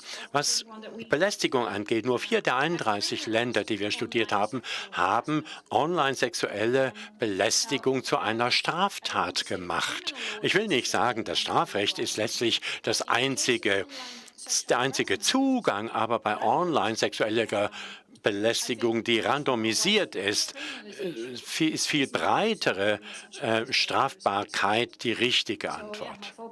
Ja, ich würde mich auch mehr darauf kaprizieren. Schauen wir uns noch mal Zypern an, Frau Ioulitis.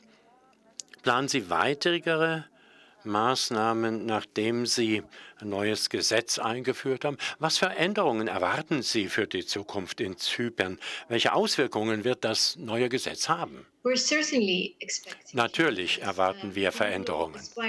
Das neue Gesetz will soziale Stereotypen dekonstruieren und Respekt für alle Menschen in der ganzen Gesellschaft erzeugen.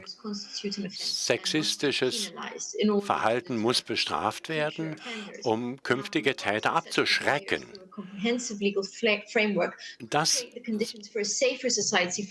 würde eine sicherere Gesellschaft für alle bedeuten, wenn man eine umfassendere Regelung hätte.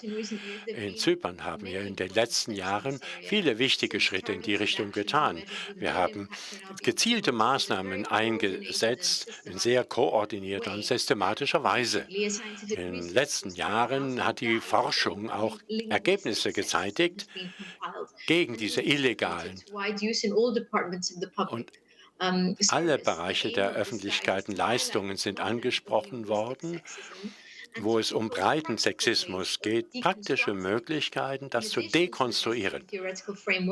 Es gibt einen theoretischen Rahmen, wo Leitlinien erarbeitet wurden, wo praktischer Rat gegeben wurde und spezifische Vorschläge zu nicht sexistischer Sprache gezeigt wurden, in Verwaltungsdokumenten der Verwaltung natürlich und natürlich der Rechtsprechung. Ich möchte eine besonders wichtige Initiative meines Ministeriums hervorheben, nämlich die Regulierungen als häusliche Gewalt und Gewalt gegen Frauen in der Folge der Istanbulkonvention. Wir haben die ja unterschrieben und ratifiziert. Wir haben aber die Folgegesetzgebung national erst jetzt in Arbeit. Das Gesetz ist gerade letzten Monat verabschiedet worden.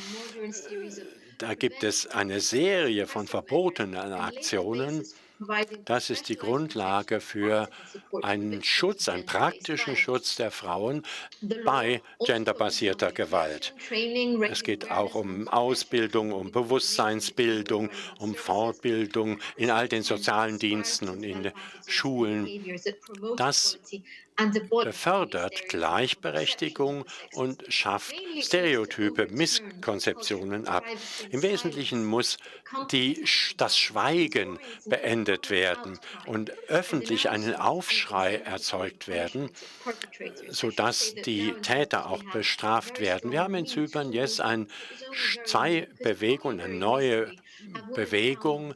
Eine Frau fand den Mut, sich öffentlich zu äußern zur Gewalt, die ihr angetan wurde. Gleichzeitig wird mit dem neuen Gesetz Stalking eine Straftat und das ist ein nützliches Werkzeug, weil institutionell und rechtlich eine Lücke ausgefüllt wird und die Möglichkeit aufgezeigt wird, wo die Polizei mehr tun kann, wo die Strafverfolgungsbehörde mehr tun kann in Handlungen, die unter die Definition fallen. Dankeschön. Es gibt noch eine Frage zu einem Bereich der Sexismus, dem Justizbereich. Die Frage geht an Frau Timmer oder Frau Jolidis. Können Sie Beispiele geben von Sexismus im Justizbereich? Das ist ein ganz wichtiger Bereich, wo Diskriminierung abgeschafft werden muss. Können Sie die Situation beschreiben im Justizbereich? Ja. Das umfasst viele Aspekte. Es gibt ein Thema, der besonders relevant ist. Das ist, wie Urteile selbst Genderstereotype ansprechen. Die Justiz kann Genderstereotypen perpetuieren oder sie können sie abschaffen oder infrage stellen. Menschenrechte spielen eine sehr große Rolle in den Fällen. 2012, Cavallo Pinto in Portugal, 2017. Die europäischen Gerichte in ihrer Haltung sagen, die Staaten können sich nicht auf Genderstereotype verlassen, um in vielen Fällen die Diskriminierung zu rechtfertigen. Es gibt justizmäßig eine klare Bereitschaft, eine Anerkenntnis, des Schadens, das Gender-Stereotype anrichten. Im Europarat, aber auch in amerikanischen Menschenrechtsverfahren. Aber es ist leichter gesagt als getan. Das ist das Prinzip. Aber wenn man genauer hinschaut in die Praxis, muss ich sagen, dass Leute im Gerichtshof auch Stereotype weiterverbreiten. Das ist leider der Fall. Es ist Arbeit, die weitergeht, aber das Thema wird an. Vielen Dank. Eine weitere Frage an Frau Seifert. Was muss noch getan werden, um Sexismus effektiv zu bekämpfen und somit auch Gewalt gegen Frauen und um die Istanbul-Konvention umzusetzen? Eine sehr weit gefasste Frage, denke ich. Was wir in unserer Diskussion heute ja auch sehen, ist, wie viel Sexismus und Gewalt an Frauen zusammenhängen. Und wir sehen da ja auch die Beziehung zwischen den beiden. Wir bekämpfen Sexismus und wir bekämpfen Gewalt gegen Frauen im Sinne der Istanbul-Konvention beide gleichzeitig. Wir müssen darüber sprechen und daran arbeiten, auch die Maßnahmen zu verknüpfen. Sexismus bekämpfen, Gewalt bekämpfen. In unserem Ministerium zum Beispiel fangen wir damit an, eine Verbindung zu schaffen, unsere Arbeit zu verbinden gegen die Arbeit, die wir machen gegen Gewalt an Frauen. Wir haben Kampagnen mit PartnerInnen aus allen Schichten der Gesellschaft, stärker als Gewalt, und vor allem während der Pandemie war das eine wichtige Kampagne. Da ging es um die Informationen, die Opfer von Gewalt bekommen können, um aus dieser Gewaltspirale rauszukommen. Und das hat natürlich eine Verbindung zu Sexismus. Menschen verstehen vielleicht leichter, wie wichtig es ist, Sexismus zu bekämpfen, wenn man die Verbindung zu Gewalt an Frauen versteht. Und das ist etwas, was wir machen müssen, was wir bereits anwenden. Und ich denke, manchmal denkt man nicht so richtig, dass eine Maßnahme so wichtig ist, Sexismus zu bekämpfen. Ich habe vor ein paar Minuten gesagt, dass wir daran arbeiten, Exekutivpositionen für Frauen zu beschaffen. Nur 10% in Vorständen sind Frauen, wenn überhaupt. Und das hat sehr starke Einflüsse und Konsequenzen. Es gibt nicht viele Vorbilder für Frauen. Aber wenn es in einem Vorstand eine Frau gibt und die entscheiden, wie das Unternehmen strukturiert ist, ob das Unternehmen familienfreundlich ist, ob das Unternehmen Frauen in Führungskräften unterstützt, dann ist das natürlich wichtig. Und viele große Unternehmen haben Tausende von Mitarbeitern und Mitarbeiterinnen. Deswegen ist das ein wichtiger Schritt. Und es ist einfach wie ein Puzzle und man muss an verschiedenen Stellen arbeiten, um am Ende ein großes Bild zu haben. Und das ist die Istanbul-Konvention umzusetzen. Wir haben sehr viele unterschiedliche Aspekte gesehen von Sexismus und so viele dieser Aspekte besprochen. Es ist einfach ein sehr weites Feld. Frau Marques, wo fangen wir denn an? Es gibt bestimmt Bereiche, die sind wichtiger als andere. Wie priorisieren wir da und sagen, okay, das ist die Maßnahme, die die wichtigste ist in meinem Land? Wie machen wir das? Erst einmal möchte ich sagen, dass Sexismus ist überall. Alle können und sollten eine Rolle spielen, um zu versichern, dass die Welt frei von Sexismus ist. Ich gebe Ihnen da gern Beispiele, wie wir das machen können. Individuell, man kann aufhören, passiv zu sein, Zuschauerin zu sein bei Sexismus. Man kann lernen, wie man Sexismus identifizieren kann und sich dagegen wehren kann. Man kann reagieren auf Sexismus. Man kann sich bei einem Amt zum Beispiel melden. Man kann Mädchen und Jungs gleichsam dazu auffordern, im Haushalt zu helfen. Also das sind auch Dinge, die man schon im Privatleben tun kann. Unternehmen sollten Verhaltenskodizes entwickeln. Es sollte Beschwerde- und Sanktionsmechanismen geben. Es sollte Training zur Verfügung gestellt werden, wie man auf Sexismus reagiert und den verhindert. Man kann im Bildungssektor an Sprache arbeiten. Man kann Aufklärungsarbeit in den Schulen leisten. Man kann in Lehrbüchern nachgucken und Sexismus rausstreichen. Da gibt es alle, müssen mitmachen. Künstlerinnen, PolitikerInnen. Und man sollte ebenso Sexismus zu einer Straftat machen. Man sollte daran arbeiten, eine bessere Work-Life-Balance für alle zu schaffen, was zum Beispiel auch durch Vaterschaftsurlaub, der obligatorisch gemacht werden kann, gemeinsame Elternzeit. Das sind alles Dinge, die wichtig sind. Man kann sicherstellen, dass Fachleute ihr Urteil vor Gericht auf Fakten basieren und nicht auf das Verhalten des Opfers oder all diesen Dingen, die immer passieren. Wenn zum Beispiel ein junges Mädchen vergewaltigt wird und betrunken war, dann sagen viele, ach ja, sie hat ja danach gefragt. Also solche Dinge sollten uns bewusst werden und wir sollten handeln, wie ich gesagt habe. Man kann in verschiedenen Bereichen da was tun und wir sind da alle gefragt, uns einzusetzen, um eine Welt frei von Sexismus schaffen zu können. Vielen Dank. Die nächste Frage, die wir bekommen haben, ist an Joanna Maycock. Weibliche Politikerinnen müssen oft mit bestimmten Sexismus-Erfahrungen kämpfen, aber sie können nichts dagegen tun. Wie kann man diejenigen zusammenbringen, Entscheidungsträgerinnen, die Politik, um daran zu arbeiten? Tolle Frage, vielen Dank. In der Tat ist es so, dass die Erfahrungen, die Frauen im öffentlichen Leben mit Sexismus machen, selbst die Frauen schockieren. Vor allem, wenn man darüber nachdenkt und das anspricht, vor allem, wenn sie in der Politik arbeiten wollen dann. Online-Gewalt ist sehr groß und das wird immer mehr Bewusstsein dafür geschaffen, auch in Parteien zum Beispiel, damit diese Online-Gewalt in unser Bewusstsein kommt.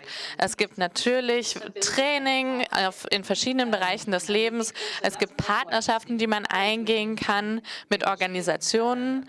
Und natürlich, Frauen müssen empowered werden, dass auch sie politische Positionen besetzen können. Und man muss ihnen helfen, gerade in Fällen von Online-Gewalt oder Ähnlichem.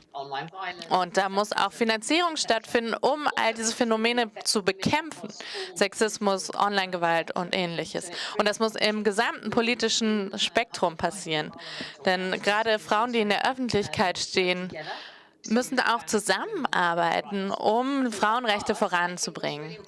Und das muss auch zwischen den Parteien passieren. Und für uns als Frauenrechtsorganisation ist auch eine wichtige Frage, die vorher gestellt wurde. Es ist sehr wichtig, dass Frauenorganisationen, also Organisationen, die Frauen und Mädchen repräsentieren, teilhaben an den Gesprächen und teilhaben an den Maßnahmen in allen Ländern und in allen Bereichen. Es ist sehr wichtig, dass diese Organisationen auch finanziert werden, damit sie Kampagnen machen können, damit sie Analysen machen können, damit sie Lobbyarbeit betreiben können und mobilisieren können gegen Sexismus.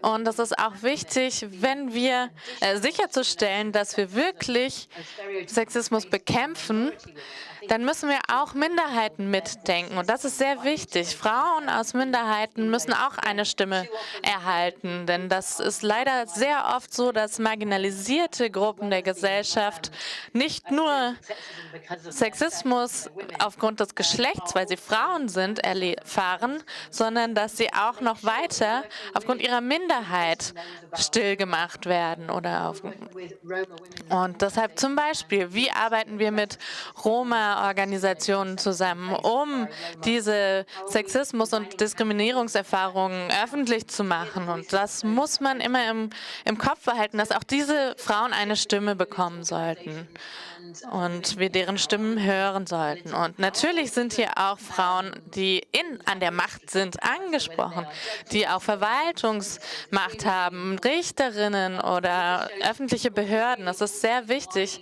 dass sie auch mit einbegriffen werden. Und deshalb ist es auch wichtig, dass Frauen Entscheidungsträgerinnen werden. Denn sie sind unterrepräsentiert nach wie vor in allen Aspekten der Entscheidungsfindung, in Parlamenten, in den Medien, in Ministerien, in der Justiz, wurde, glaube ich, auch schon gesagt. Also wir arbeiten seit Jahren daran, Quoten zu schaffen für Parlamente, für Vorstände und Ähnliches. Deshalb rufen wir nochmal die EU auf, die Richtlinie für Frauen in Vorstände weiterzubringen, denn das würde sehr weiterhelfen, Rollenbilder zu schaffen in Vorständen. Es gibt Erfolg. Quoten funktionieren, haben wir gesehen, auf politischen Listen zum Beispiel für Parlamente, das funktioniert. Da sehen wir dann mehr Frauen, die Entscheidungen treffen und das macht einen Unterschied. Wenn wir Frauen haben, die Entscheidungen treffen, dann kommt es öfter vor, dass sie verstehen, um was es geht und dass sie unsere Anliegen auch fördern.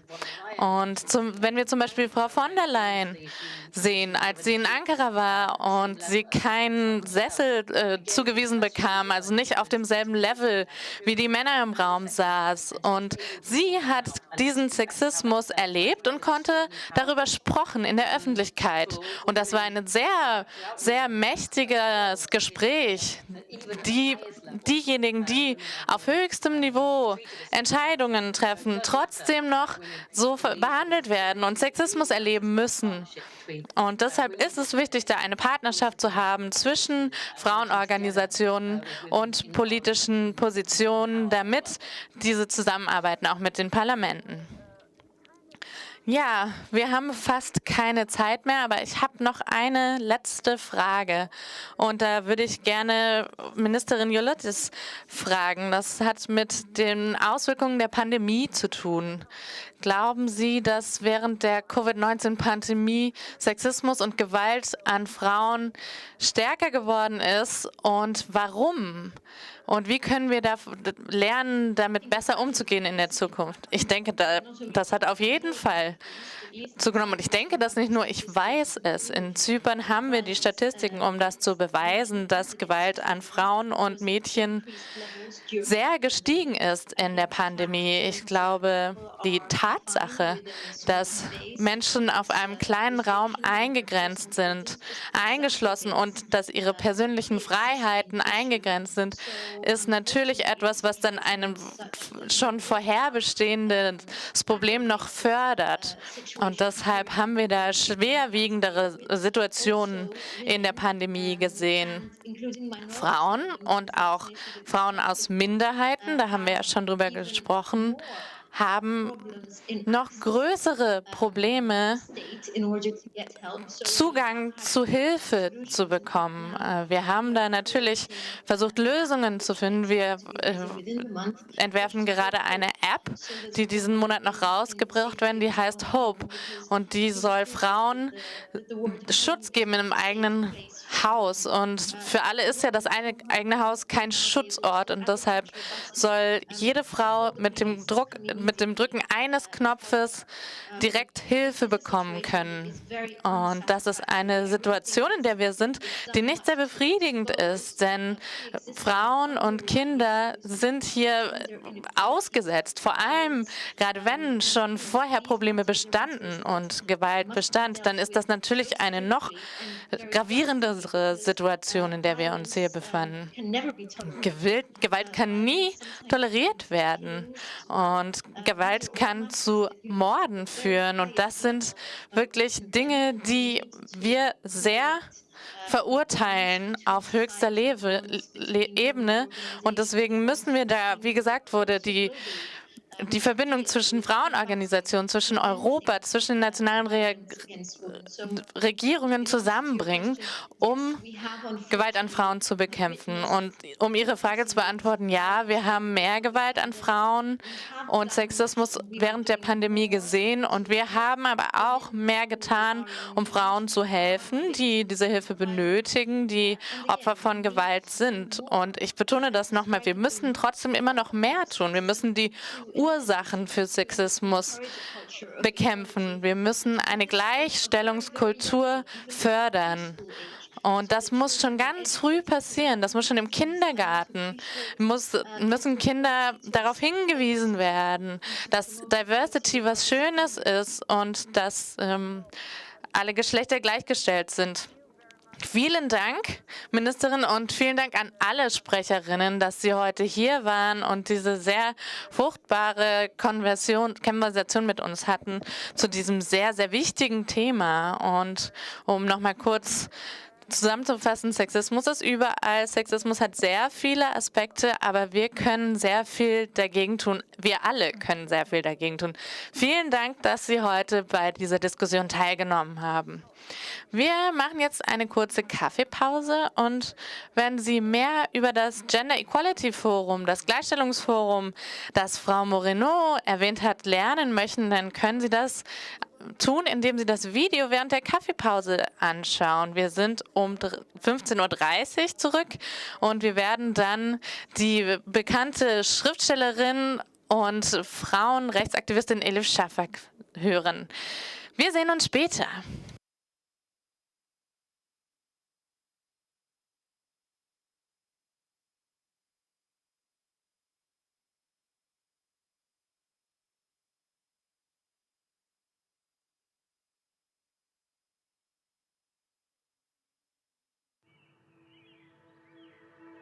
While we waited, a woman was locked down with her abuser.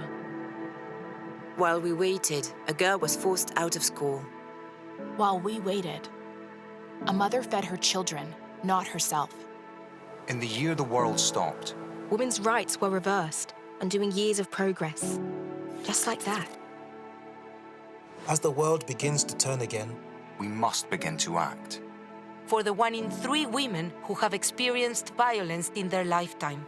For the 47 million more women being pushed into extreme poverty because of the pandemic. For the 50% of the population who deserve 50% of the power. This year, leaders and changemakers will meet at the Generation Equality Forum. A forum to build up and strengthen women's rights for generations to come. Let's show that we're standing up so equality can step forward. And in a year where it's virtually impossible to meet, we'll meet virtually. Don't wait. It's time to act for equal.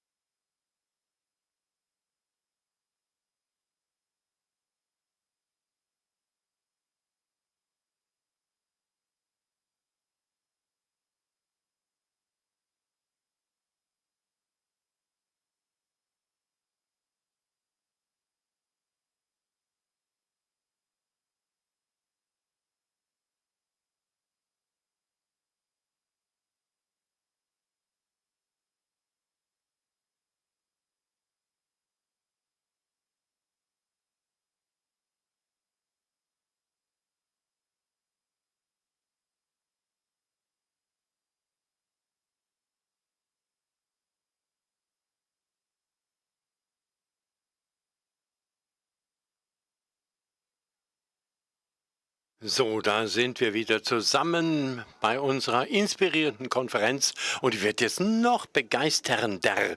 Wir haben bei uns eine der wichtigsten kontemporären Schriftstellerinnen, Elif Shafak. Sie ist britisch-türkische Schriftstellerin. Sie hat 18 Bücher veröffentlicht. Der letzte Roman ist von der BBC zu den 100 Romanen, die unsere Welt verändert haben, gewählt worden.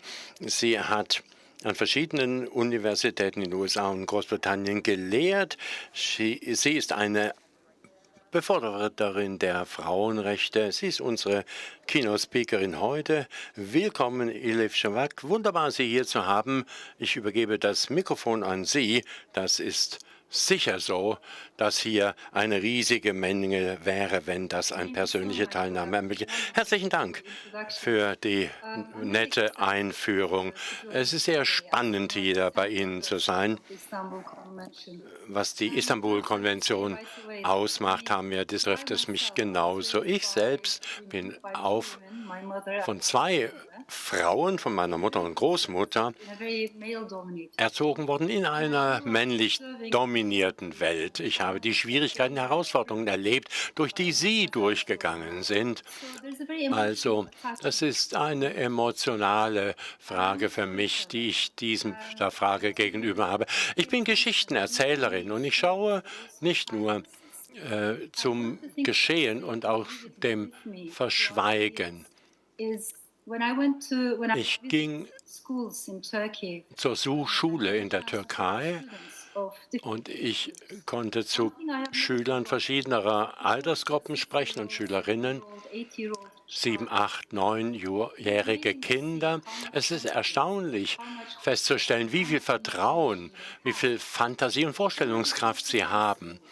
Aber dann ging ich zur Oberschule und dann hatte ich Studentinnen, die durch Jahre der Bildung durchgegangen waren, der Schulung, die sozialisiert wurden in der Familie, in der Schule und alles hatte sich verändert. Nach dem Alter von 8 habe ich mich gefragt, was ist denn geschehen mit diesen sehr zuversichtlichen, optimistischen Kindern, den 6- und 7-Jährigen? Wie konnten sie plötzlich diese schüchternen Teenager werden? Wir als Gesellschaft bringen unseren Kindern bei, sich nie herauszuragen, immer sich einzufügen. Wir bringen ihnen bei, dass sie beurteilt werden aufgrund dessen, was sie sagen. Und deswegen haben wir ihre Zuversicht verringert. Und sie haben die Patriarchie verinnerlicht. Mein Land, die Türkei, ist ein homophobisches, sexistisches Land, patriarchalisch organisiert. Es gibt viele Frauen von allen ethnischen Herkünften in vielen Bereichen, Künstler, Hochschüler, Hochschullehrerinnen, Menschen in der Finanz, viele Frauen, aber ein Bereich, wo Frauen praktisch nicht existent sind, und das ist die Politik. Also lokal, regional, Politik, auch national. Wenn man hochgeht in den höheren Rängen der Politik, sind sie sehr, sehr wenige Frauen. Und das ist ein Riesenunterschied. Es ist ein Riesenunterschied für praktisch alle, für die Entscheider in der Türkei. Praktisch alle sind konservative Männer von den Dörfern, Nationalisten, wo für die Patriarchie die Norm ist und immer gewesen ist und auch immer sein wird. Die Istanbul-Konvention stellt sich gegen die Macho-Mentalität. Meine Befürchtung ist, dass das katastrophale Folgen haben wird, dass sich die Türkei zurückzieht aus der Konvention für Frauen, für Kinder, auch für sexuelle Minderheiten wird es schlimme Folgen haben. Die Istanbul-Konvention, wissen Sie, ist die fortschrittlichste internationale Vereinbarung, die wir haben, um Opfer des Missbrauchs zu schützen, um die Täter zu bestrafen und um den Taten vorzubeugen. Also Verurteilung der Straftäter, Prävention, das ist das Einzige, was da gilt. Die türkische Regierung hat sich aus der Konvention über Nacht zurückgezogen. Das ist an sich schon problematisch, aber das passiert zu einer Zeit, wo wir einen alarmierenden Anstieg sehen bei Frauentötungen, bei Gendergewalt, das ist zweimal so problematisch. Als wir jetzt, wo wir die Konvention am meisten brauchen, ändert die Regierung ihren Fokus. Aber meiner Meinung nach zieht sich das Land zurück in extreme Religiosität und schließlich auch wir werden Sexismus ansteigen sehen, wir werden Homophobie steigen sehen, Transphobie werden wir sehen. Das geht immer Hand in Hand. Wir werden aufpassen müssen, die Demokratie schwindet, die Schätzung der Diversität schwindet. Und das Mitgefühl schwindet. Wir müssen mehr Informationen haben für die Zukunft der Demokratie. Wir müssen da besser werden, wenn sich ein Land rückwärts bewegt. Das haben wir immer wieder mal erlebt. Das Erste, was geopfert wird, sind die Frauenrechte und die Rechte der Minoritäten. Ich glaube, was auf dem Spiel steht, ist, es ist ein Problem, das nur in manchen Ländern weit weg passiert, Meilen weg. Nein, das stimmt nicht. Es wäre falsch anzunehmen, dass manche Teile der Welt sicher sind, stabil sind, andere Teile der Welt wären flüssig und turbulent. Nein, wenn wir etwas überhaupt gelernt haben seit 2016, dann ist es, dass es nicht so etwas gibt wie feste gegen flüssige Länder. Was nach 2016 passierte, Trump ist passiert. Wir haben den Anstieg Land für Land gesehen, wo mehr nationalistische Bewegungen entstanden sind. Vielleicht wissen wir jetzt auch, dass es so etwas nicht gibt wie Länder, die beweglich sind und Länder, die unbeweglich sind. Norden oder Süden. Wir brauchen auch in Europa, im Herzen Europas, wir können nicht unsere Rechte und Freiheiten für selbstverständlich nehmen. Es bedeutet auch, dass wir den Feminismus überall brauchen. Wir brauchen den Kampf um die Rechte der Frauen, um die Gleichstellung der Frauen, die Gendergleichstellung. Überall brauchen wir das, auch im Herzen Europas. Und deswegen, wenn ich Debatten höre innerhalb der Zivilgesellschaft, in Polen, in Ungarn zum Beispiel, um die Zukunft der Istanbulkonvention oder um Gender Studies an Hochschulen oder um sogenannte LGBTI-freie Zonen, in Anführungszeichen, da mache ich mir sehr große Sorgen, wenn ich mir anschaue, hier in Großbritannien, wie Politiker, die an der Macht sind, die Istanbulkonvention nicht ratifizieren wollen, den Lücke nicht schließen wollen, dann werde ich sehr besorgt. Weltweit heute gibt es eine alarmierende Geschwindigkeit an Missinformation und absichtliche systematische Missinformation, die der Istanbulkonvention schaden kann. Wir hören diese Rhetorik, dass die Konvention Familienwerte zerstören würde. Wir hören das in Land für Land. Für mich ist die Istanbul-Konvention nicht ein Eliteprojekt. Nein, im Gegenteil. Es ist allgemein. Es geht um alles. Es geht um die Würde. Es geht um Inklusion, grundlegende menschliche Rechte. Ich frage mich dann, was für Familienwerte können denn überhaupt da im Risiko stehen bei diesem Kernprinzip? Was für nationale Werte könnten zugegen stehen diesem universellen Prinzip? Eine andere Frage, die wir uns selbst stellen müssen, ist, zu einer Zeit, wo öffentliches Vertrauen in Institutionen, in die Demokratie selbst erodiert, wie kann man dann das Bewusstsein stärken über die Bedeutung der Istanbuler Konvention? Und nochmal, ich werde unterscheiden zwischen Information, Wissen und Weisheit. Ich glaube, das sind völlig unterschiedliche Dinge. Wir sind bombardiert mit Information, auch Missinformation, Desinformation. Wir haben aber weniger Kenntnisse und noch weniger Weisheit. Ich möchte das illustrieren. Weniger Information ist gut, mehr Wissen ist gut für unser Leben und auch viel mehr Weisheit. Wir brauchen Bücher für Wissen. Wir müssen investigativen Journalismus haben. Wir aufeinander hören und ich hoffe, dass für die Weisheit wir Herz und Geist zusammenbringen. Wir brauchen emotionale Intelligenz, wir brauchen Empathie, wir brauchen Geschichten. Ich habe begonnen, Und ich möchte beginnen mit der Istanbul-Konvention. Wäre sie in meinem Mutterland umgesetzt worden, hätten Tausende von Frauen, die jetzt Statistiken sind, sie hätten ein Recht gehabt. Das ist unsere Verantwortung, nochmal immer wieder zu sagen, dass diese Frauen nicht stumm sind. Sie hatten selbst ein Erlebnis. Wir müssen sicherstellen, dass ihre Stimmen gehört werden. Dass das geschieht, dazu brauchen wir Solidarität, internationale Solidarität. Wenn Polarisierung und tiefe Spaltung stattfindet, ist das nur die Patriarchie, die selber daraus Nutzen zieht. Was ich sagen kann?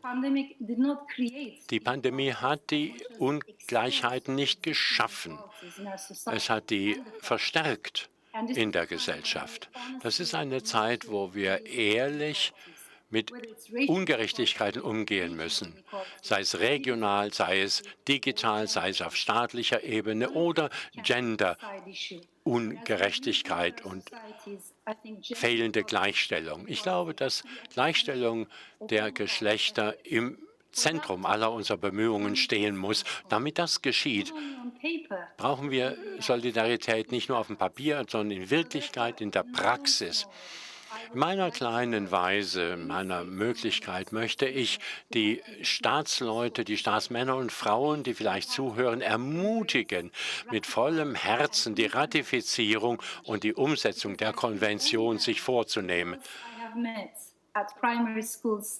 In der Grundschule in der Türkei und auch anderswo habe ich Kinder getroffen, die eine gleiche Chance haben sollten, zuversichtlich aufzuwachsen, mit einer starken Stimme alleine für sich sprechen zu können. Herzlichen Dank. Herzlichen Dank, Elif Shafak, für die spontane Spreche, für die klare Botschaft zu Ende unserer Konferenz. Herzlichen Dank, dass Sie heute bei uns waren. Wir kommen langsam an das Ende der Konferenz. Es war ein langer Tag voller Inspiration, Einwirkung und guten Ratschlägen zumindest. Versuchen wir doch jetzt zusammenzubringen, was wir heute erfahren und gelernt haben, was unsere Hauptbotschaften waren. Wir willkommen jetzt 3 hohe Vertreter, die die Konferenz miterlebt haben, und wir werden ihre Impressionen mit uns teilen. Christine Jenkins ist Konferenzrapporteur, sie ist Professorin. Wir freuen uns auf Ihre Anmerkungen. Herzlichen Dank, Dankeschön. Herzlichen Dank an die Organisatoren. Wirklich ein ausgezeichneter Tag. Ich hatte Schwierigkeiten, einer so brillanten Rede und inspirierenden Keynote zu folgen. In den wenigen Minuten, die ich habe, kann ich nicht zusammenfassen, was die vielen reichen und informativen Präsentationen waren, die vielen Themen, die abgedeckt wurden, die Themen, die identifiziert wurden, die Ansichten, die geteilt wurden und sehr viele praktische Empfehlungen auch, die hier eingeflossen sind. Auch die Feierung der Veränderungen, die die Istanbul-Konvention mit sich gebracht hat, seit den 10 Jahren, die sie nun in Kraft ist. Auch die Empfehlungen zum Sexismus. Auch das hat Änderungen mit sich gebracht. Ich glaube, wir haben viel gehört. Wir haben offene angesprochen, welche Herausforderungen bleiben, speziell die mit einer abusiven Gender-Ideologie, wo es um genderbasierte Gewalt geht und den Versuch, die rechtlichen Vorteile zu zerstören, die Bekämpfung der patriarchalen Ansprüche, die hier klar beschrieben wurden. In einigen Minuten, was ich tun möchte, ich möchte ein paar Punkte herausheben, die im Verlauf des Tages mir aufgefallen sind und im Allgemeineren in den letzten paar Wochen, die symbolhaft stehen für die 10 Jahre seit der Verabschiedung der Konvention. Wir haben gezeigt und gesehen ganz emphatisch, dass die Istanbul-Konvention robust bleibt, stark und ein wichtiger Werkzeugkasten, wo Gender in wichtige wirtschaftliche, politische Themen regional und national in verschiedenen Faktoren eingeflossen ist. Auch die rechtliche Durchsetzung, die sozialen Leistungen, die Bildung. Weiterhin ist es ein wichtiges Werkzeug für Frauen in ganz Europa. Gleichzeitig aber der Kampf gegen Gewalt gegen Frauen bleibt nur eine Arbeit, die ongoing ist, die immer weitergeht. Man muss das zusammenfassen gegen diesen Backlash, gegen die Gegenbewegung. Heute Morgen ist mir auch aufgefallen, wie die Konvention umgesetzt werden kann. Man hat das eingebaut, um sicherzustellen, dass die Konvention eine dynamische und nicht eine statische Veranstaltung ist. Diese Dynamik ist bestätigt worden in dem Programm heute, in dem die Istanbul-Konvention zusammengebracht wurde mit den bahnbrechenden Themen der Minister, was heute Nachmittag dargelegt wurde. Wir haben gezeigt, die Empfehlungen zeigen den Sexismus und die Gender-Stereotypes, die die Wurzel bleiben für solche Vorurteile. Also die Normalisierung aller solchen verächtlichen Haltung, die eher destruktiv ist, muss natürlich dazu führen, dass wir soziale Haltungen gegenüber Änderungen einnehmen, die positiv sind für die Umsetzung. Das wiederholt den Artikel 5. Das ist eine Zusammenkunft, eine Zusammenarbeit der beiden. Die Empfehlungen zum Kampf gegen Sexismus zeigt, Sexismus kommt in vielen verschiedenen Formen des privaten und öffentlichen Lebens vor, aber was heraussteht in der Konvention ist, die Online-Gewaltanwendung hat sich erhöht. Verschiedene Formen tritt es auf, von einem Witz bis zu dem Teilen von Körperfotos und selbst Verletzungen bis zum Tod führen. Das hat sich auch weiter verstärkt. Man hat das verstanden, die Online-Gewalt, dass das ein Kontinuum mit der Offline-Gewalt ist. Es gibt Empfehlungen, die Interaktion mit den staatlichen Parteien. Auch selbst arbeitet man an den eigenen Empfehlungen weiter zur digitalen Gewaltausübung. Ich glaube, wenn man das beziehen und anzusprechen, was die Verlagerung ist der Manifestationen, der Formen von Gewalt und die Verbindungen zwischen denen. Die CEDAW-Committee sagt, ich habe das auch kurz vorher schon gesagt, sicherzustellen, dass die Istanbul-Konvention ein lebendes Instrument bleibt. Es war der Goldstandard vor 10 Jahren, als sie verabschiedet wurde.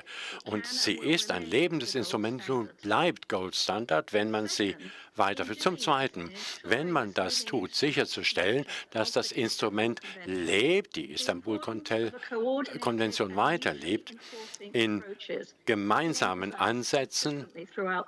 Durchaus hat sich das im Verlauf des Tages gezeigt. Es gab viele Beispiele der Partnerschaft, der Synergien, die bestehen und die auch weiterzuentwickeln sind zwischen den Beteiligten und den Institutionen. Ich kann nicht alle aufführen, die im Verlauf des Tages erwähnt wurden, aber ich werde einige ansprechen, die Synergien und Partnerschaften zwischen Institutionen des Europarates selbst, zwischen CREVIO, das mit der Gender Equality Kommission zusammenarbeitet und dass auch Empfehlungen umgesetzt werden, sicherstellt zur Förderung der Umsetzung der Konvention mit dem Europäischen Gerichtshof für Menschenrechte, der Gerichtsurteile zur Bekämpfung des Sexismus mit den politischen Agenda-Teilen der Parlamentarier, was heute Morgen angesprochen wurde. Schauen wir über den Europarat hinaus. Die Bedeutung des Lernens, wenn wir Erfahrungen miteinander teilen in der Schaffung von Partnerschaften mit anderen Menschenrechtsgremien. Wir haben das gesehen in den Institutionen Europas, auch der Vereinten Nationen, im Besonderen dem Komitee der Abschaffung der Diskriminierung gegen Frauen und natürlich dem Sonderberichterstatter, aber auch mit anderen interaktiven Beteiligten. Die Synergien zwischen den europäischen Institutionen, das betrifft die normativen Standards im Hinblick auf Gewalt gegen Frauen. Man könnte auch weiter draußen noch nachschauen. Das Protokoll zur Rechte von Frauen in Afrika, es könnte da auch weitere Synergien geben zwischen den Institutionen der Afrikanischen Union, die auch Rechtsprechung entwickelt haben und wichtige Botschaften senden zur weiteren Umsetzung der Standards gegen Gewalt oder für die Bekämpfung der Gewalt gegen Frauen. Es ist auch besonders wahr bei der intersektionalen Form der Diskriminierung. In der letzten Sektion haben wir das diskutiert und wie das Auswirkungen hat auf bestimmte Frauen in Europa, die Gewalt unterliegen, Migrantinnen, Minoritäten. Es bedarf geeigneter Antworten im Hinblick auf Schutz dieser Frauen. Und das ist auch schon angesprochen worden, wie auch die europäischen Institutionen, die diesen Körperschaften helfen müssen, mit Synergie und mit Zusammenarbeit.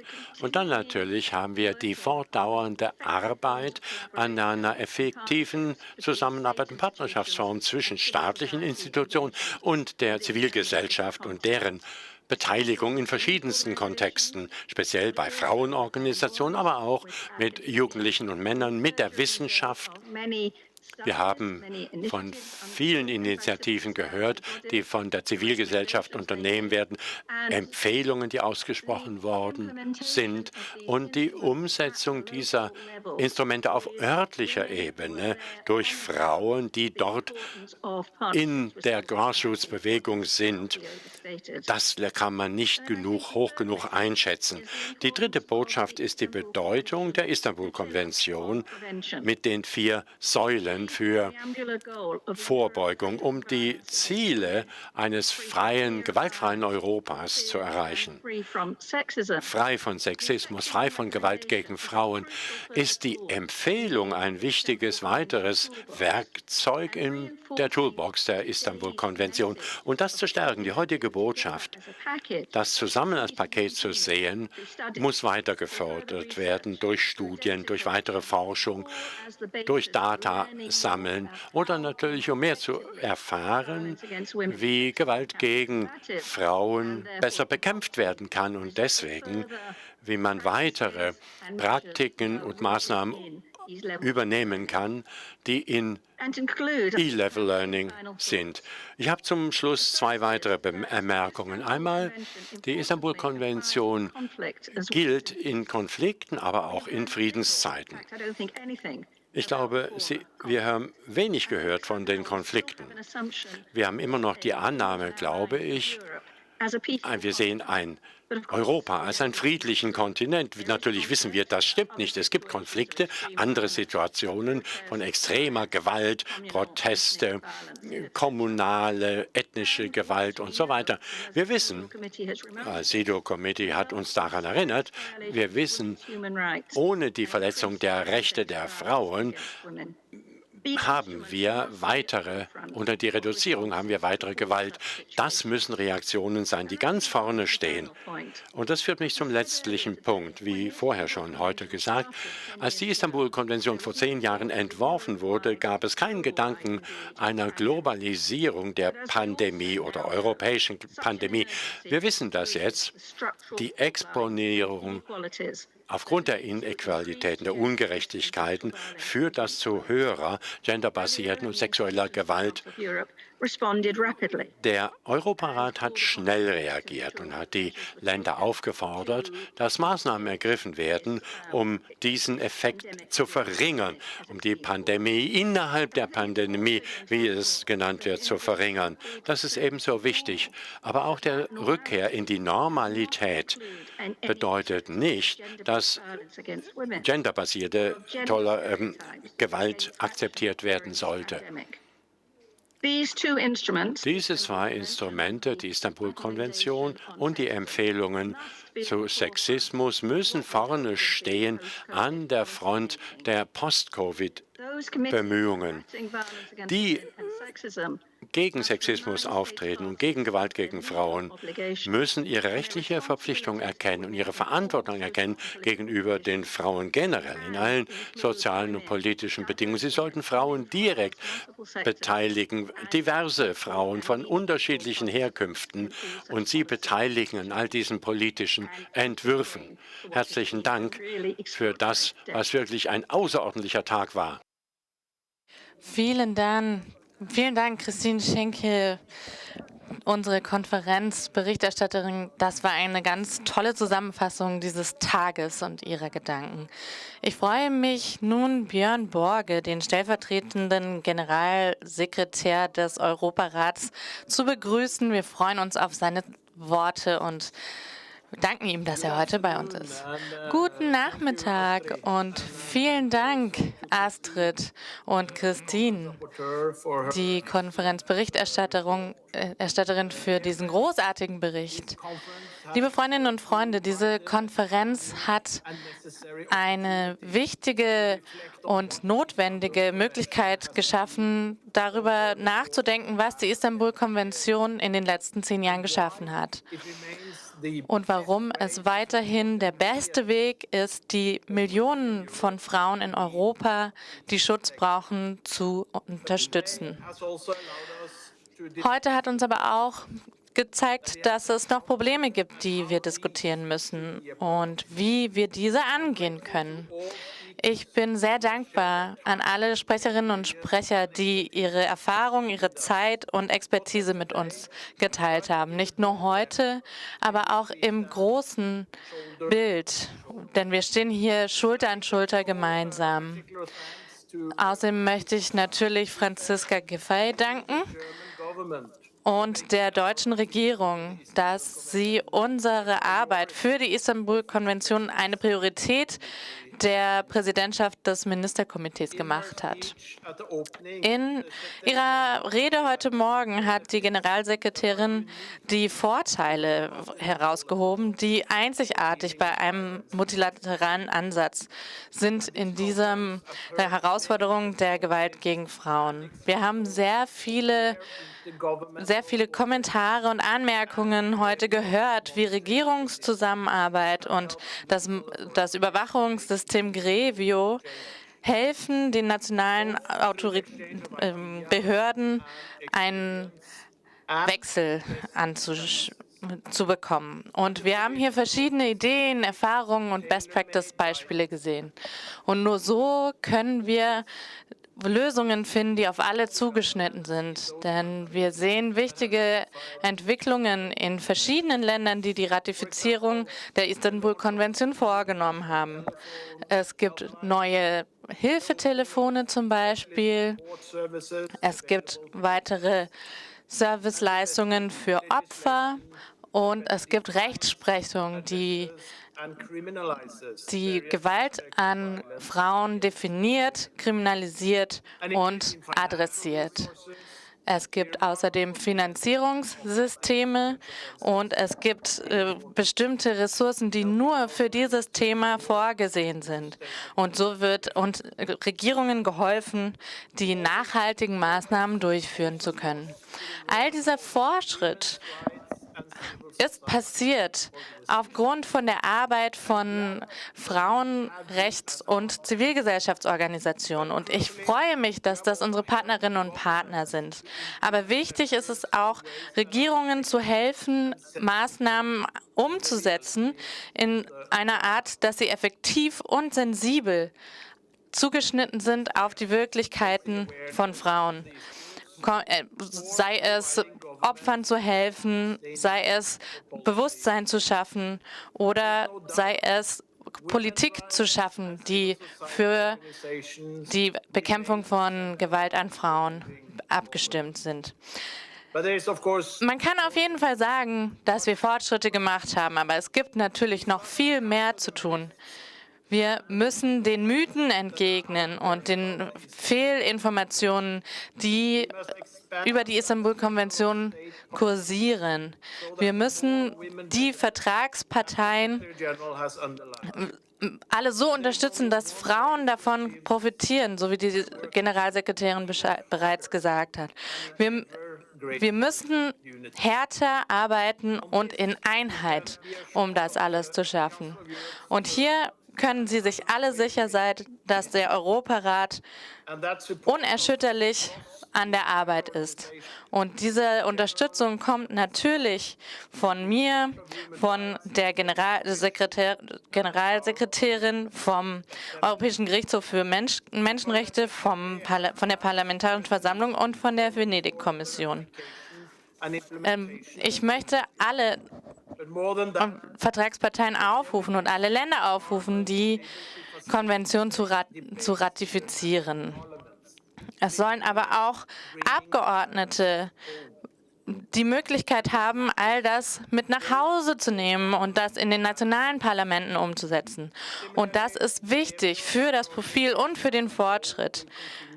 Auch Organisationen wie Grevio und andere Organisationen arbeiten zusammen mit internationalen und nationalen Organisationen und Organen, um die Konvention umsetzen zu können.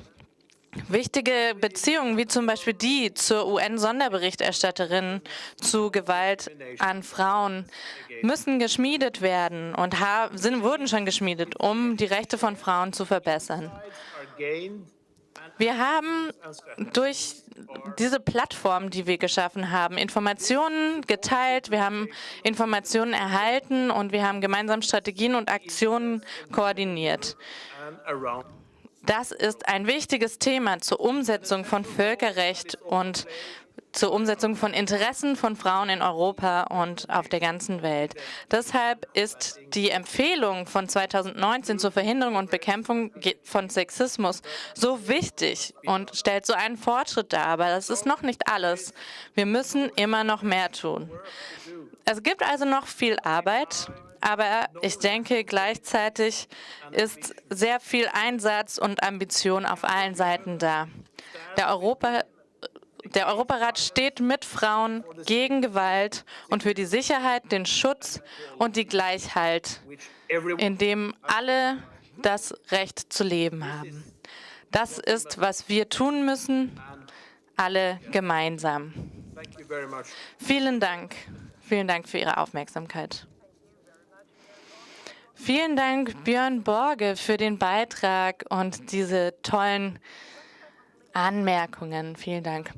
Und nun möchte ich Michael Roth vorstellen, Sonderbeauftragter der Bundesregierung für den Vorsitz Deutschlands im Ministerkomitee des Europarats.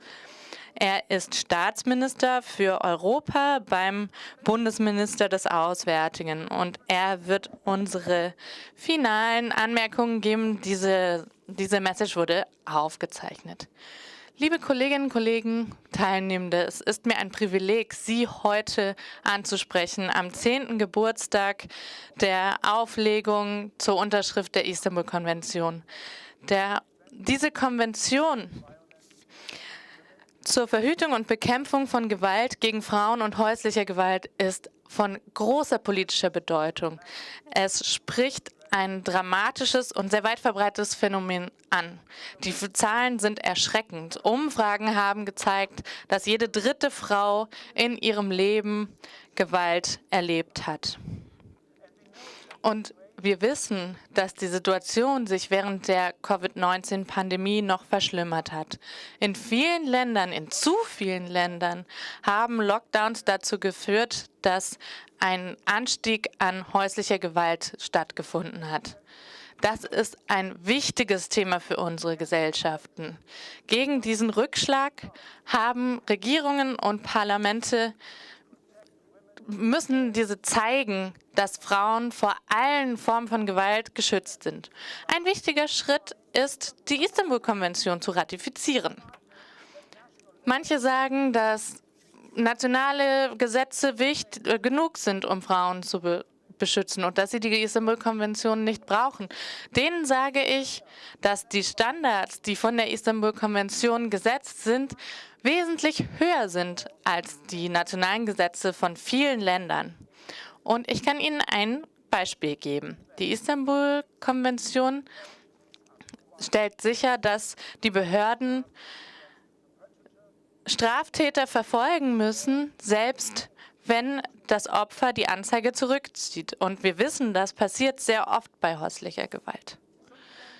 Manche sagen, dass die Istanbul-Konvention neue Genderpolitiken einführt. Da möchte ich ganz klar sagen, dass das Ziel der Konvention ist, Frauen vor Gewalt zu schützen.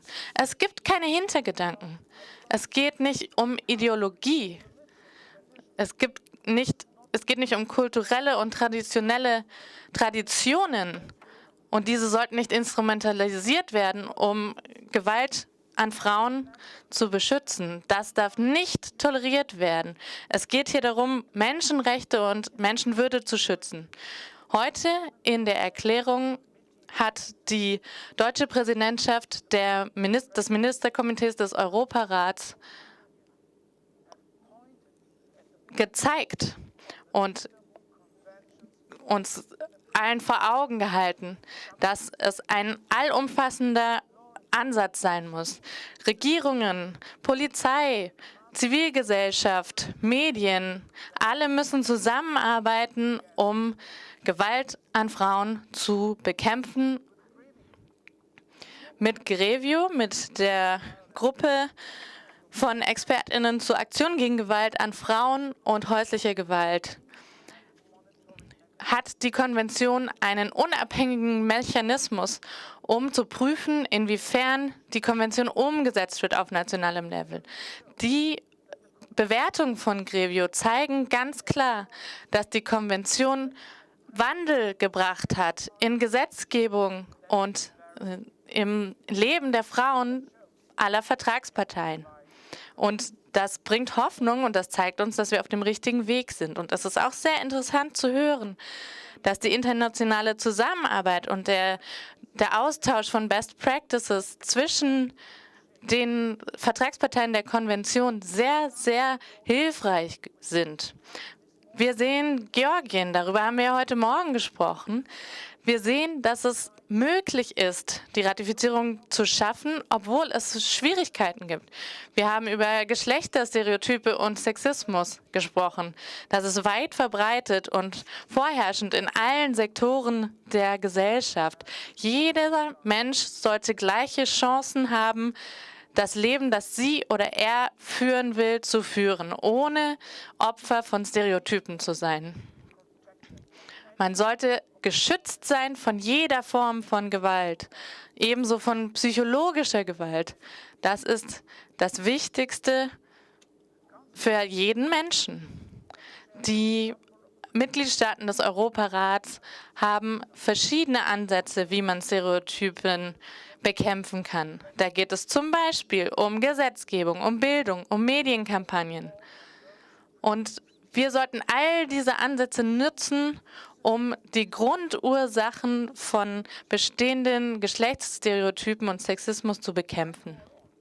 Ich rufe somit alle Mitgliedstaaten des Europarates auf, Vertragsparteien der Istanbul-Konvention zu werden und so zu helfen, dieses essentielle Instrument zu stärken, das Menschenrechte schützt in Europa. Vielen herzlichen Dank. Vielen Dank, Michael Roth. Vielen Dank für diese sehr, sehr starke letzte Rede. Meine Damen und Herren, das war's. Das war unsere heutige Konferenz zu Gleichstellung und der Istanbul-Konvention. Ich hoffe sehr, dass Sie sehr viel mit nach Hause nehmen, sehr viel Input, Inspiration und Motivation, um weiterzumachen, um weiter Gewalt gegen Frauen zu bekämpfen. Wenn Sie nochmal Reden nachgucken wollen oder die Videos sehen wollen, die wir heute gezeigt haben, dann könnten Sie das auf der Homepage des Europarates tun. Vielen Dank, dass Sie heute zugeschaut haben, dass Sie heute bei uns waren. Bleiben Sie gesund. Vielen Dank. Einen schönen Tag. Goodbye und auf Wiedersehen aus Berlin.